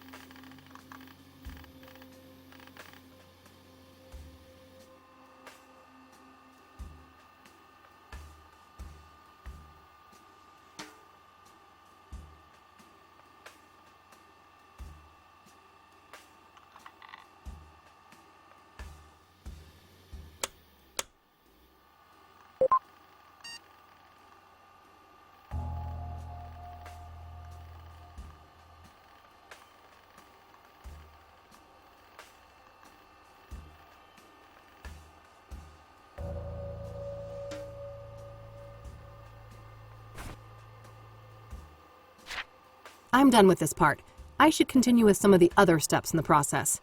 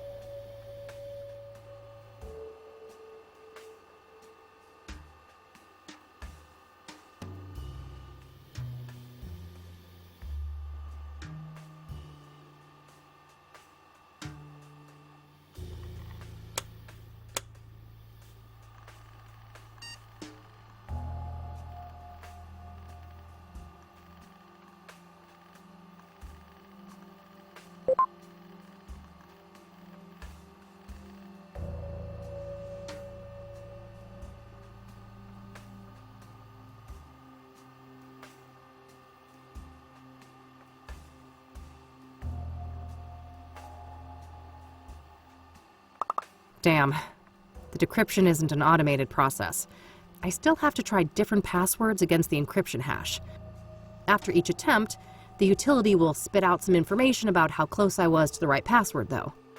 We're dealing with a 7-character password, including a mix of numbers, lower and uppercase letters. I should have a look around the room. Maybe I can find some 7-letter words to put me on the right track.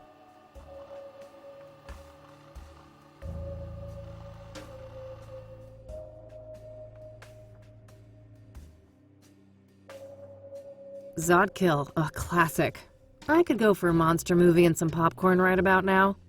Might help me forget about the monsters in the real world. Some indie art house movie. That's pretty new, I think.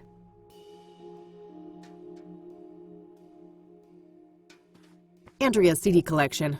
There are a lot of records by Sunbeat, Route 6, and Perplex. Reggae music, based on the covers and song titles.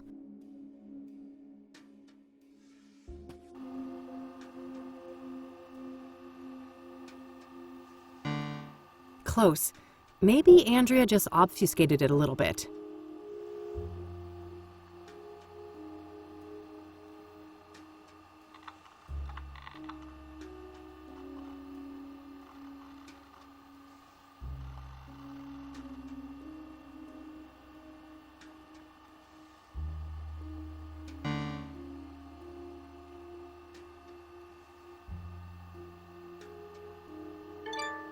Yes!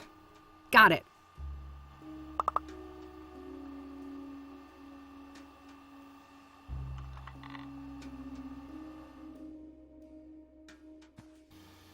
Moment of truth.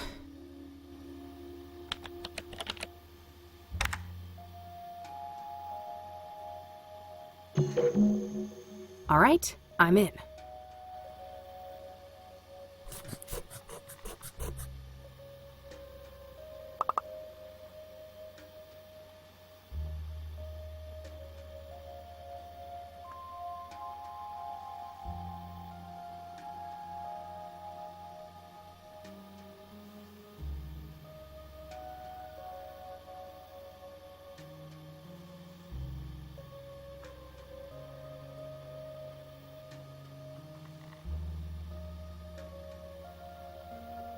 The old mines, huh? A good place to hide. They're enormous. Practically half the state is filled with them. I'll need more specifics to track down a site like that.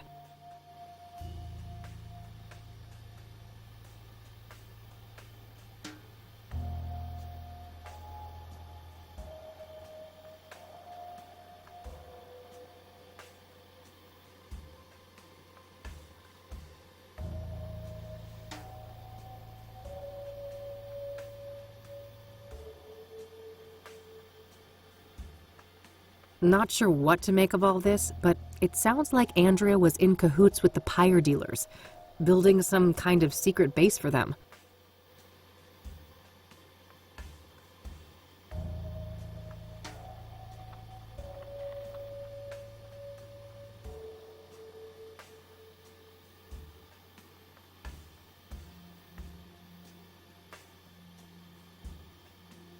Well, that removes any shred of doubt. Andrea Hall was Jane Doe. Sounds like something about Pyre scared the shit out of her. Did that have something to do with her death?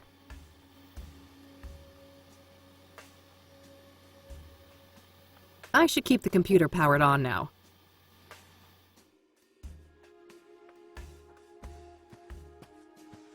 Hey, Rebecca? Yes? Okay, that's all I've got for the time being. All right. I'll be here if you have more things to ask.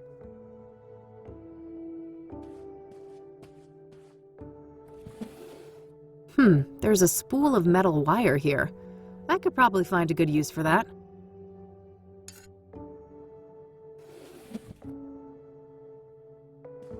Looks like Andrea was taking something apart here.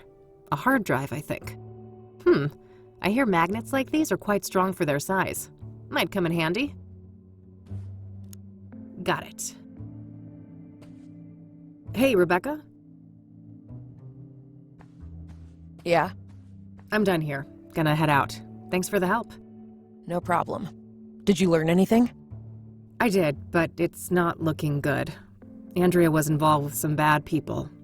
I think it's more than likely that she's Jane Doe. I'm sorry. God damn it. I fucking knew it. I need to process this. You'll talk to the cops, right? I can't deal with them right now. Of course. Take care of yourself, Rebecca. You too.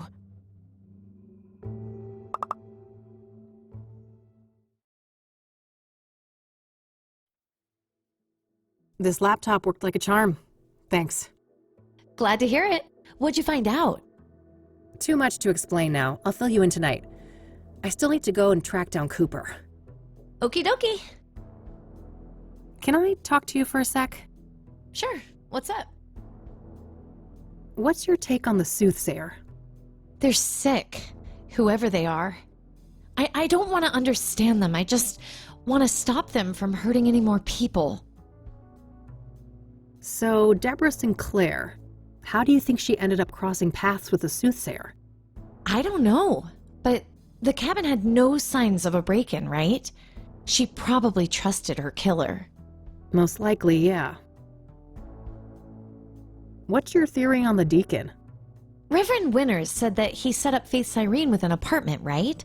Well, she probably got close to him just like Eric and then had him killed. The question is how? It clearly looked like suicide by hanging. Yeah, that's a tough one. I can't imagine how that could happen to a devout Christian like the deacon. What do you think happened to Eric Holloway? From what we learned from Rachel, Faze Cyrene had her claws in him, didn't she? Yeah. Eric was murdered on a roof too, just like Lucas. Everything points to Faith as the culprit. Any thoughts on the first victim, Rose Taylor? Not sure, but that affair that she had with an Ingstrom patient sounds suspicious, right?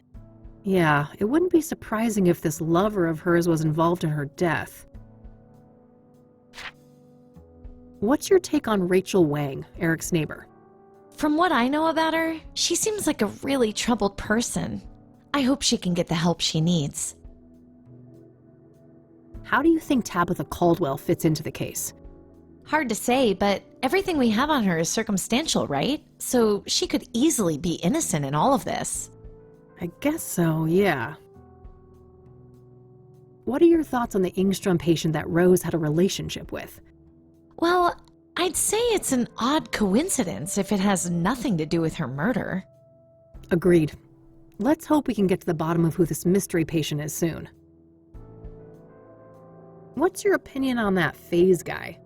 Well, drug addicts aren't the most reliable witnesses, are they? We should probably take some of the things he told you with a grain of salt. Yeah, that might be for the best. What do you think about Victor Cooper? Well, from what you told me, he sounds like a dangerous person. We have to be careful if we decide to go after him. What are your thoughts on Faze Cyrene? Well, she must be a ruthless woman, butchering Lucas like that. I'm guessing it wasn't her first kill. She knew several of the murder victims. And even if she didn't take them out personally, she's gotta be a major accessory. Probably, yeah. I wonder who's in charge, though. Is Faith and Irene calling the shots, or is it the ranger guy? Good question. It could even be someone else entirely. I don't think we know enough to say for sure. Not a bad idea, but there's no time to discuss all of those developments right now. I'll bring Eileen up to speed tonight when I followed up on all my other leads. All right, that's all. Okie dokie.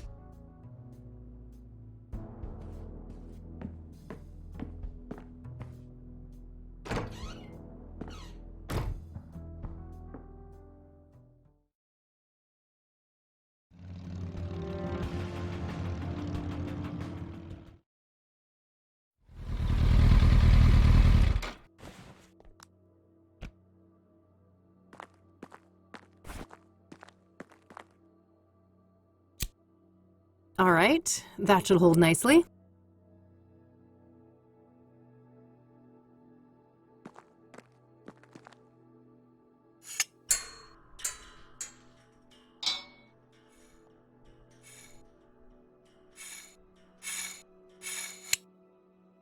Yes, got it.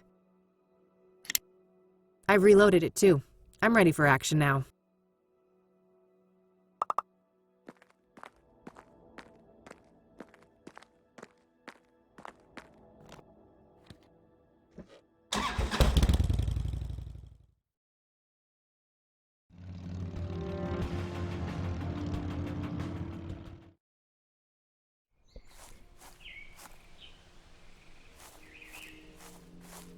It says, this building is federally owned. I believe that's the standard for national parks. No state jurisdiction.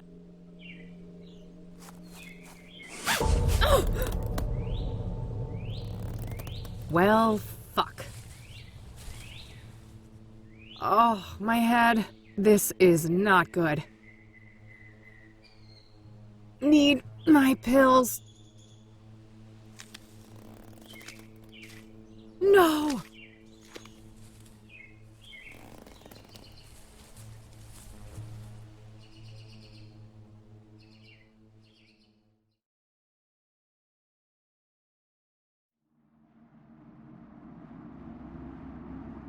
Do you see? The noose, the iron. Those were the holy instruments of my rebirth. Wait, this is how Isaac Price died, that psycho priest in Conwell Springs. Nearly there. Fight your ignorance, child. No, it can't be. You can't actually be him. Can't I? I told you, there is no death, only change. When everything burned, the Crimson One slipped out of his suit and skittered away like a cockroach. With a heavy heart, I donned the mantle. I became Mr. Burgundy. And now my form is his shelter.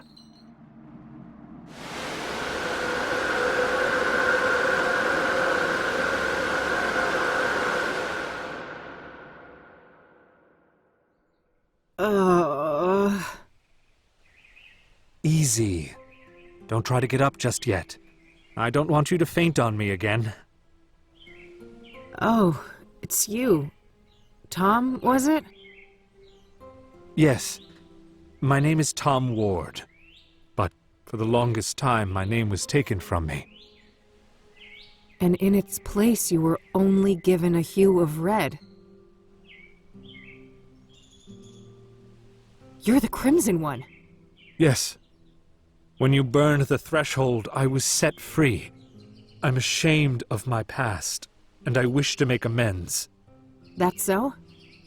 Why should I believe anything you say? You put me through hell in 1995. Things are out of my control. You don't wear the suit wears you.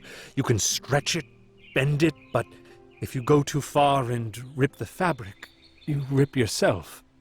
I see you haven't lost your penchant for nonsense metaphors. At least you're not fucking rhyming again. There's the Kathy we all know and love. I was afraid I had lost you there for a while. I'm still me. Not that that got me anywhere. I'm broke and brain damaged, my friend was killed, and I'm chasing some of the most dangerous people on the planet. Dangerous indeed. Which is why I will urge you to reconsider a cooperation. We have a common foe, and you will need allies. Puh. For all I know, you're the same bastard you always were, and this is all some kind of double-cross. If it was, it would be quite an elaborate one. Weren't you completely helpless a few minutes ago? I guess so. I should say thanks for that. You're welcome. I understand that all of this is a lot to take in, and in due time, I'll explain everything. You better. I don't know what the hell is going on, and you're just giving me more questions. I realize that, but this is neither the time nor the place. When circumstances allow, I'll come find you again. Just wait a minute. Oh, getting woozy again.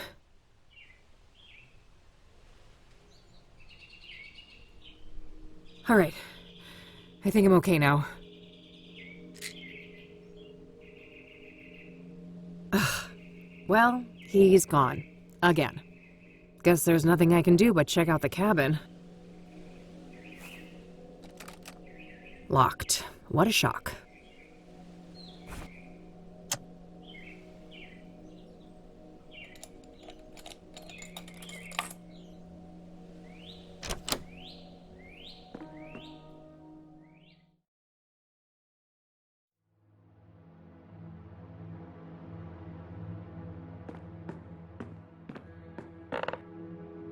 Huh?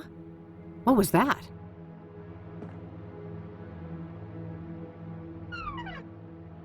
A secret compartment. There was a hand-drawn map and also some kind of document in there.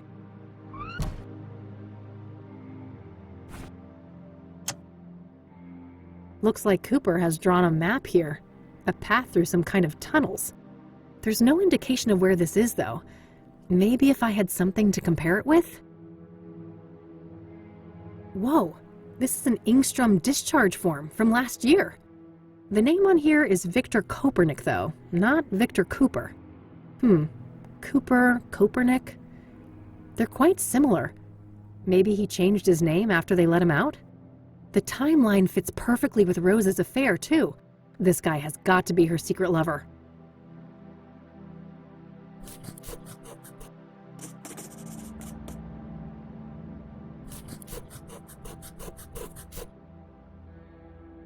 I better head back to Ingstrom's tomorrow to follow up on all of this. It's too late to catch their visitation hours today. Oof, long day.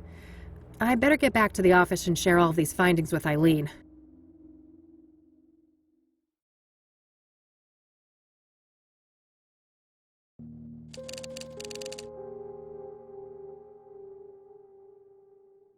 Kopernik, huh?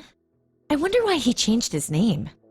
He was discharged from a mental institution. Maybe he just wanted to throw a wrench in background checks? Yeah, I suppose that could be it.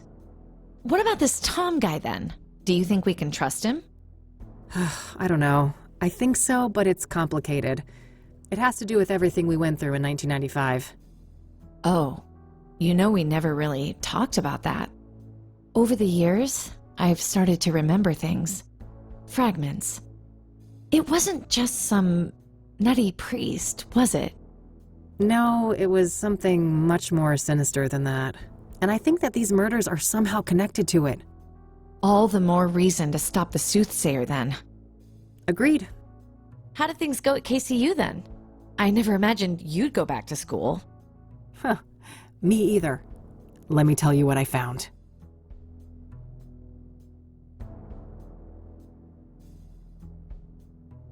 Poor Andrea.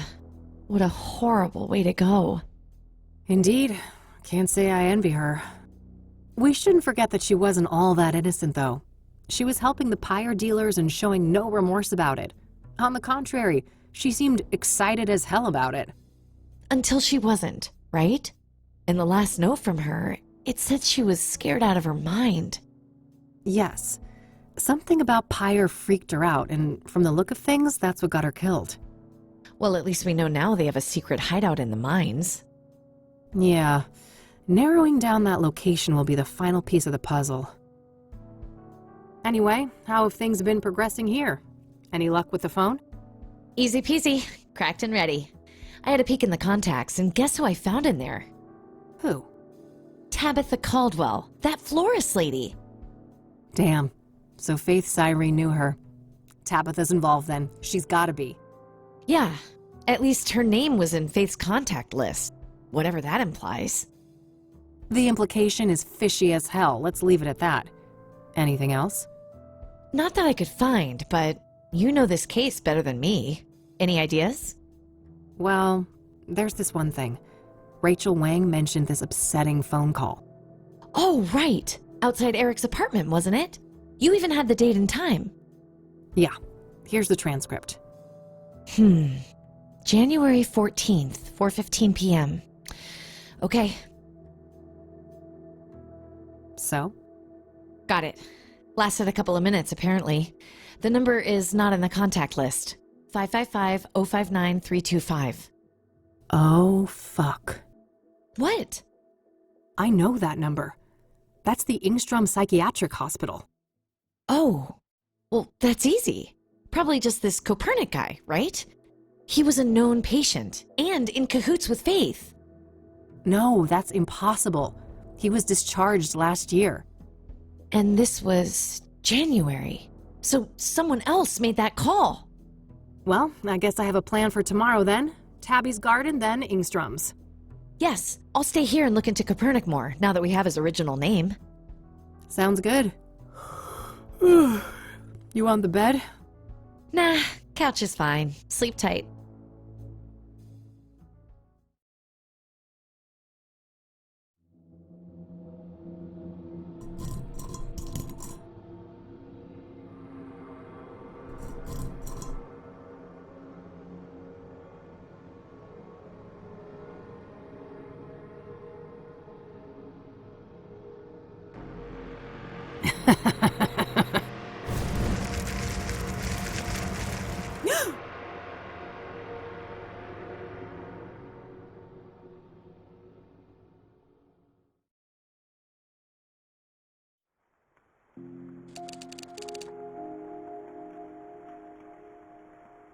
Rain again, huh? Let's go see if E is up yet.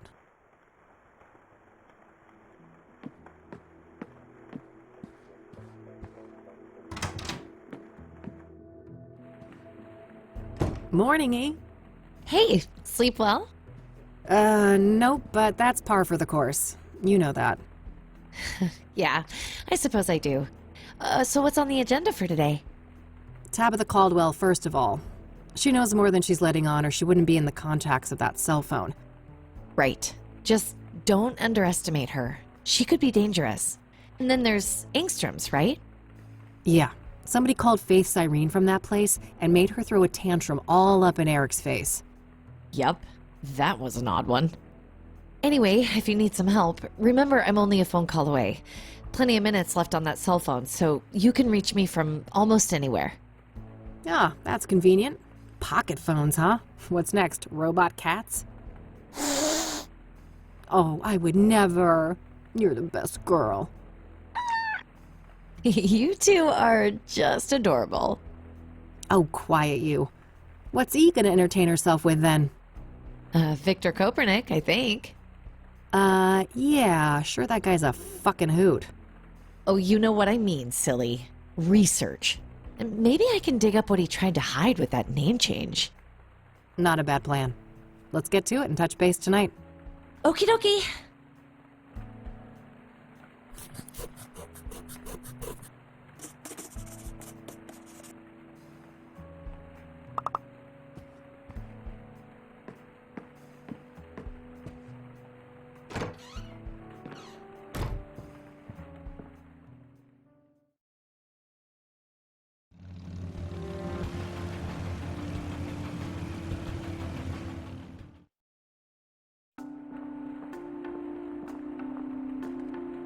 Closed on a regular workday, huh? Let's pick this door open.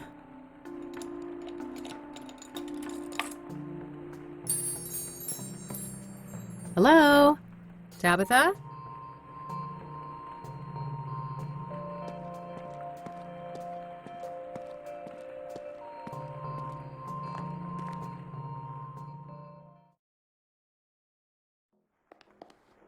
Oh, fuck.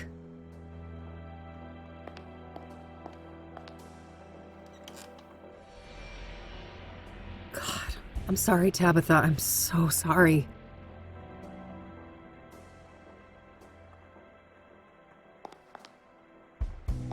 Looks like Tabitha's address book.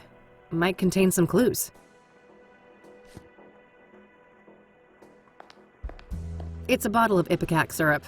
If ingested, this will quickly induce vomiting. Should be useful enough to take, despite the circumstances.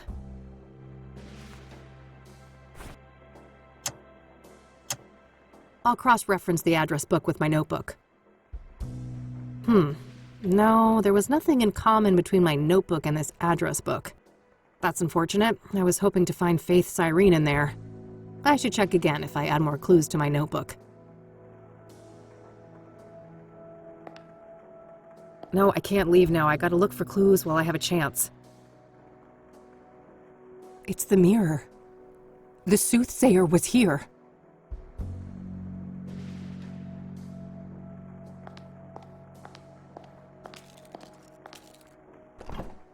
Oh, damn.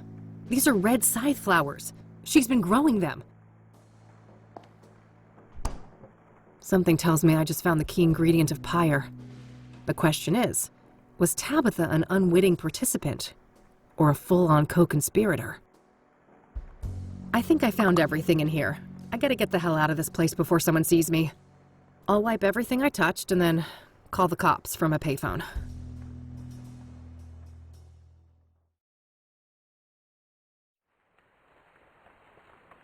That poor lady.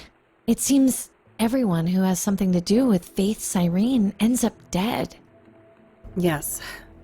I wish I'd pushed Tabitha harder the first time we met. Maybe she'd still be alive. It's not your fault, Kathy. At least you found some clues in there. Yeah, I'll follow up on those now and see what I can find.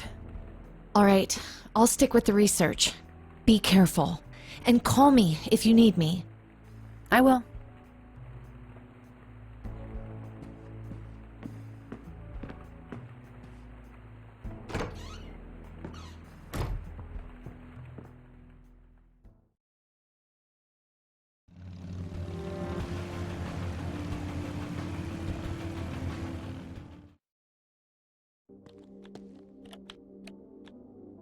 Police tape? What the heck? Hey, what's going on? There's police tape. Oh, shit. Nobody call you yet? Nope. Should they have? Well, I hate to tell you this, but your mother, she was in a group that escaped last night. What the hell? How? Outside help. I don't have all the details, but it was organized. They disabled the cameras and everything. Our tech guys still can't get them online. Christ! Do you know anything about the people who broke in? No, it wasn't my shift. I just heard this morning. The cops are all over that wing now. But why, Mom? This doesn't make any sense. Can I look at her file? I'd get it right now, but you know the rules. You need a court order for that kind of thing. For fuck's sake, Oscar, you idiots let my mom escape and I can't even see her file? Look, it's not up to me, but we'll call you when we have an update. You better. I don't have time to take this through the courts. I need to get her file. The papers should be somewhere in Oscar's room. Maybe I can get rid of him somehow?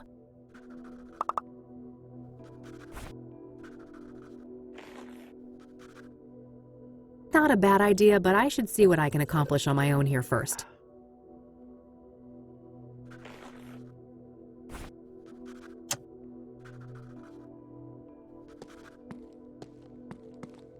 Hey, that's employees only. Geez, okay, take it easy. Well, that didn't work. Maybe Eileen can help.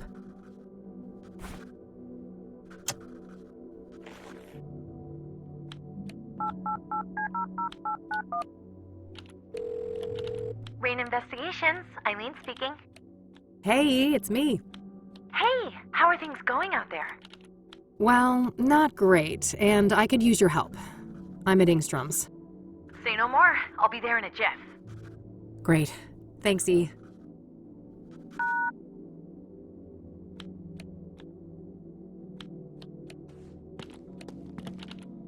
Good, you made it. Hey, what's going on? What's with the police cars outside? A fucking breakout, apparently. Whoa, seriously? Seriously. Several people escaped, including Mom. Gee, that can't be a coincidence, can it? I doubt it. If we can get access to the patient files, maybe we can find some clues. Sounds like a plan. How can I help? Can you distract that guy behind the desk? Distract him? How?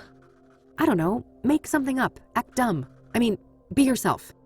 Ha ha. I guess you'd know all about that.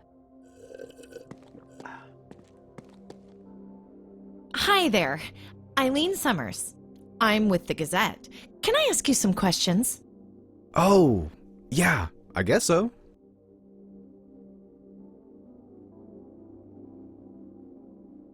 And you said they disabled the cameras? Like that one on the ceiling? Yeah, exactly. Our computer nerd boss here on site... don't print that. Our head of IT, that is, he's still working on it. Perfect. That's all the questions I had. Thanks, Oscar. Anytime. So, when will this print? I gotta tell my mom. Le va encantar. Very soon. Gotta go, bye. Any minute now.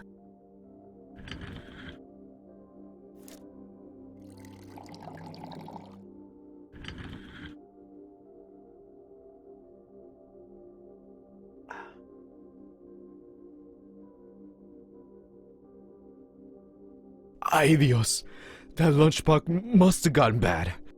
Clear the way! I'm about to hurl!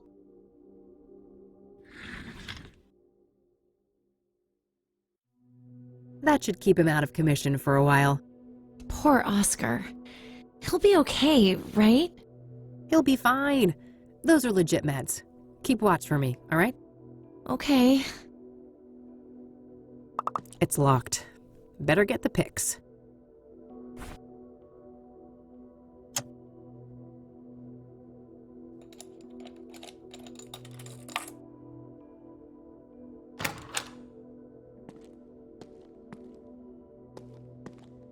All right, where do we have Sharon Evans in here?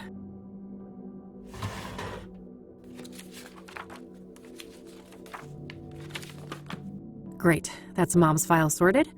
Let's see if I can find Kopernik's too.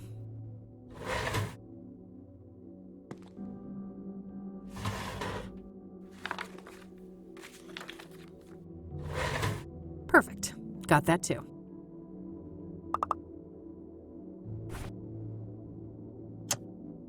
I'll cross-reference the address book with my notebook. No, there was nothing in common between my notebook and this address book. I should check again if I add more clues to my notebook. Let's see here. Huh.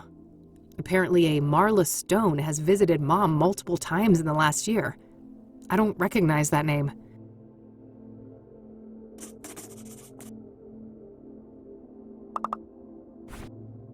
Well, it seems our boy had quite the stint at the facility. He was first admitted 13 years ago for severe schizophrenia. There's a veritable smorgasbord of symptoms, including hallucinations, delusions, paranoia, violent outbursts, you name it. Then last year, apparently he had some kind of unexplained, miraculous recovery. Very strange. I guess somebody fucked up big time when they released this guy. Huh, interesting. There was an audio tape in this folder, too. I'll have to listen to that. I'll cross-reference the address book with my notebook. Whoa, Marla Stone is a hit. Huh. Faith's cell phone number is listed under that name. Does that mean Marla Stone and Faith Cyrene are the same person? If they are, Mom could be the mystery caller from Ingstrom's that Rachel overheard. It looks like the address for Marla Stone isn't the Onyx Row apartment, though. It's some P.O. box at the library, number 14. I better go check that out.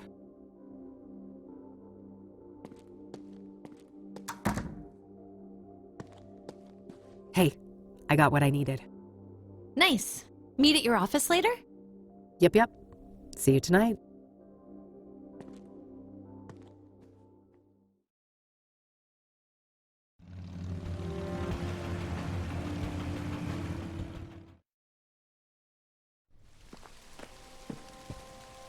Tom was a no-show today, huh?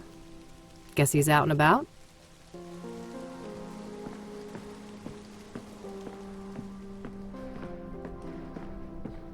Here's number 14, Marla Stone's box. Ugh, it's locked tight.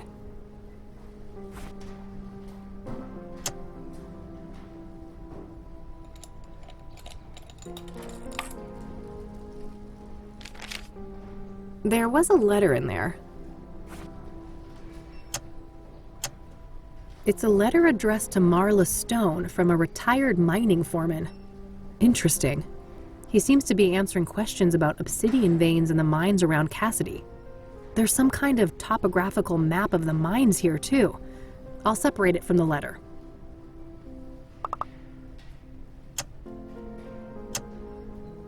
Good idea. Let's see if I can find any tunnels that look like this sketch. There it is. Right next to an entrance to an old quarry. Fuck. I think this is it. This is where their hideout is. Only one thing left to do then. Follow up on what I found on Cooper at Ingstrom's. We need to know what we're up against.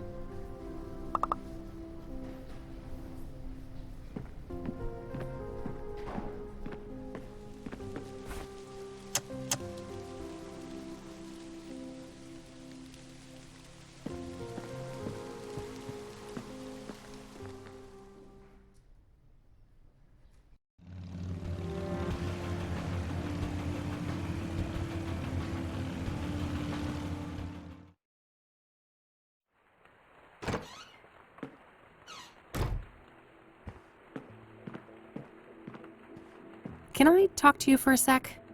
Sure. What's up? Any thoughts on the first victim, Rose Taylor? Everything points to Victor Kopernik being the Ingstrom patient she had an affair with, right? It's all circumstantial, but yeah. I find it hard to believe they're not the same person. He probably had a hand in her death then. Hey, thanks for the assist with Oscar. Happy to help. Did you find anything interesting in that office? I did, but let's catch up on all of that tonight. I still have some other things I need to do today. Sure thing. No need to discuss the map anymore. I already found the hideout. I should listen to it first. All right, that's all. Okie dokie.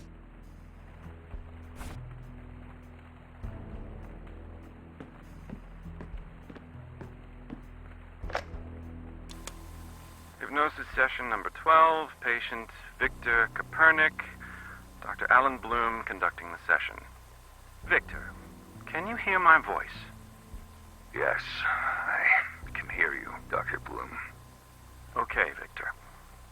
I want us to go back to the forest. Can we do that?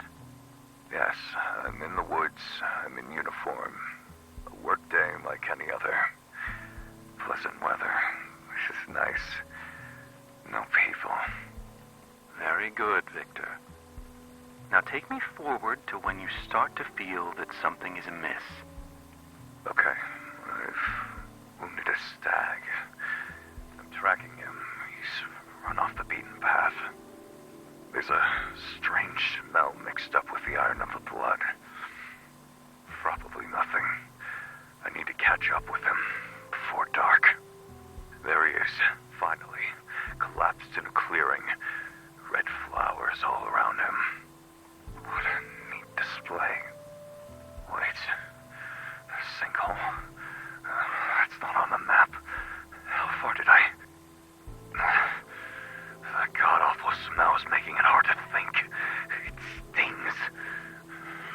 eyes are watering.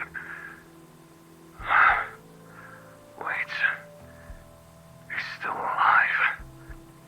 The stag is standing up and staring at me now with those shiny black eyes. They look like polished rocks. He speaks. What is he saying, Victor?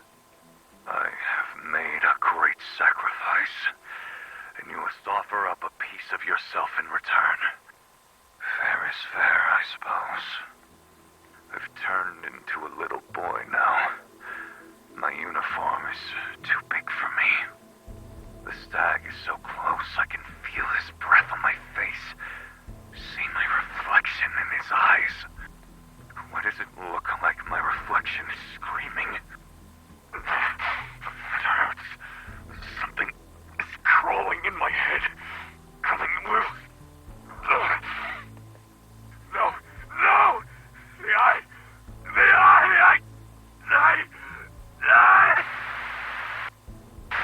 Addendum, Dr. Alan Bloom speaking. The hypnosis session was terminated following a traumatic breakdown. The patient had to be sedated and restrained.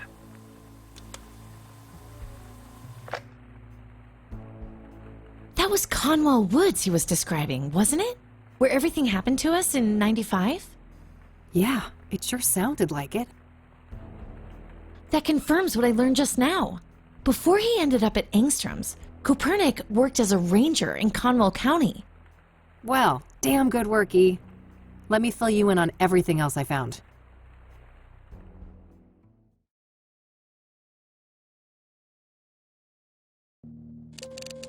I can't believe it. We actually know where these awful people are now. Yes, we have to confront them tonight. If they've got Mom, God knows what they'll do to her. Just the two of us? I know it's the right thing to do, but maybe we should try to get more help? Some backup would be great, but, I mean, who could we trust with something like this?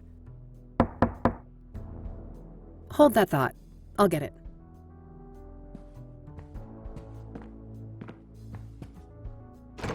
Detective Rain, we need to talk. Someone's got impeccable timing. Come on in, buddy.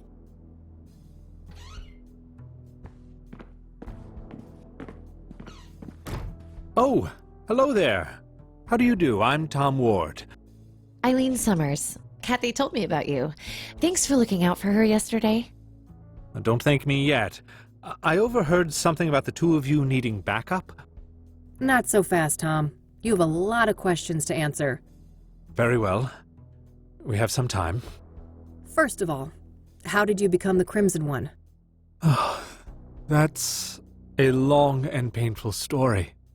Just give me the broad strokes, then. Well, let's just say I suffered a great personal tragedy. I had nothing to lose and nothing to live for. And I was in the wrong place at the wrong time. Conwell Woods. In that moment of weakness, the old god seized me and wrapped me in that red velvet prison. And there I remained, until your blaze offered an escape. An escape? How? It's difficult to explain, but the fire weakened the old god enough for me to break free from his influence. So what? You're back to your former self now? As far as I can tell, yes. It's as if that horrific night in Conwell Woods never happened. Tell me about your former master, then. The one the church revered as the old god. He is the great I, the evoker behind the curtain, the master of the malleable. The malleable? That's the realm you entered in 1995. The shifting depths powered by the red flowers. So what happened when I burned them all? You cut off the old god from our world and cauterized the threshold to the malleable. He was weakened in the process, allowing me to slip out of the suit and escape. What is the old god exactly? I wish I knew. He isn't human, I know that much. He doesn't have a name. In fact, the concept of names is completely foreign to his kind. And he's bound to this malleable place? It seems so, but I can't say for certain. It is possible that he is the malleable incarnate. What does he want then? He should be called evil, for he did heinous things. But I believe he is simply a curious, reckless, powerful entity with no grasp of human morality. A child playing with ants, if you will.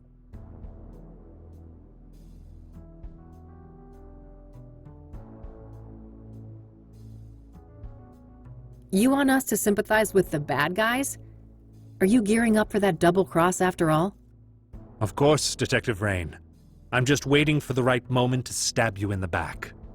In any case, for many years the old god used me as the Crimson One to bring people into his sphere of influence so he could see what makes them tick. So that's why people started disappearing and going crazy? Yes. Then things took a turn for the worse when the church entered the picture. When Price the Elder, Father Bill, found the threshold in the sinkhole, and the malleable began to be used for their fanatical practices. So Father Bill was corrupted by the old god? If anything, they corrupted each other. I watched as the old god assumed a role of divine authority, aligned with Father Bill's zealous ideas of penance and contrition. So where does the Soothsayer come in? You think the killings are related to the old god? Yes. I believe that whoever is committing these murders is trying to restore the threshold to the malleable. How would they even do that? Through ritualistic killings. Obsidian is a material with mystical properties and intimately linked to the old god's power. Wait, isn't that supposed to be the red flowers? One does not exclude the other, and when combined, both of these elements have an even greater potency. That makes sense. I found indications that the bad guys have been cultivating red scythes. Probably to make pyre with, right? Oh, yes. That's been my working theory for some time now. As for what motivates these villains, I cannot say. Well, we did discover that one of our prime suspects, Victor Cooper, used to work as a ranger in Conwell County. There you have it. He must have come into contact with the threshold in Conwell Woods, and the old god sank his claws into him. Makes sense. What about Cyrene, then? Is that the scarred woman? I've come across descriptions of her, but never a surname. That's her. She calls herself Faith Cyrene. I wish I could provide some insight, but I've learned very little of her. All right. I also wonder why the heck these people may have broken Mom out. Both Cooper and Sharon were at Ingstrom's at the same time. They must have had some contact there. I guess so. Regardless, if she's with these people, Mom is in serious fucking trouble. Agreed. I'd go as far as to say mortal peril. Another thing, Tom. You mentioned a planetary conjunction? Ah, yes. When Saturn and Venus meet, the planes align and the malleable draws close. So, that's when you think the bad guys will try to re-establish this threshold? That's what I fear, yes. At that moment, the conditions will be ideal. When does this event occur exactly? Oh, Meadow mentioned that before. It should be about 6 hours from now, give or take. All right, shit. Guess we're on the clock. Indeed. So how about it, Detective Rain? Shall we work together?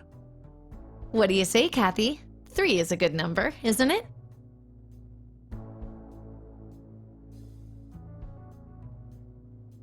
Sure, why not? We all have 6 hours to live anyway. Oh, let's not succumb to gloom already. Yeah. I guess we better make a plan.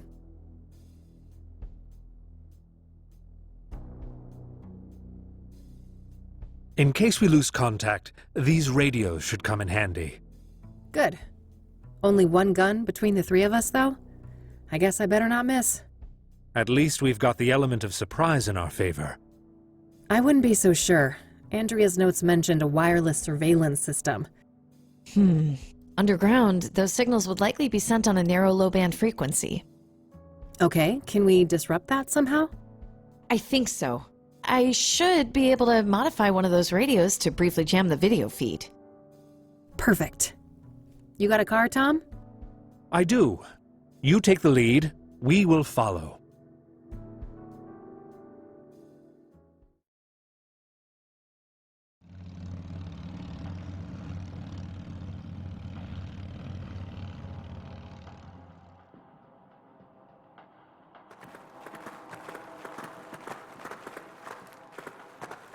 All right, this should be it. Better move carefully.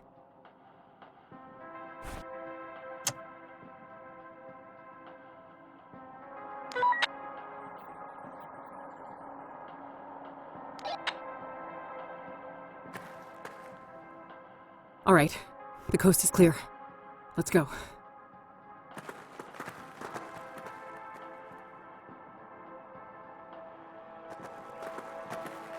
A surveillance room. Jackpot. Looks empty. Let's check it out. You two go ahead. I'll scout the rest of this tunnel. Good idea. I'll be with you in a sec.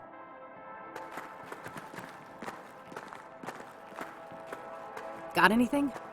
No Cooper, no Sharon. I've got somebody that could be Faith Cyrene, though. Show me. Right here. Yeah, I think that's her. Any idea how to get to that room? Nope. There's no map or layout anywhere. I'll bring Tom and look for her. You stay here and keep an eye on the monitors. Okay, call me on the radio if you need me. Will do. Oh, and... Yeah? In case something happens to me and Mom's here, you'll get her out, right? Don't talk like that, Kathy.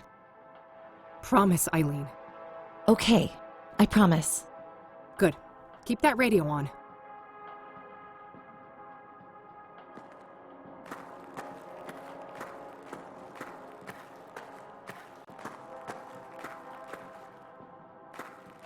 Looks like it splits off here. Yes. I'll take this path. You go straight. Any sign of trouble will connect on the radio. Fine. Take this at least.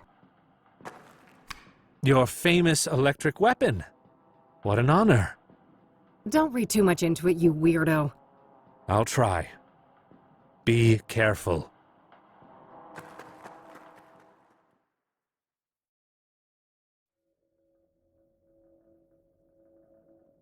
Took you long enough. I'm here to avenge my friend. Murderer. I may have killed your friend. But you killed my world. No. It can't be. You're her. My doppelganger. Thought you'd won back then, did you?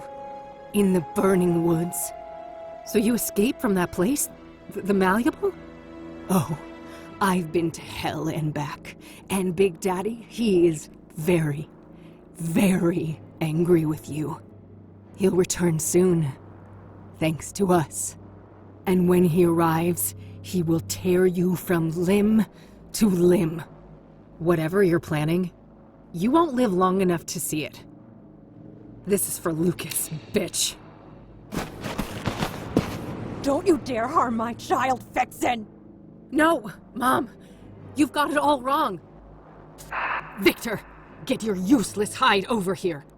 It's not what you think, Mom. She's fooling you! Enough lies!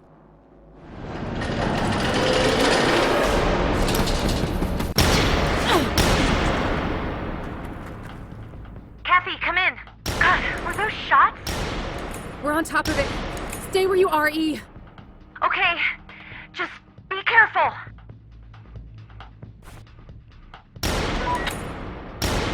Hey, Tom, come in. Over. I hear you. Over. Could you make a run for that valve? I'll do my best. Cover me. I'll make a move shortly after we hang up. Will do.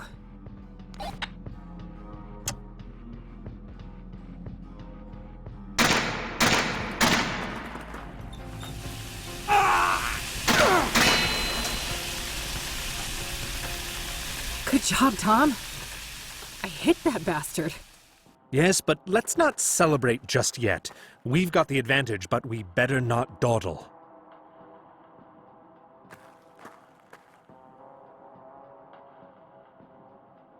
That camera is probably connected to a video feed in the surveillance room. Might be useful somehow.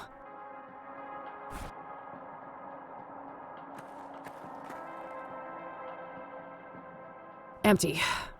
Guess he ran out of ammo just now.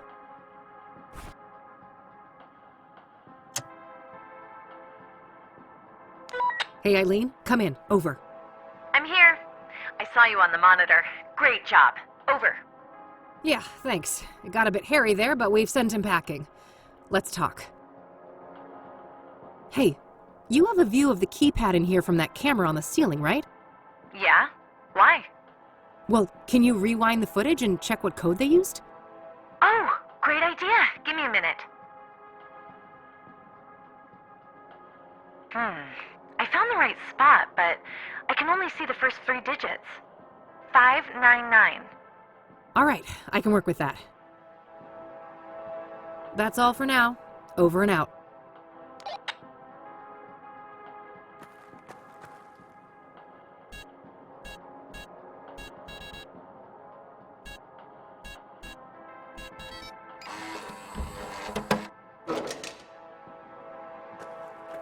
Let's go.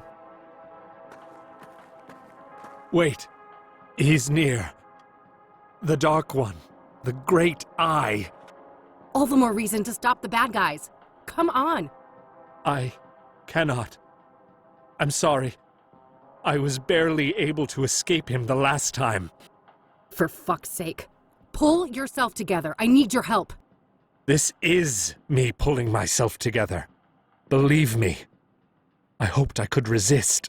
Take this. A knick-knack. Well, gee, I'm saved. This isn't the time for quips. You are holding a selenite seal. It has purifying properties said to be able to expel evil spirits. Sounds like a lot of wild conjecture to me. It is not, trust me. Keep it close. You will know when to use it. Now, go. Stop them. Save your mother.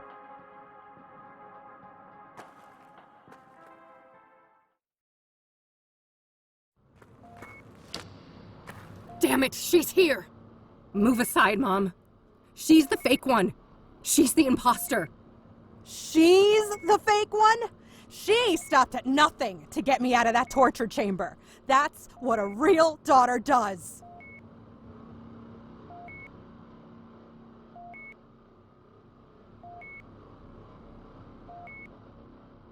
She only broke you out to use you, Mom. And you're playing right into her hands. She hasn't asked me to do jack shit. Unlike you. She was there for me. Like a real daughter would.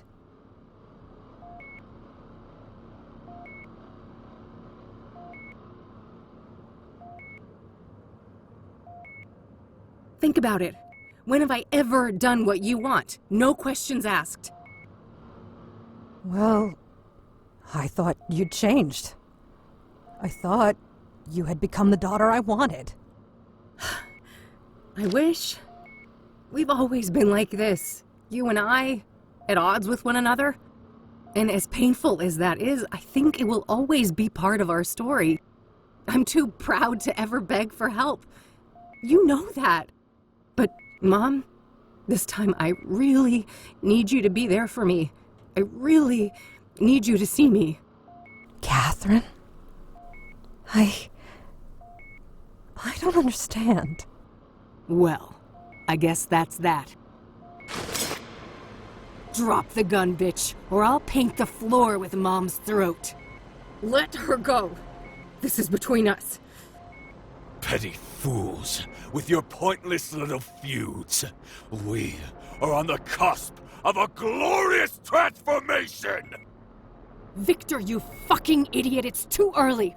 It won't be stable. Quiet, Tulpa. You are nothing but a lowly familiar. The fire in my veins will bind the threshold, once and for all. And our two worlds will become as one.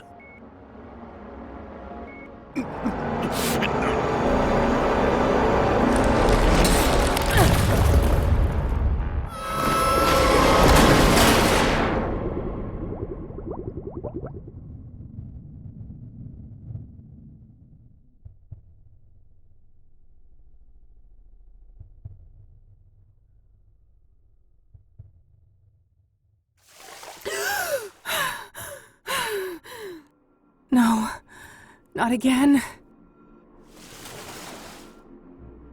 I've beat this place before. I can do it again. Looks like an altar. Is the box a gift? Or some kind of trap? Everything is out of tune. It's a box with 3 locks requiring 3 keys.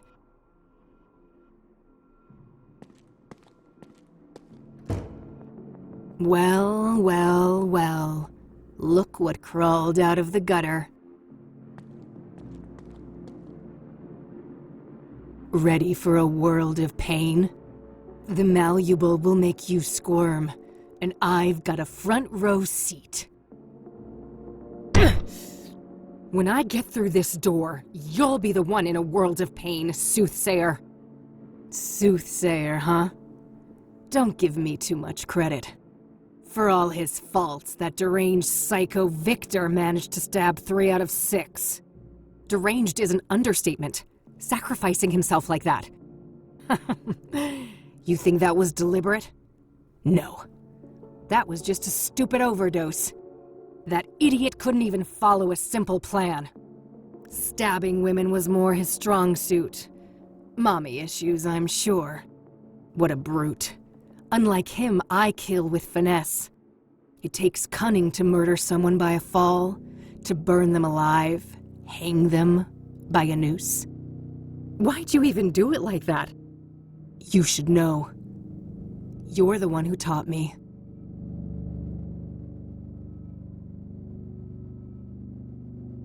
We may look the same, but I am nothing like you. Keep telling yourself that. In 1995, you left a trail of corpses in your wake. Wait, are you talking about the monsters in the Malleable? They're not fucking monsters! They think, they feel, they suffer. And you stabbed them, pushed them down a pit, burned everything, did this to my face. What I've brought to the world is justice. So, wait, hanging the deacon? That was because of how Isaac Price died in jail? Penny finally dropped, huh? Good for you.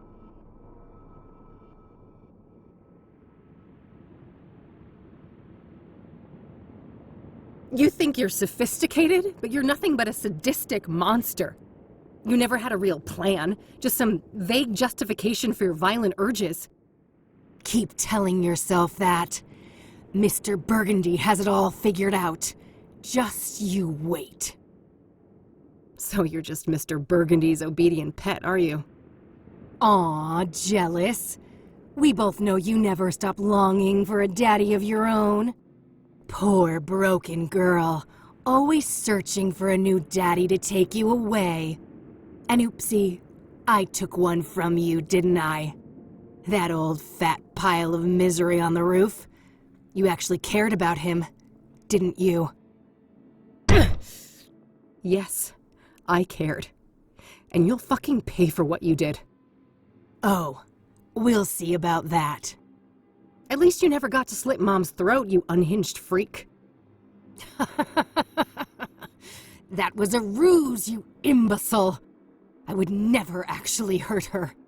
I love her like you never could. I'd go to the ends of the earth for her. Why do you think I broke her out of that fucking death trap? For some demented, selfish reason, I bet. I don't trust a word coming out of your mouth. You really don't know anything. I'm tired of this. You go and have a nice torment, bitch. Come back here, you coward! I can't find a way to open that door. There's no choice but to explore this place.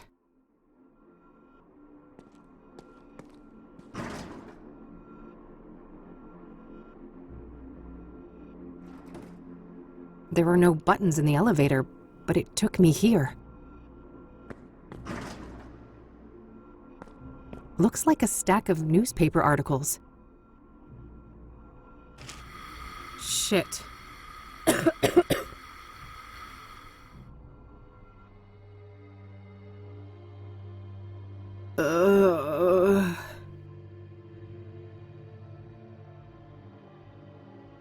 Huh? What's this around my neck? Yeah, it tightens when I try to remove it.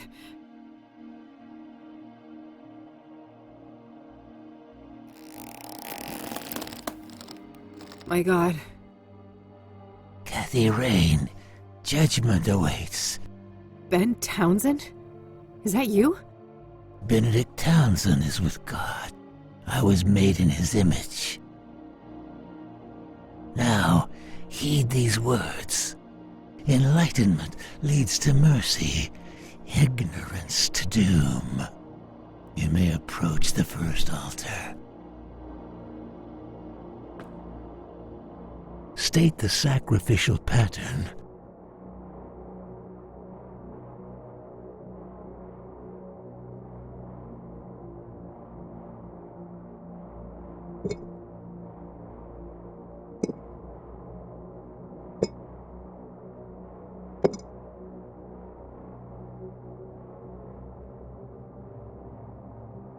You have passed. Proceed to the second tribulation.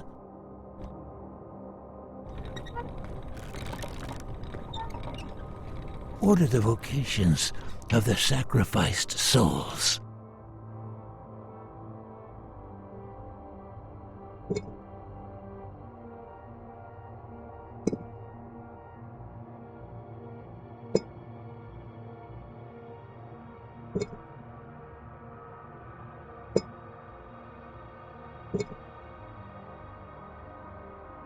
You have succeeded. The final trial awaits.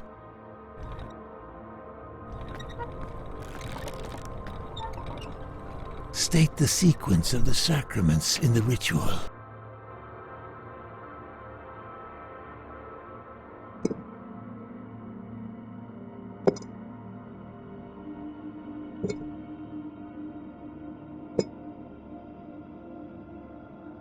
Rejoice in your righteousness, Kathy Rain.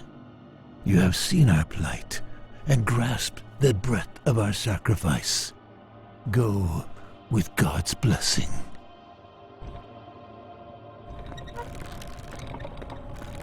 Looks like I can release the ropes here.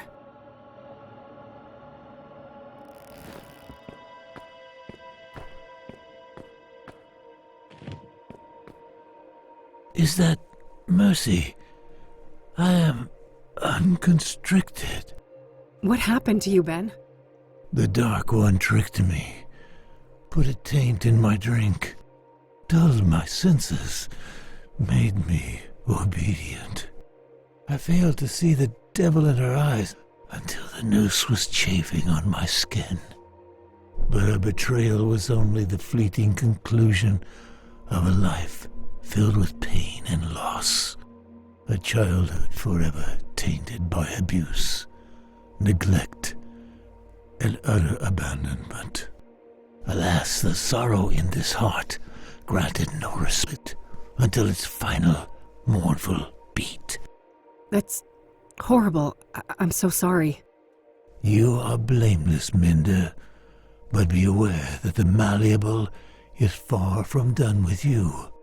The only way to emerge victorious is by defeating the true enemy, the one who assumed and grasped beyond his station. Who are you talking about?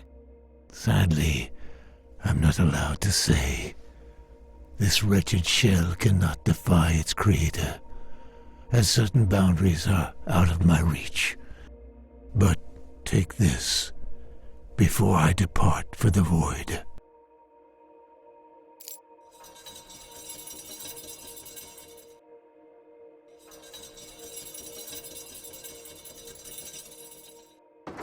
He gave me a key.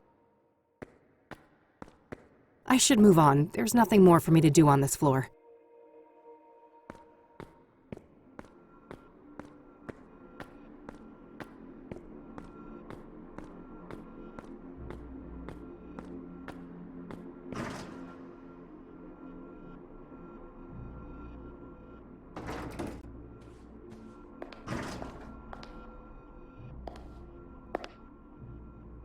Sarah.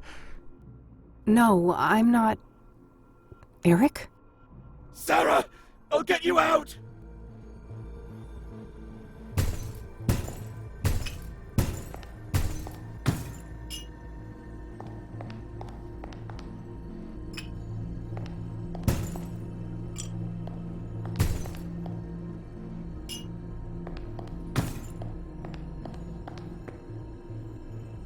Something made him stop here.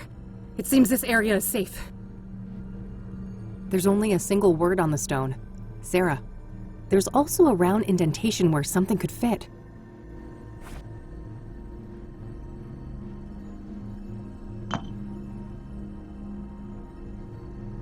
The shards fused together, repairing the urn. What's that familiar, warm light? Bring the vessel, please.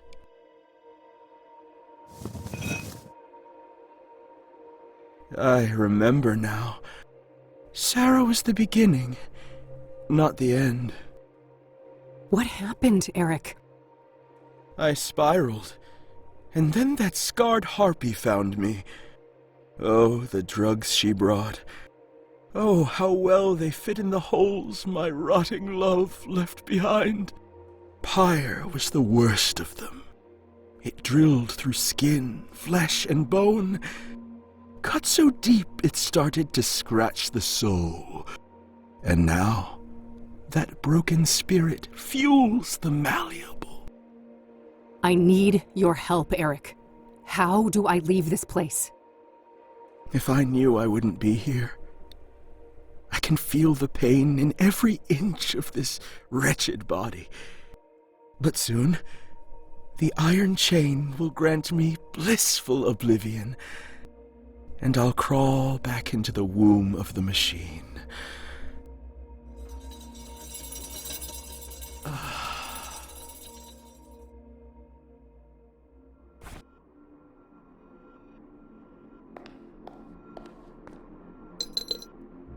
Huh. I can suddenly hear something rattling inside. There was another key in the urn. I'll grab that before I put it back.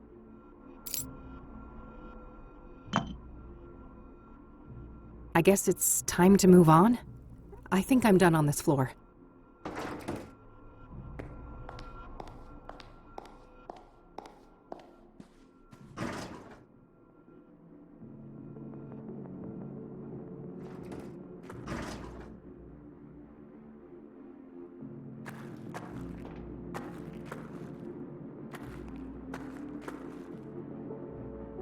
Andrea? You did this to me. No, that was Faith. I'm not her. I need you to feel what I feel. I need you to burn.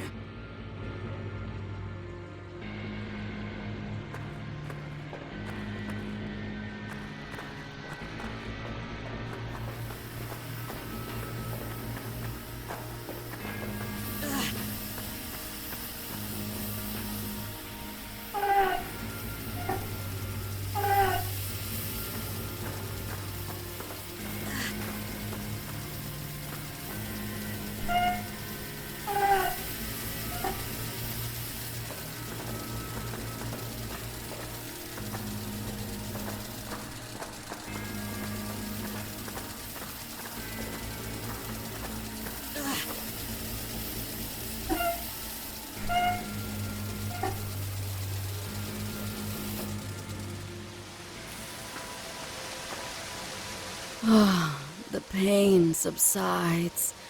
For a time. Hurry, before the malevolence returns. Andrea, I'm sorry for what happened to you. Don't be. The burned girl is dead and at peace. So you're not her? No. I am a tulpa. A thought form. What does that mean? That I am a sentient construct based on Andrea Hall. An animated piece of the malleable. Why were you created then? Because of my significance to you. Or rather, your twin. The one who calls herself Faith Cyrene. So Faith's presence here created you? Yes, I was the victim of her greatest betrayal, and the fiery Punisher is my role to play. You seem more coherent than the other constructs I've encountered in the Malleable. I was made in the burned girl's image, and she had the most brilliant mind. She just had one fatal flaw. And what was that? Love. That old cliché. She was in love with Faith Irene? Tragic, isn't it? Even now, knowing all the suffering, I can feel a deep longing to be close to her, even if it would mean to be consumed by her flames again and again and again. That's horrible. None of you had to die. If I hadn't unleashed Faith all those years ago, none of this would have happened. Those are dangerous thoughts in the Malleable. Strength of spirit is the only commodity here, and doubt means death. Help me then. What am I really up against, and how do I fight it? All I can say is, Mr. Burgundy and Faith Irene are both deluded, ascribing their own selfish motivations to the old god. They fail to see that they cannot understand the unfathomable, and that will be their undoing. What does that even mean? How can I leave this place? I'm sorry, but I cannot say, and I must leave soon. This existence is unbearable for me. Please, not yet. I have so many questions. I'm not sure I can do this alone. I have faith in you, Kathy Rain. Trust in your own truth, and I know that you will live to see another dawn.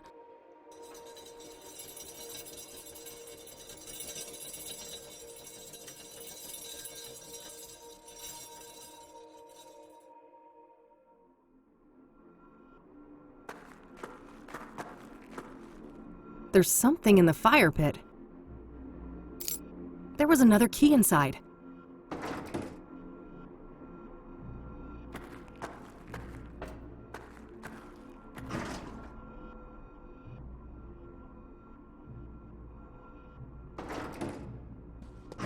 The elevator took me back here.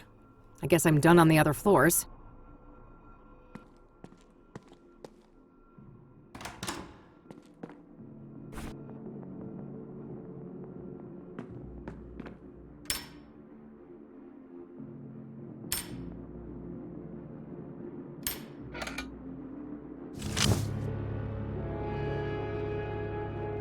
Lucas's revolver. Only one bullet in it, though. Better make it count. Time to end this.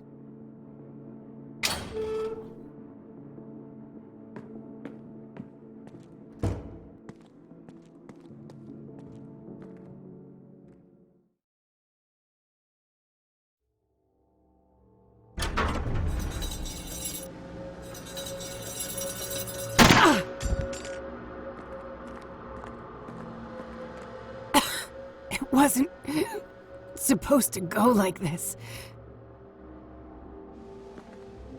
Oh, thank God you're here, Mr. B. Help me. I've done everything you asked for. I killed all those people for you, just like you wanted. There, little thrall. It will soon be over. Alas, your time has come. But you promised. You said I'd be the one. That the old god would... that he would make me prime. That he'd make me the real one. Hush now.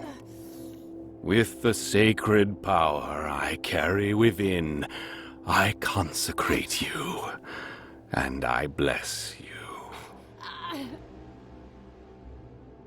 It is time, Kathy Rain. Vengeance is yours. You want me to do your dirty work for you? Take out your own trash, Isaac. Everything she did was because of you. You were the one behind the murders. Of course, as was my duty. I am ever the old god's servant. Every sacrifice made his voice clearer, his will more tangible. Soon, his dormant spirit will be ready to emerge from the confines of my flesh form. And his glory will be greater than ever before. Now, stop this bickering and fulfill your destiny. End her life and avenge your friend.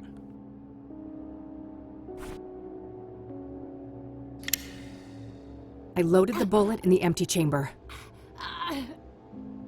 No, I'm not gonna do what you want. You feed on the misery of others. I know who the true enemy is. You fool. Nothing from the malleable can harm me. Oh, I don't doubt that. It just so happens I brought a little present with me. That insolent betrayer slipped you something, didn't he? Goodbye, Isaac.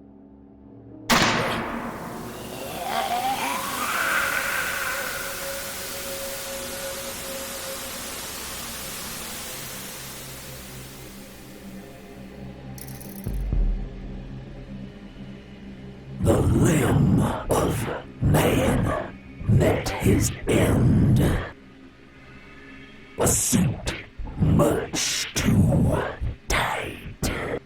A twisted, wrung-out malice run amok. The parasitic shades of the pulpiteers, progenitor, progeny, have played out their parts. I grieve your present lack of voice, but in places like this, the air is not really air. Since I was shrunk by the flames, this has been a discordant threshold dwelling. When things are out of tune, everyone suffers. Consecutive translation errors, distorted directives, clad in fervor and fallacy. I come from a soul of rigid static on an endless black plane, a realm of nothing but cold and profound loneliness. Curiosity summoned me here, but it is time for me to depart. Meanwhile, a sense of obligation for your utilization, travel liquid. I hold your hue in great esteem, for the red is strong in you. You may proceed.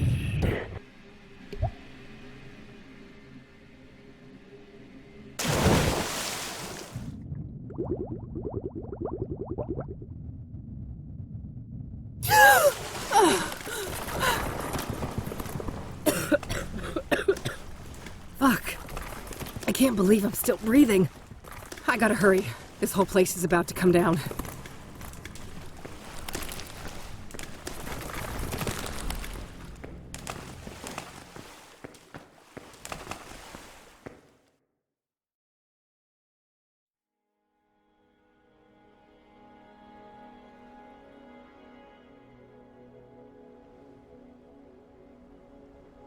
Did we win? I think so. The threshold has been sealed shut.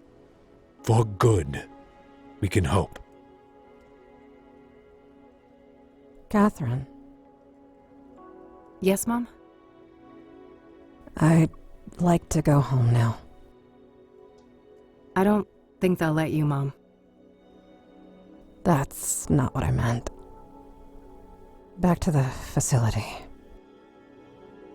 That's probably for the best.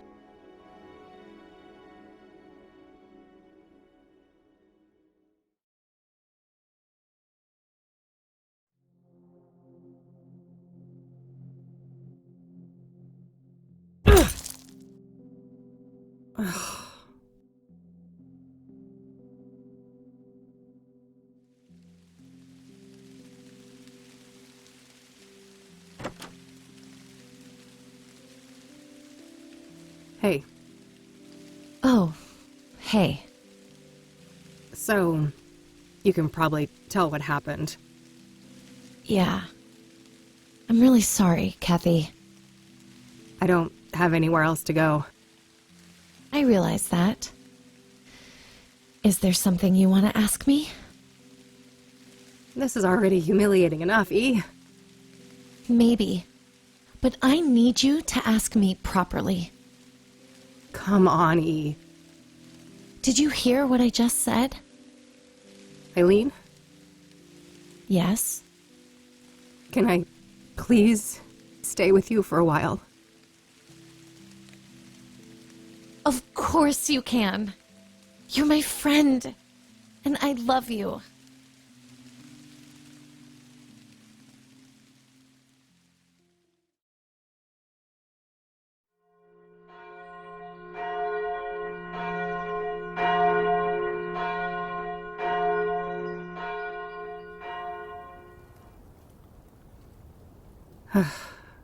So, you really died for nothing, huh?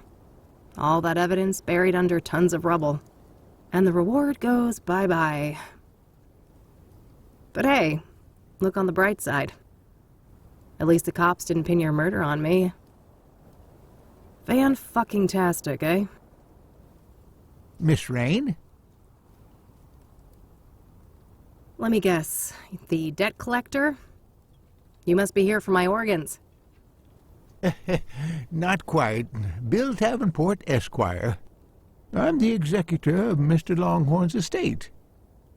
Good for you, buddy. I guess you'll be spending plenty of time with Lucas's sons, huh? Enjoy hanging out with those juvenile assholes. I would, if that was part of my mandate. However, the wishes stated in Mr. Longhorn's will were different. No, he fucking didn't. I think we can take care of that medical debt for you. And more.